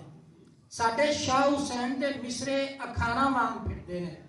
साडे हीर दे हाफज मियां मोहम्मद बख्श दी दास्तान आम लोग अपनी गल दे विच कोट करते हैं। इनू कहते हैं कि क्लासिक दे विचों हट के लोग कदों फुटे। जिहड़ी तुहाडी गल है ना कि आम बंदा सो साडा वारिस शाह साडे जदों भी कोई क्लासिक बोलता है ना तो लगता ये है कि मैं क्या बोलना। वो तो सलाम है तुहानू। बहुत शुक्रिया जी। ਜਿਹੜੇ ਦੋਸਤ ਬਾਕੀ ਹਾਲ ਵਿੱਚ ਬੈਠੇ ਨੇ, ਮੇਰੀ ਦਰਖਾਸਤ ਹੈ ਕਿ ਹੁਣ ਸਾਡੀ ਗੱਲ ਮੰਨ ਲਵੋ, ਇੰਟਰਨੈਸ਼ਨਲ ਗਵਾਹੀ ਵੀ ਆ ਗਈ ਸਾਡੇ ਨਾਲ, ਇੰਗਲੈਂਡ ਤੋਂ ਵੀ ਮਤਲਬ ਇਹ ਹੋ ਗਿਆ। ਬਹੁਤ ਸ਼ੁਕਰੀਆ ਸਰ। ਅਸੀਂ ਵੀ ਇਹ ਬਿਲਕੁਲ ਗੱਲ ਕਰ ਰਹੇ ਜੋ ਤੁਸੀਂ ਕਰ ਰਹੇ ਹੋ ਕਿ ਸ਼ੇਕਸਪੀਅਰ ਇੱਕ ਉਹਦੀ ਲਿਮਿਟਾਈਜ਼ ਹੋ ਗਿਆ ਐਲੀਟ ਕਲਾਸ ਤੱਕ। ਵਾਰਿਸ ਸ਼ਾਹ ਦੀ ਕੋਈ ਲਿਮਿਟਾਈਜ਼ੇਸ਼ਨ ਨਹੀਂ ਹੈ। ਪੰਜਾਬ ਦੇ ਕਿਸੇ ਪਿੰਡ ਵਿੱਚ, ਪੰਜਾਬ ਦੇ ਕਿਸੇ ਸ਼ਹਿਰ ਵਿੱਚ ਕੋਈ ਯੂਨੀਵਰਸਿਟੀ ਦਾ ਪ੍ਰੋਫੈਸਰ ਹੈ, ਕੋਈ ਖੇਤ 'ਚ ਹਲ ਵਾਉਂਦਾ ਬੰਦਾ ਹੈ, ਉਹਦੇ ਵਾਸਤੇ ਉਹਦੇ ਇੱਕੋ ਜਿਹੇ ਮੈਨੇ ਨੇ ਔਰ ਉਹ ਮੈਨੇ ਉਹਨੂੰ ਸਮਝ ਆਉਂਦੇ। ਔਰ ਕਿਸੇ ਵੀ ਲਿਟਰੇਚਰ ਦੀ, ਕਿਸੇ ਪੀਸ ਆਫ ਆਰਟ ਦੀ ਸਭ ਤੋਂ ਜ਼ਿਆਦਾ ਖੂਬਸੂਰਤੀ ਇਹ ਹੈ ਕਿ ਉਹ ਆਪਣੇ ਲਿਸਨਰ ਦਾ, ਆਪਣੇ ਵਿਊਅਰ ਦਾ ਇਮਤਿਹਾਨ ਨਾ ਲਵੇ, ਉਹਦੇ ਅਸਾਬ ਦਾ ਇਮਤਿਹਾਨ ਨਾ ਲਵੇ, ਉਹਦੇ ਸਿੱਧਾ ਇੱਥੇ ਉਹ ਉਹਨੂੰ ਬਚਣਾ ਚਾਹੀਦਾ। ਔਰ ਇਹ ਗੱਲ ਅਸੀਂ ਦੇਖਦੇ ਹਾਂ ਕਿ ਬਾਰਿਸ਼ ਸਾਹਿਬ ਵਿੱਚ ਹੈ। ਬਹੁਤ ਸ਼ੁਕਰੀਆ। ਡਾਕਟਰ ਸ਼ਬਨਮ ਸਾਹਿਬਾ ਵੱਲ ਮੈਂ ਜਾਵਾਂਗਾ। ਇਹਨਾਂ ਨੇ ਗੱਲ ਕੀਤੀ ਔਰਤ ਨੂੰ ਖਾਸ ਤੌਰ ਤੇ ਪੁਆਇੰਟ ਕਰਕੇ ਕਿ ਅਸੀਂ ਦੇਖਦੇ ਹਾਂ ਕਿ ਜਿਹੜਾ ਸਾਡੇ ਕੋਲ ਪੰਜਾਬੀ ਗਿਆਨੀ ਹੈ ਉਹਦੇ ਵਿੱਚ ਵਾਰਿਸ ਸ਼ਾਹ ਨੇ ਹੀਰ ਦੇ ਕਰੈਕਟਰ ਨੂੰ ਲੈ ਕੇ ਤੇ ਔਰਤ ਨੂੰ ਕਿਵੇਂ ਪੇਂਟ ਕੀਤਾ। ਲੇਕਿਨ ਬਾਅਦ ਦੋਸਤ ਸਵਾਲ ਕਰਦੇ ਨੇ, ਇਹ ਕਰ ਸਕਦੇ ਕਿ ਬਈ ਇਹ ਇੱਕ ਕਹਾਣੀ ਹੈ, ਇੱਕ ਕਿੱਸਾ ਹੈ। ਹਾਲੇ ਕਿਤੇ ਵੀ ਬਹੁਤ ਸਾਰੀ ਪੇਂਟ ਬਹੁਤ ਸਾਰੇ ਲੋਕ ਮੰਨਦੇ ਨਹੀਂ, ਕਹਿੰਦੇ ਨੇ ਕਿ ਇਹ ਸਿਰਫ ਵਾਰਿਸ ਸ਼ਾਹ ਦੀ ਜ਼ਿੰਦਗੀ ਦੀ ਪੈਦਾਵਾਰ ਹੈ ਜਾਂ ਜਿਹੜਾ ਵਾਰਿਸ ਸ਼ਾਹ ਨੇ ਤਾਂ ਬਲਕਿ ਉਹਨਾਂ ਨੂੰ ਇਹ ਨਹੀਂ ਪਤਾ ਕਿ ਵਾਰਿਸ ਸ਼ਾਹ ਨੇ ਬਹੁਤ ਬਾਅਦ ਵਿੱਚ ਲਿਖਿਆ ਸੀ, ਉਸ ਤੋਂ ਪਹਿਲੇ ਇਹ ਪੂਰਾ ਇੱਕ ਟ੍ਰੈਂਡ ਬਣ ਗਿਆ ਸੀ। ਤੇ ਮੇਰਾ ਸਵਾਲ ਇਹ ਹੈ ਕਿ ਕਿਆ ਕੋਈ ਅਮਲੀ ਤੌਰ ਤੇ ਵੀ ਅਸੀਂ ਐਸੀ ਮਿਸਾਲ ਜਿਹੜੀ ਹੈ ਉਹ ਪੇਸ਼ ਕਰ ਸਕਦੇ ਹਾਂ, ਕੋਈ ਦੇ ਸਕਦੇ ਹਾਂ ਕਿ ਪੰਜਾਬ ਦੀ ਔਰਤ ਨੇ ਕੋਈ ਅਮਲੀ ਤੌਰ ਤੇ ਐਸੀ ਮਿਸਾਲ ਪੇਸ਼ ਕੀਤੀ ਹੋਈ ਜਿਹਨੂੰ ਤੁਸੀਂ ਕਹਿ ਸਕਦੇ ਕਿ ਇੱਥੋਂ ਪੰਜਾਬੀ ਗਿਆਨੀਆਂ ਅਗਰ ਹੀਰ ਤੋਂ ਨਹੀਂ ਮੰਨਦੇ ਤੇ ਇੱਥੋਂ ਮੰਨ। ਜੀ ਡਾਕਟਰ ਸਾਹਿਬ। ਹਾਂਜੀ, ਪੰਜਾਬ ਅੰਦਰ ਨਾ ਕਈ ਔਰਤਾਂ ਹੋਈਆਂ ਨੇ ਜਿਹੜੀਆਂ ਕਿ ਡਾਕੂਮੈਂਟ ਨਹੀਂ ਹੋ ਸਕੀਆਂ। 1857 ਦੇ ਹਵਾਲੇ ਦੇ ਨਾਲ ਵੀ ਇੱਕ ਵੈਸੇ ਅਸੀਂ ਮੁਰਾਦ ਫਤਿਆਨੇ ਦਾ, ਰਾਏ ਅਹਿਮਦ ਖਾਨ ਖਰਲ ਦਾ, ਇਹਨਾਂ ਦੇ ਨਾਂ ਬੜੇ ਸੁਣਨੇ ਆ, ਲੇਕਿਨ ਸਵਾਲ ਪੈਦਾ ਹੁੰਦਾ ਸੀ ਕਿ ਕਿਆ ਕੋਈ ਔਰਤ ਨਹੀਂ ਸੀ ਜਿਹਨੇ ਉਹਦੇ ਵਿੱਚ ਕੋਈ ਹਿੱਸਾ ਪਾਇਆ ਹੋਏਗਾ। ਉਸ ਜਿਹੜੀ ਔਰਲ ਟ੍ਰੈਡੀਸ਼ਨ ਤੋਂ ਸਾਨੂੰ ਸ਼ਵਾਹਿਦ ਮਿਲਦੇ ਨੇ ਤੇ ਬਟੂਆਂ ਦੀ ਸਵਾਣੀ ਸੀ ਗਾਮਾ ਗੱਦੋ ਕੀ, ਉਹਦੇ ਕਈ ਜਿਹੜੇ ਨੇ ਨਾ ਉਹ ਫੋਕ ਦੇ ਮਿਸਰੇ ਅੱਜ ਵੀ ਮੌਜੂਦ ਨੇ ਔਰ ਉਹਨਾਂ ਨੇ ਟੱਬਰਾਂ ਦੇ ਕੋਲੋਂ ਜਾ ਕੇ ਪੁੱਛੋ ਤੇ ਉਹ ਕਹਿੰਦੇ ਨੇ ਹਾਂ ਔਰਤ ਮੌਜੂਦ ਸੀ। ਅਸੀਂ ਉਸ ਪਾਸੇ ਤਹਿਕੀਕ ਨਹੀਂ ਕੀਤੀ ਤੇ ਨਾ ਉਸ ਤਰ੍ਹਾਂ ਮੇਰਾ ਖਿਆਲ ਹੈ ਕਿ ਜਿਹੜਾ ਸਾਡੇ ਅੰਦਰ ਮਰਦਾਨਾ ਮੁਆਸ਼ਰੇ ਦਾ ਇੱਕ ਖਾਸ ਤਰ੍ਹਾਂ ਦਾ ਅਪਰ ਹੈਂਡ ਰਿਹਾ, ਉਹਨੇ ਉਹ ਚੀਜ਼ਾਂ ਉਸ ਤਰ੍ਹਾਂ ਸਾਹਮਣੇ ਨਹੀਂ ਆਉਣ ਦਿੱਤੀਆਂ। ਇਸ ਤੋਂ ਇਲਾਵਾ ਸੋਵੀਅਤ ਯੂਨੀਅਨ ਜਦੋਂ ਟੁੱਟੀ ਤੇ ਉਸ ਤੋਂ ਬਾਅਦ ਬਹੁਤ ਸਾਰੇ ਜਿਹੜੇ ਇੰਡੀਅਨਸ ਹੈਗੇ ਸਨ, ਜਿਹੜੇ ਅਸੀਂ ਲੋਕ ਉਹਨਾਂ 'ਚ ਸ਼ਾਮਿਲ ਹੈਗੇ ਹਾਂ, ਉਹਨਾਂ ਨੇ ਇੱਥੋਂ ਫਰਾਰ ਦੀਆਂ ਰਾਹਾਂ ਵੀ ਇਖਤਿਆਰ ਕੀਤੀਆਂ ਕਿਉਂਕਿ ਘੇਰਾ ਤੰਗ ਹੋ ਗਿਆ ਸੀ। ਜਿਹੜੇ ਲੋਕ ਕਮਿਊਨਿਸਟ ਪਾਰਟੀ ਦੇ ਨਾਲ ਸਨ, ਦੂਸਰੇ ਸਨ, ਉਹ ਜਦੋਂ ਮਨੀਲਾ ਦੇ ਅੰਦਰ ਅਮਰੀਕਾ ਜਾਣ ਦੇ ਲਈ ਉਹਨਾਂ ਦੇ ਫਸਟ ਪੜਾਅ ਹੁੰਦਾ ਸੀ ਤੇ ਉਸ ਤੋਂ ਫਿਰ 6 ਮਹੀਨੇ ਰਹਿ ਕੇ ਉਹਨਾਂ ਨੂੰ ਮਿਲ ਜਾਂਦੀ ਸੀ ਨੈਸ਼ਨੈਲਿਟੀ ਅਮਰੀਕਾ ਦੀ, ਉੱਥੇ ਰਹਿਣਾ ਜ਼ਰੂਰੀ ਹੁੰਦਾ ਸੀ। ਇੱਥੋਂ ਹੀ ਜਿਹੜੇ ਨੇ ਬਹੁਤ ਸਾਰੇ ਸਾਡੇ ਜਿਹੜੇ ਸਿੱਖ ਘਰਾਣੇ ਸਨ ਉਹ ਉੱਥੇ ਗਏ। ਉਹਦੇ ਵਿੱਚੋਂ ਹੀ ਕਿਹਾ ਜਾਂਦਾ ਹੈ ਕਿ ਗੁਲਾਬ ਕੌਰ ਦਾ ਵੀ ਘਰਾਣਾ ਸੀ। ਉਹ ਨਾ ਉੱਥੇ ਗਿਆ ਤੇ ਉਹ ਆਮ ਜਿਹੀ ਸਮਾਣੀ ਸੀ ਜਿਵੇਂ ਘਰੇਲੂ ਔਰਤਾਂ ਹੁੰਦੀਆਂ ਨੇ ਘਰ ਗ੍ਰਸਤੀ ਚਲਾਉਣ ਵਾਲੀਆਂ। ਉਹਦਾ ਬੰਦਾ ਜਿਹੜਾ ਹੈਗਾ ਹੈ ਉੱਥੇ ਜਾ ਕੇ ਉਹਨੇ ਨਾ ਇਸ ਪਾਰਟੀ ਦੇ ਅੰਦਰ ਸ਼ਿਰਕਤ ਜੁਆਇਨ ਕੀਤੀ ਤੇ ਉਹ ਇਹਨਾਂ ਜਿਹੜੇ ਗਦਰੀ ਬਾਬਿਆਂ ਦਾ ਅਸੀਂ ਨਾਂ ਸੁਣਦੇ ਹਾਂ ਤੇ ਉਹ ਉਹਨਾਂ ਦੇ ਅਸਰ ਹੇਠ ਆਇਆ। ਇਹਨਾਂ ਨੇ ਕਿਹਾ ਕਿ ਕਿਉਂ ਨਾ ਇੱਥੋਂ ਫਰਾਰ ਦੀ ਬਜਾਏ ਕਿ ਅਸੀਂ ਅਮਰੀਕਾ ਜਾ ਕੇ ਸੈਟਲ ਹੋਈਏ, ਅਸੀਂ ਵਾਪਸ ਜਾਈਏ ਆਪਣੇ ਦੇਸ਼। ਤੇ ਜਿਹੜੀ ਗੁਲਾਮੀ ਦੀ ਸੋਚ ਹੈਗੀ ਹੈ ਨਾ ਅਸਲ ਵਿੱਚ ਉਹਦੇ 'ਚੋਂ ਆਜ਼ਾਦ ਹੋਣਾ ਬੜਾ ਜ਼ਰੂਰੀ ਹੈ, ਜਿਹੜੀ ਸਾਨੂੰ ਜਕੜਬੰਦ ਕਰ ਰਹੀ ਹੈ। ਇਹ ਲੋਕ ਫਿਰ ਵਾਪਸ ਆਏ, ਮੁਖਤਲਿਫ ਮੁਲਕਾਂ ਦੇ ਅੰਦਰ ਇਹਨਾਂ ਦੇ ਹੁੰਦੇ ਸਨ ਖਾਸ ਤੌਰ ਤੇ ਸੋਜਵਾਨ ਜਿਹੜੇ ਕਿ ਲੋਕਾਂ ਨੂੰ ਇਕੱਠਾ ਕਰਦੇ ਸਨ। ਗੁਲਾਬ ਕੌਰ ਦੇ ਬੰਦੇ ਨੇ ਜਿਹੜਾ ਦਾਵਾ ਕੀਤਾ ਸੀ ਕਿ ਮੈਂ ਵਾਪਸ ਜਾਵਾਂਗਾ, ਐਨ ਮੌਕੇ ਤੇ ਆ ਕੇ ਉਹਦੇ ਤੋਂ ਫਿਰ ਗਿਆ ਸੀ। ਚੂੰਕਿ ਸ਼ਿਰਕਤ ਸ਼ਰੀਕ ਹੁੰਦੀ ਰਹੀ, ਉਹ ਸੁਣਦੀ ਰਹਿੰਦੀ ਸੀ। ਤੁਸੀਂ ਜਿਵੇਂ ਮਾਂ ਪੜ੍ਹਿਆ ਹੋਏਗਾ ਗੋਰਕੀ ਦਾ ਕਿ ਉਹ ਮਾਂ ਜਿਹੜੀ ਕਿਵੇਂ ਸ਼ਮੂਲੀਅਤ ਕਰਦੀ ਹੈ ਉਸ ਰੈਜ਼ਿਸਟੈਂਸ ਦੇ ਅੰਦਰ, ਹਾਲਾਂਕਿ ਉਹ ਨਾ ਪੜ੍ਹੀ ਲਿਖੀ ਔਰਤ ਹੁੰਦੀ ਹੈ ਔਰ ਸਿਰਫ ਸੁਣਦੀ ਹੁੰਦੀ ਹੈ ਉਹਨਾਂ ਮੀਟਿੰਗਸ ਨੂੰ। ਗੁਲਾਬ ਕੌਰ ਵੀ ਜਿਹੜੀ ਸੀ ਨਾ ਉਹਨੇ ਸਾਰਾ ਕੁਝ ਸੁਣਿਆ ਹੋਇਆ ਸੀ ਔਰ ਇਹਨਾਂ ਦੀ ਜਿਹੜੀ ਦੇਖਭਾਲ ਉਹ ਕਰਦੀ ਹੁੰਦੀ ਸੀ। ਉਹ ਇੰਨੀ ਐਨਲਾਈਟਨਡ ਹੋਈ ਸੀ ਕਿ ਉਹਨੇ ਆਪਣੇ ਬੰਦੇ ਦੇ ਕੋਲ ਆਪ ਮੰਨ ਲਿਆ। ਉਹਨੇ ਕਿਹਾ ਕਿ ਤੂੰ ਇੱਥੇ ਰਹਿ, ਮੈਂ ਵਾਪਸ ਜਾਵਾਂਗੀ। ਉਹ ਸਵਾਣੀ ਦੀ ਜਿਹੜੀ ਜਦੋਜਹਿਦ ਸੀ ਉੱਥੋਂ ਸ਼ੁਰੂ ਹੋਈ। ਉਹ ਵਾਪਸ ਆਈ, ਉਹਦੇ ਬਾਰੇ ਪੂਰੇ ਸ਼ਵਾਹਿਦ ਮੌਜੂਦ ਨੇ, ਉਹਦੇ ਉੱਤੇ ਕਈ ਨਾਵਲ ਵੀ ਲਿਖੇ ਗਏ, ਸ਼ਾਇਰੀ ਵੀ ਹੋਈ ਗਈ, ਤੇ ਉਹਦੇ ਉੱਤੇ ਹੁਣ ਜਿਹੜੀ ਹੈ ਨਾ ਕਾਫੀ ਰਿਸਰਚ ਜਿਹੜੀ ਹੈ ਉਹ ਹੋ ਚੁੱਕੀ ਹੈ ਔਰ ਸਾਹਮਣੇ ਆ ਰਹੀ ਹੈ। ਉਹ ਸਵਾਣੀ ਜਿਹੜੀ ਹੈਗੀ ਉਹਨੇ ਜੇਲਾਂ ਵੀ ਕੱਟੀਆਂ ਨੇ, ਉਹਨੇ ਮਾਰਾਂ ਵੀ ਖਾਧੀਆਂ ਨੇ।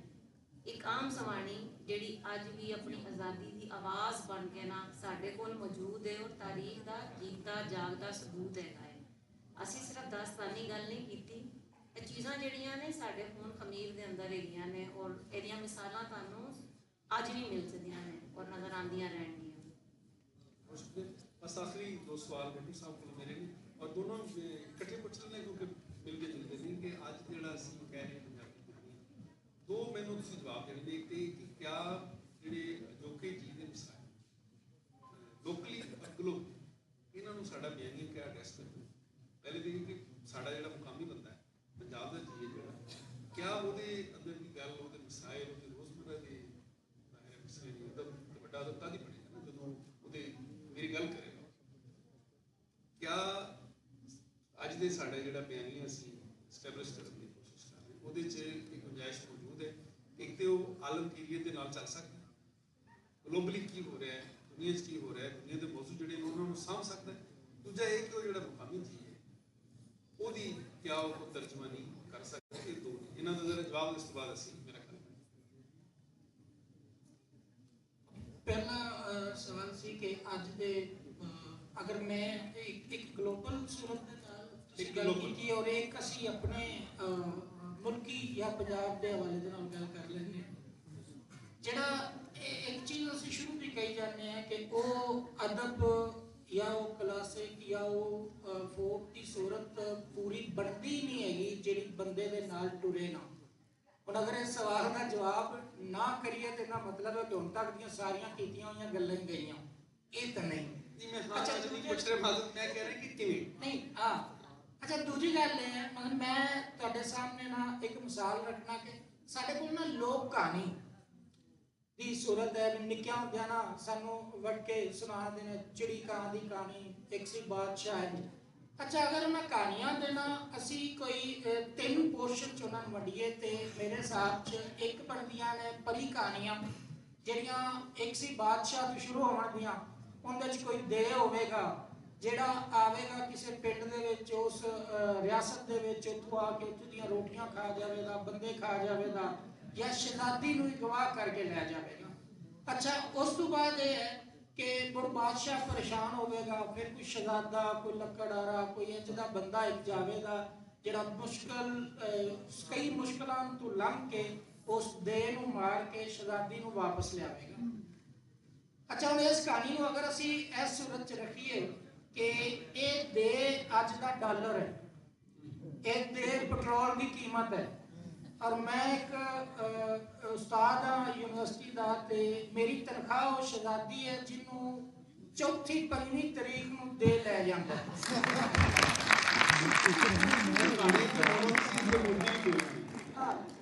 और बाकी है साडा कलैक्टिव अनकॉन्शियसनेस जिन्हों असीं कहने हैं ना बाकी हुंदा है कि असीं सारे बैठे हुए ना रोज़ भावें मुसल्ले के उत्ते दुआ होवे ते भावें स्ट्रीट पावर होवे भावें वो शऊर बेदारी दीयां तकरीरां होण उन्हां च सारी गल एक हुंदी है कि कोई तां कजिया बंदा आवे जिहड़ा सानूं पैरां ते खलवावे वो शहजादा या लकड़हारा समझ लो जिन्हें जाके लियावना है।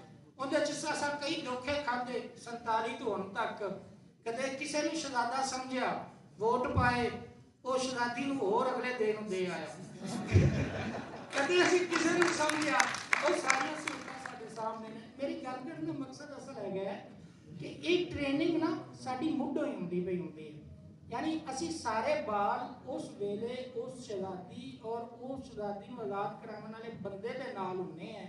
साडे चों शायद ही कोई एक होवे जिहड़ा उस वेले दे नाल होवे। दूजा ਜਿਹੜੀਆਂ ਸਾਡੀਆਂ ਨਾ ਜਨੌਰ ਕਹਾਣੀਆਂ ਨੇ ਜਿਵੇਂ ਚਿੜੀ ਕਾਂ ਦੀ ਕਹਾਣੀ ਹੈ इस तरह दी होर सारियां कहानियां निक्कियां होंदियां सुनते रहे। चिड़ी कां की कहानी वेखो कि एक चिड़ी और कां रल के ना खिचड़ी पकाउण का फैसला करते हैं चिड़ी जाके ना मूंग का दाना लियांदी, चावल लियांदी, चुंझ च पानी लियांदी, जदों खिचड़ी बन जाती कां खा जांदा।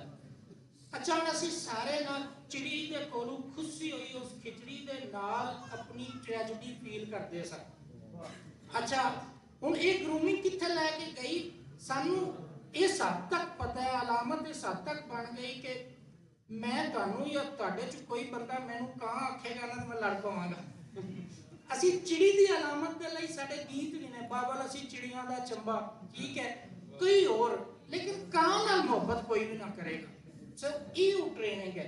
तीसरा है साड़ियां लोक कहानियां दे विच ना देसी रूप हीरोज दा, दुल्ला भट्टी है, अहमद खान खरल है, मुराद फतेहाना है, बालक भट्टू है, जैमल पत्ता है, कई किरदार ने। अच्छा वो सारे भी किरदार, कई लोग उन्होंने कम ख्याली सन या नहीं जो भी है, लेकिन वो सारे किरदार वो ने जिहड़े सानू जबरू नाई निज़ाम लोहार एक मनु ये सिखाते हैं कि वड्डी तो वड्डी ताकत अगे खलो के मर जाना वड्डा हुंदा है गुलामी दा तौक गल च पावन नाल। दूसरे बंदे जिहड़ी सूरत हुंदी है वो हुंदी है कि असी बहुत सारा ना सवाल उठता है कि असी पंजाबी जिहड़े हैं ना, साडा हीरो जबरू नाई है, साडा हीरो निज़ाम लोहार है, साडे विच कदे भी जिहड़ा स्टेटस का सिंबल है अंग्रेज हुकूमत तो पहले रहा ही नहीं, दा प्राइवेट प्रॉपर्टी का कंसैप्ट ही इसलिए आया। साडे लई राठ वो बंदा सी जिहड़ा बंदा गल ते खलोंदा सी। असी जबरू नाई नूं भी राठ किया, असी निज़ाम लोहार नूं भी राठ किया, असी नायाम खान खरल नूं भी राठ किया। साडे लई राठ तू मुराद जमीनां वाला इंडस्ट्री वाला बंदा कदे भी नहीं रहा।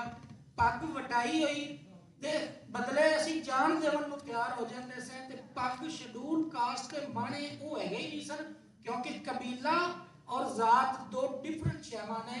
असी जात नूं कबीला समझने, हर मैं वट्टू हाँ, मेरे चो पैंचर लावन वाला भी है, साडे चो साडे वो एक कबीला आपस च लोकल यूनिट होंदे सन, शैवां बदलांदे आए। सो वो एक बंदा तलवार का काम करता है कि कबीले लड़ते पे ने, एक वाही का करता पे, एक कपड़े का करता पे, एक दूसरे च बार्टर सिस्टम च उन्हें बदला लेना सी। जदों पूरा एक मंडी का कॉन्सैप्ट आ गया अंग्रेज के नाल, कोलोनाइजर के नाल, उस तो बाद लोकल यूनिट टुट गए, कबीले खत्म हो गए, ते जिंदे कोल जिहड़ा काम सी वो जात बन गई, ते वो चौधर ने लफज कमी दे दिता। सो ये सारियां शैवां साडे उस लोकल जिहड़ी सूरत दे विच बयानियां है ना, एक पासों तो ये सानू अज भी खलवान है और सारी शायद जी असी कल्चर ते बोली नाल जुड़ीए तां। अच्छा दूजे पासे ग्लोबल सूरत का जिहड़ा सवाल सी, इस वेले मेरा ख्याल है पूरी दुनिया सब तो बड़ा सवाल जिहड़ा है क्लाइमेट चेंज का है। मेरे वेखण च ना एक वेला सी रोटी का बड़ा मसला सी, मैं समझना हुण जे साह आवेगा तो रोटी कमावांगे ना। लाहौर की जिहड़ी सूरत है और बाकी शहरों की भी सानू साह लेना औखा होया है। अच्छा हम साडा लोक अदब तो लैके साडे मॉडर्न शायर तक हर बंदा जिहड़ा है वो कल्चर और फितरत दे नाल जुड़न दा हर बंदा गल करदा पे। रुख साडे मापे शिव दी पूरा मफहूम तुहाडे सामने कि रुख बाप ने, रुख मावां ने साड़ियां, असी वो रुख वड्डे, असी वो रुख लिया के लाए जिहड़े साडी धरती दे रुख ही नहीं सन। बदले च एलर्जी लई असी मॉडल टाउन पार्क के अंदर बड़ा सोहना फुलाना लगता है, पर शायद ही किसी रुख उत्ते तुसी किसी पक्षू का किसी परिंदे का आल ना वेख्या होवे। असी आलियां टहलियां उत्ते आलने भरे हुए अज भी रहे ने। वो जिहड़े साडे परिंदियां नूं वो रुख वो गैस नहीं दे सकते कि वो आदे बाल उत्ते सामभण, असी वो बाल लैके उन्हां रुखां दे हेठ फिरने ते शौक नाल लांदे फिरने। असी दूजे पासे साडा जिहड़ा मैं अग्रेरियन किसान का पुत्तर हाँ, असी जिन्ना पैस्टिसाइड का यूज किया है हर पासे, उस पैस्टिसाइड और नवी आवन वाली मशीनरी ने जो तबाही फेरी है वो नाड़ साड़न वाली सूरत तो लैके उन्होंने कीड़ियां नूं मारन तक और उनके नाल सारा क्लाइमेट का चेंज, ये सारा साडा कोई शहर ऐसा नहीं है जिंदे कोल रुख की अलामत ना होवे, जिंदे कोल परिंदे की अलामत ना होवे, जिंदे कोल दरिया की अलामत ना होवे। और अलामत मानी जिहड़ा है ना वो बोली और अलामत बंदे नूं मानी देंदी है जिंदगी दे जीवन दी, और वो साडे अदब विच मौजूद है। बहुत शुक्रिया, बहुत शुक्रिया, बहुत शुक्रिया।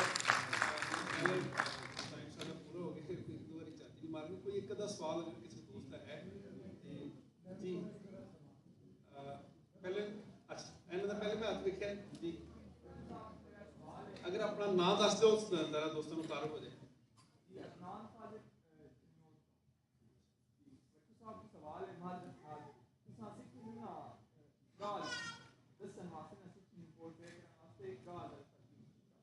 ਸਾਡੇ ਕੋਲ ਕੋਈ ਨਵੀਂ ਲਾਟ ਬੈਠੀ ਹੈ ਢੇਰ ਸਾਰੀ ਜਿਹਨੂੰ ਕਿ ਨੀ ਗਾਲ ਇਹਦਾ ਸੈਂਸ ਉਹਨਾਂ ਲੈਣਾ ਹੈ ਕਿ ਪਤਾ ਨਹੀਂ ਗਾਲ ਕਿਵੇਂ ਕਰਕੇ ਸੋ ਸਿੱਖੀ ਨੂੰ ਕਿਹਾ ਸੀ ਗਾਲ ਦੀ ਦਾਵਾ ਕਿਸੇ ਹੋਰ ਤਰੀਕੇ ਅਗਰ ਤੁਸੀਂ ਪੋਰਟਰੇਟ ਕਰੋ ਜਾਂ ਹੋਰ ਤਰੀਕੇ ਦੱਸੋ ਤਾਂ ਕਿ ਇਹਨਾਂ ਨੂੰ ਹੋਏ ਕੁੜੀ ਤਾਂ ਸਾਡੀ ਤਿੱਲੇ ਦੀ ਤਾਰ ਹੈ, ਮੁੰਡਾ ਤਾਂ ਲੱਗਦਾ ਖਾਸ ਕੁਮਿਆਰ ਹੈ, ਜੋੜ ਫੱਬਦਾ ਨਹੀਂ।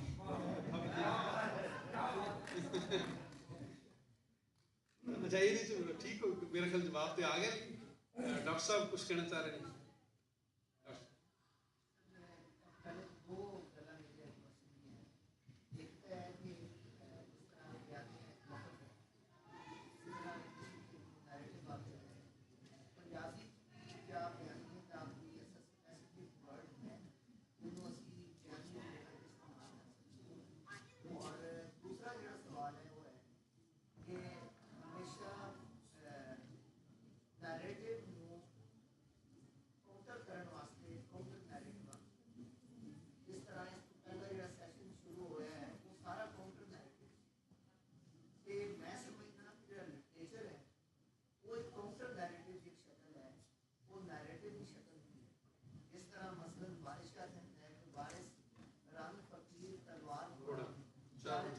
किसी ने यार राम ਜਿਹੜੀ ਹੈ ਉਹਨੂੰ ਇੱਕ ਰਿਸਪੈਕਟ ਦਾ ਸਿਗਨਲ ਕਿਸ ਕੀ ਆਖ ਸਕਦੇ ਲੇਕਿਨ ਜਦੋਂ ਬਾਦਸ਼ਾਹ ਉਹਨੂੰ ਕਾਊਂਟਰ ਨੈਰੇਟਿਵ ਤੇ ਲੈ ਕੇ ਆਇਆ ਉਹਨੇ ਆਖਿਆ ਕਿ ਵਾਰਿਸ ਰਾਮ ਫਕੀਰ ਤਲਵਾਰ ਹੋਣਾ ਚਾਰੇ ਦੋ ਕਿਸੇ ਦੀ यार अच्छा बाबे बुल्ले शाह की सारी शायरी ਜਿਹੜੀ ਹੈ ਉਹ ਕਾਊਂਟਰ नैरेटिव ਤੇ है अच्छा जो सो काल में मौजूद बनाते हैं उनके बारे में जो बादशाह ने आख्या वो सारा काउंटर नैरेटिव ਅਸੀਂ ਕਿਸ ਤਰ੍ਹਾਂ ਐਸੇ ਬਿਆਨ ਪੰਜਾਬੀ ਜ਼ਬਾਨ ਵਿੱਚ ਉਹਦਾ ਆਪਣਾ ਇੱਕ ਨੈਰੇਟਿਵ ਹੈ ਬਲਕਿ ਉਹਦਾ ਮੁਤਬਾਦਲ ਨੈਰੇਟਿਵ ਉਹਦਾ ਕਾਊਂਟਰ ਨੈਰੇਟਿਵ ਹੈ ਉਹਦਾ ਆਪਣਾ ਨੈਰੇਟਿਵ ਜਿਹੜਾ ਹੈ ਉਹ ਮੈਨੂੰ ਕੰਮ ਨਜ਼ਰ ਆ ਰਿਹਾ ਹੈ ਜਦੋਂ ਕਿ ਉਹਦੇ ਅੰਦਰ ਕਾਊਂਟਰ ਨੈਰੇਟਿਵ ਜ਼ਿਆਦਾ ਨਜ਼ਰ ਆ ਰਿਹਾ ਜਿਸ ਤਰ੍ਹਾਂ ਵੇਖੋ ਕਿ ਰਾਏ ਅਹਿਮਦ ਖਾਨ ਖਰੜ ਹੈ ਜਾਂ ਕਿਤਨੇ ਅਬਦੁਲ ਸਾਹਿਬ ਦਾ ਨਾਮ ਹੈ ਇਹ ਅੰਗਰੇਜ਼ਾਂ ਨੇ ਨੈਰੇਟਿਵ ਬਣਾ ਦਿੱਤਾ ਕਿ ਇਹ ਚੋਰ ਨੇ ਲੇਕਿਨ ਉਹਦਾ ਕਾਊਂਟਰ ਨੈਰੇਟਿਵ ਆਇਆ ਕਿ ਇਹ ਚੋਰ ਨਹੀਂ ਹੈ फ्रीडम फाइटर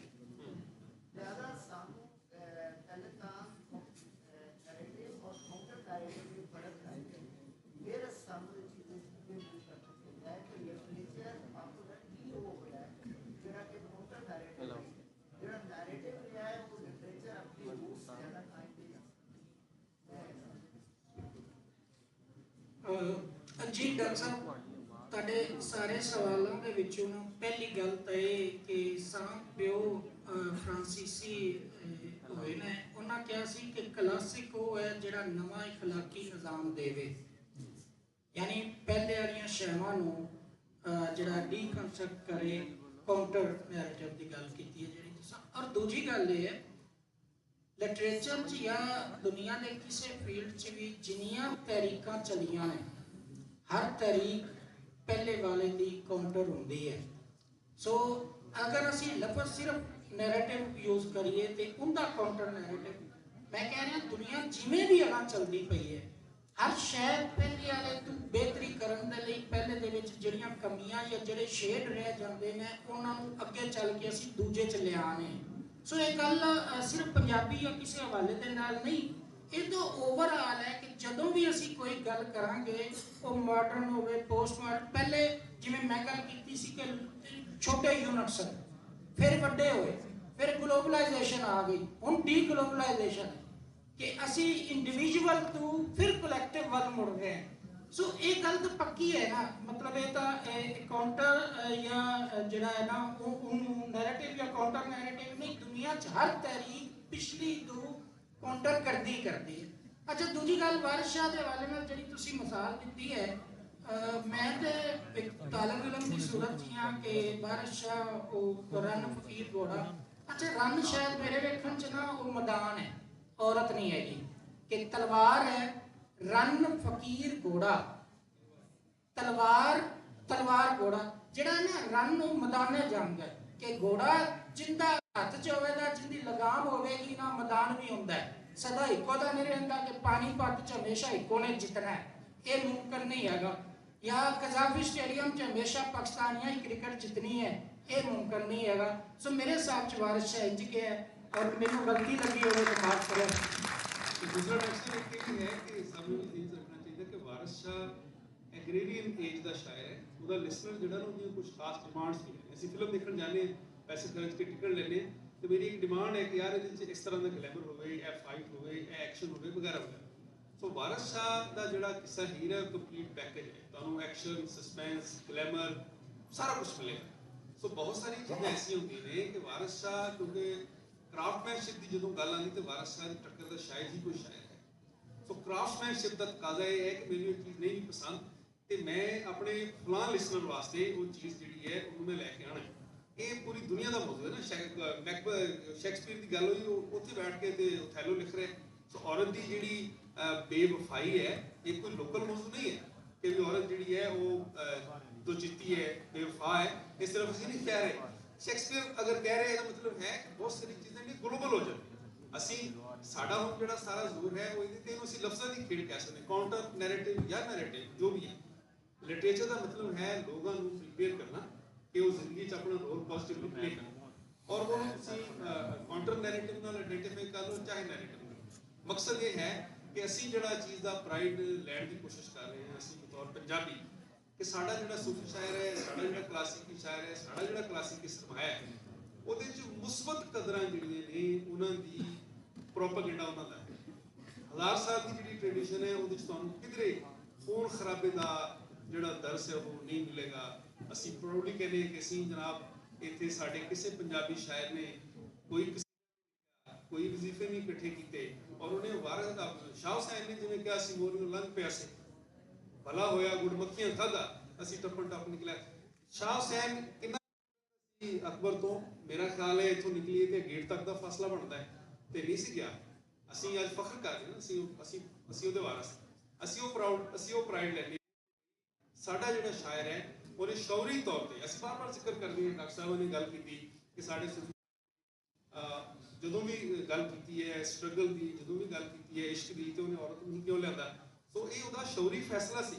ਉਹਨੇ ਐਸਟੈਬਲਿਸ਼ ਕਰਨਾ ਜਿਹੜਾ ਹੈ ਇਹ ਅਮਨ ਦਾ ਮੁਹੱਬਤ ਦਾ ਖਿੱਤਾ ਹੈ, ਔਰ ਮੈਂ ਇੱਥੇ ਐਸਟੈਬਲਿਸ਼ ਕਰਕੇ ਜਾਣਾ ਕਿ ਬਈ ਜੋ ਯੂਰਪ ਤੇ ਬਹੁਤ ਬਾਅਦ ਵਿੱਚ ਆ ਕੇ ਅਸੀਂ ਛੋਟੇ ਹੁੰਦੇ ਆ ਪੜ੍ਹਦੇ ਹੁੰਦੇ ਸੀ, ਤੇ ਉਹਦੇ 'ਚ ਉਹ ਕਹਾਣੀਆਂ ਜਿਹੜੀਆਂ ਇੰਗਲਿਸ਼ ਦੀਆਂ ਉਹਦੇ ਸਾਫ਼ ਪਤਾ ਲੱਗਦਾ ਸੀ ਕਿ ਯਾਰ ਉੱਥੇ ਔਰਤ ਦਾ ਕੀ ਸਟੇਟਸ ਹੈ। ਸਾਡੇ ਕੋਲ ਤੇ ਔਰਤ ਜਿਹੜੀ ਹੈ ਉਹ 1000 ਸਾਲ ਤੋਂ ਲੈ ਕੇ ਜਦੋਂ ਦਾ ਨੋਨ ਸਾਡੀ ਹਿਸਟਰੀ ਹੈ ਲਿਟਰੇਚਰ ਦੀ, ਉਹ ਪ੍ਰੀਵਿਲੇਜ ਕਲਾਸ ਹੈ। ਉਹਦੀ ਇੱਜ਼ਤ ehtiram ਕਿਸੇ ਵੀ ਰੂਪ 'ਚ ਹੈ, ਉਹ ਮੌਜੂਦ ਹੈ।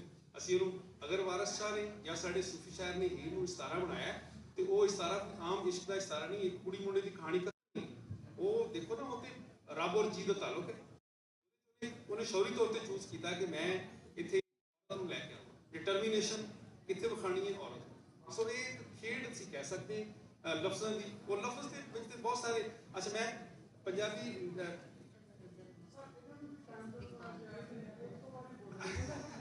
ਅਸੀਂ ਅਸਲ 'ਚ ਤਿੰਨੋਂ ਹੀ ਉਸਤਾਦਾਂ ਨੂੰ ਬਿਮਾਰੀ ਹੁੰਦੀ ਕਿ ਉਹਨਾਂ ਨੂੰ ਬਸ ਚਾਹੀਦਾ ਹੁੰਦਾ ਕੁਝ ਸੁਣਨ ਵਾਲਾ।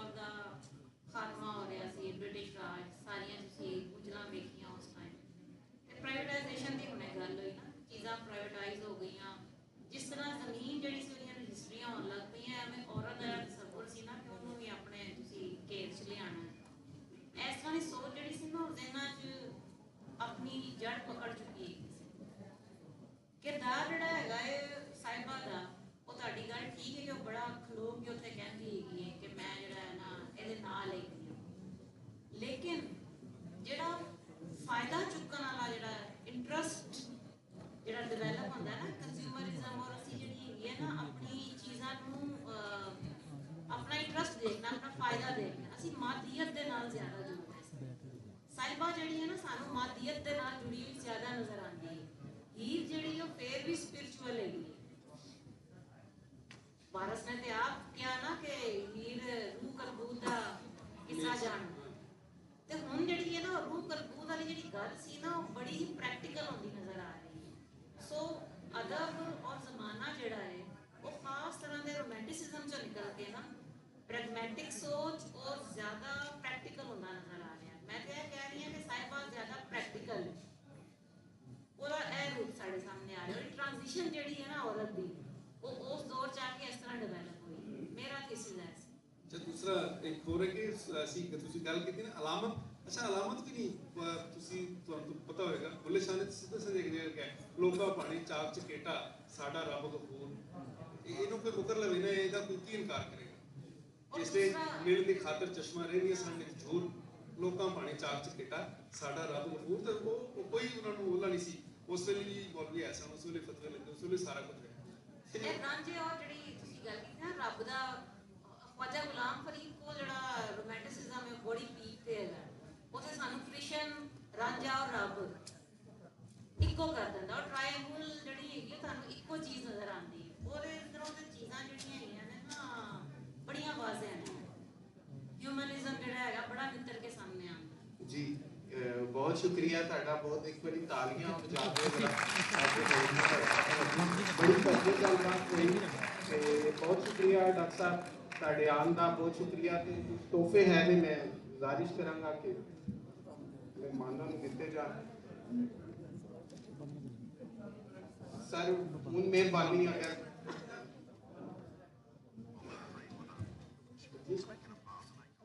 ਚਲੋ 1 minute sir 1 minute see please.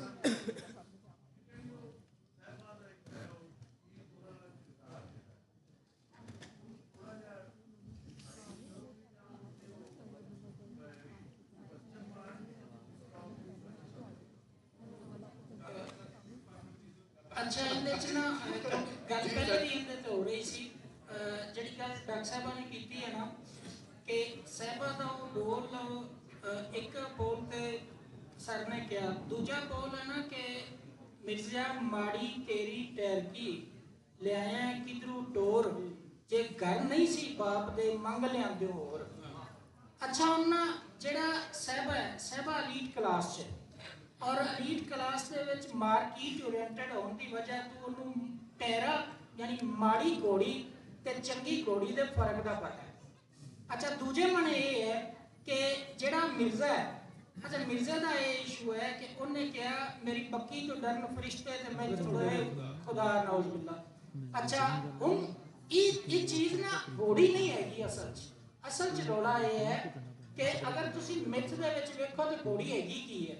साडे कोल ना जेड़े रिश्तियां दे विच असी जेड़े कबीले आपस च रिश्ते कर सकदे सन ना उत्थे धी पुत्र दा विआह कर लैने। जिथे विआह ना होवे उत्थे तलक दे 2 तरीके होंदे ने या पक्का बटाने या घोड़ियां साजियां करने और घोड़ियां साजियां करन दी कई रवायतां मौजूद ने।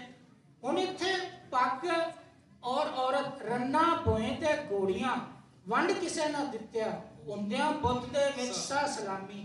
इत्थे औरत वंडन तो मुराद मलकीयत वंडन नहीं हैगी। इत्थे औरत तो मुराद ये है कि धी भैन बूहे ते आ जावे ते कत्ल भी माफ कर देना।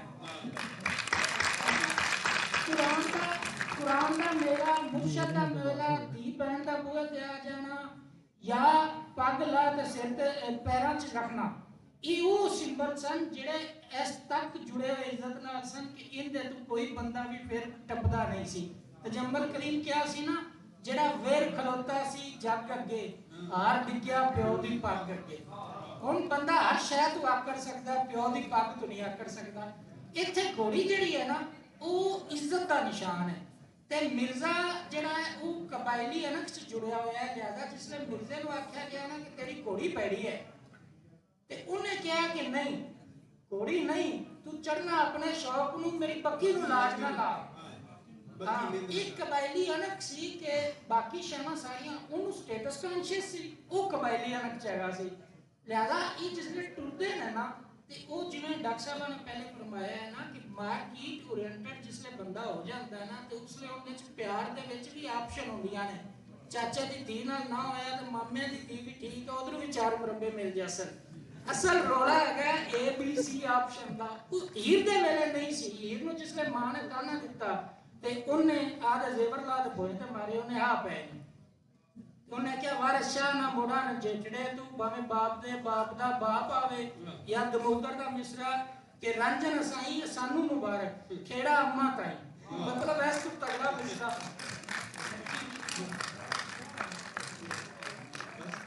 बस माइंड अप करिए। एक सवाल सर पहले तो बहुत शुक्रिया सर इन्होंने माना चाहूँगा सर पंजाबी जबान के क्योंकि तिन्ने उस्ताद बैठे तो मैं गल करना जरूर ना समझेगा कि खंड खांदिया चस आउंदी पर गुड़ खांदिया खंड पैंदी। पंजाबी जबान सर तिनों उस्ताद बैठे हो सिर्फ लफ्ज़ों की हद तक नहीं रखना चाहिए। क्या इन्हों प्रैक्टिकल भी तुम अगे लैके जा रहे हो?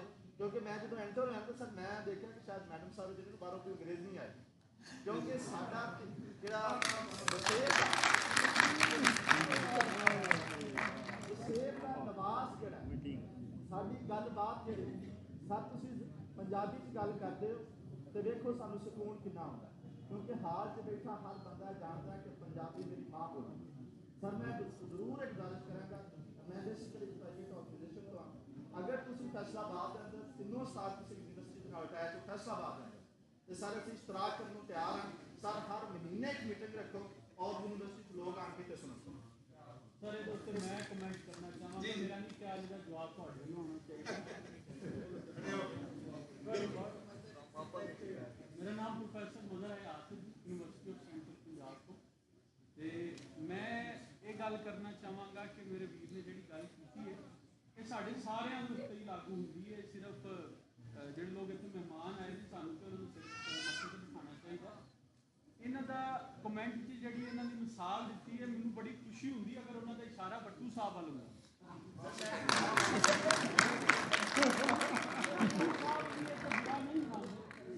जितों तक लिबास की गल है साड़ी ये बड़ी साढ़े वास्ते परेशानी की गल बन गई कि जो असी कल्चर की गल करने कल्चर का ताल्लुक जोड़ा वो जमीन के नाल हुंदा वो किसी मजहब के नाल नहीं हुंदा वो किसी होर दे इलाके के नाल नहीं हुंदा। इस्लाम जो आया ना जी इस्लाम आया ना तो वो नाल फिर एक कल्चर आया अरब का। उस तो पहला भी पंजाबी जिउंदे सन उस तो पहला भी पंजाबी रहिंदे सन।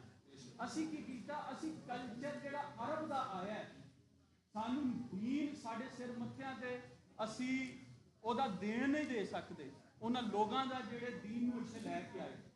लेकिन अरब के कल्चर नूं पंजाब दा कल्चर समझना मेरे ख्याल इहदे उत्ते भी सानू सोचण की जरूरत है।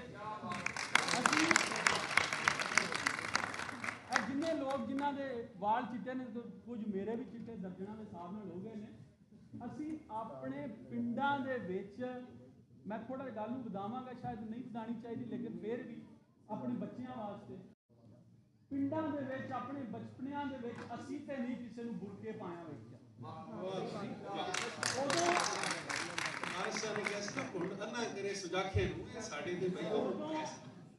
ਜਦੋਂ ਸਾਡੀ ਨਜ਼ਰ ਦੇ ਵਿੱਚ ਸ਼ਰਮ ਹਿਆ ਆ ਜਾਏਗੀ ਇਹ ਪੰਜਾਬ ਦਾ ਸਭ ਤੋਂ ਵੱਡਾ ਪਰਦਾ ਹੈ ਤੇ ਇਹ ਪੰਜਾਬ ਦੀ ਸਭ ਤੋਂ ਵੱਡੀ ਨਿਸ਼ਾਨੀ ਹੈ।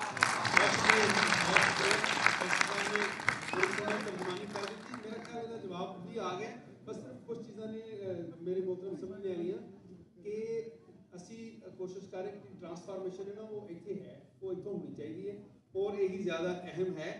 ਜਿਹੜਾ ਲਿਬਾਸ ਹੈ ਹੁਣ ਮੈਂ ਤੁਹਾਨੂੰ ਅਗਰ ਮਿਸਾਲ ਦੇਵਾਂ ਇੱਕ ਵਾਰੀ ਕਿਸੇ ਸਾਡੇ ਪਾਕਿਸਤਾਨੀ ਕਾਲਮਿਸਟ ਨੇ ਕਾਲਮ ਲਿਖਿਆ ਕਿ ਮੈਂ ਇੰਡੀਆ ਗਿਆ ਤੇ ਮੈਂ ਉੱਥੇ ਕਿਸੇ ਨੂੰ ਪੁੱਛਿਆ ਕਿ ਤੁਹਾਡਾ ਜਿਹੜਾ ਇੰਡੀਅਨ ਪੰਜਾਬ ਹੈ ਬਹੁਤ ਮਾਡਰਨ ਹੈ ਕਿ ਕੁੜੀਆਂ ਜੀਨਸ ਪਾਉਂਦੀਆਂ ਪੰਜਾਬ 'ਚ ਨਹੀਂ ਸਾਡੇ ਵਾਲੇ ਪਾਸੇ ਨਹੀਂ। ਉਹਨੇ ਕਿਹਾ ਉਹ ਕੁੜੀ ਜਿਹੜੀ ਉਹਦੀ ਅੱਖਾਂ 'ਚ ਹੰਝੂ ਆ ਗਏ ਉਹਨੇ ਕਿਹਾ ਮਸਲਾ ਮਾਡਰਨਿਟੀ ਦਾ ਨਹੀਂ ਅਫੋਰਡੇਬਿਲਿਟੀ ਦਾ ਹੈ।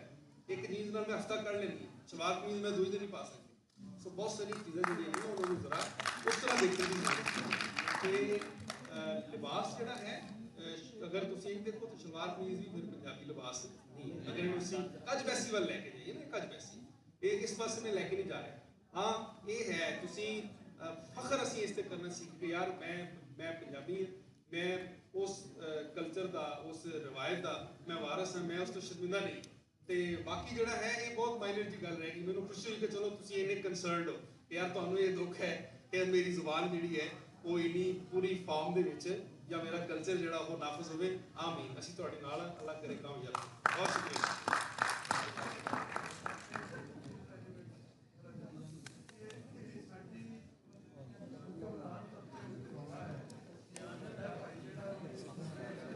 ਉਹ ਹੁਕਮਰਾਨ ਨਾਲ ਤੁਰ ਪਏ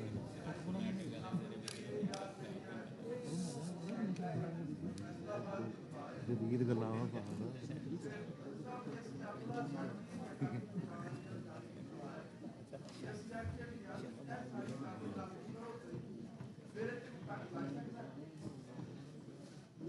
ਇਹ ਸਵਾਲ ਤਾਂ ਜੀ ਉਹਨਾਂ ਹੁਕਮਰਾਨਾਂ ਦਾ ਹੀ ਹੈ ਤੇ ਉਹਨਾਂ ਹੀ ਜਵਾਬ ਦੇਣਾ ਹੈ। ਸਾਡੇ ਹਿਸਾਬ ਨਾਲ ਇਹ ਰੋਲਾ ਹੈਗਾ ਹੀ ਕੋਣੀ ਦਾ। ਅਸਲ 'ਚ ਲਾਮਨ ਸਹੀ ਜਿਹੜੇ ਜ਼ਿਲ੍ਹੇ ਵਿੱਚ ਜਿਹੜਾ ਲਹਿਜਾ ਬੋਲਿਆ ਜਾਂਦਾ ਹੈ ਉਹ ਲਾਮਨ ਸਹੀ। मेरा मशवरा है कि ਤੁਸੀਂ ਨਾ ਉਹ ਇਕਰਾਮੀ ਦੀ ਕਿਤਾਬ ਹੈ ਸ਼ਾਇਦ ਹੁਣ ਵੀ ਲੱਭ ਜਾਏ ਪੰਜਾਬ ਦਾ ਮੁਕੱਦਮਾ।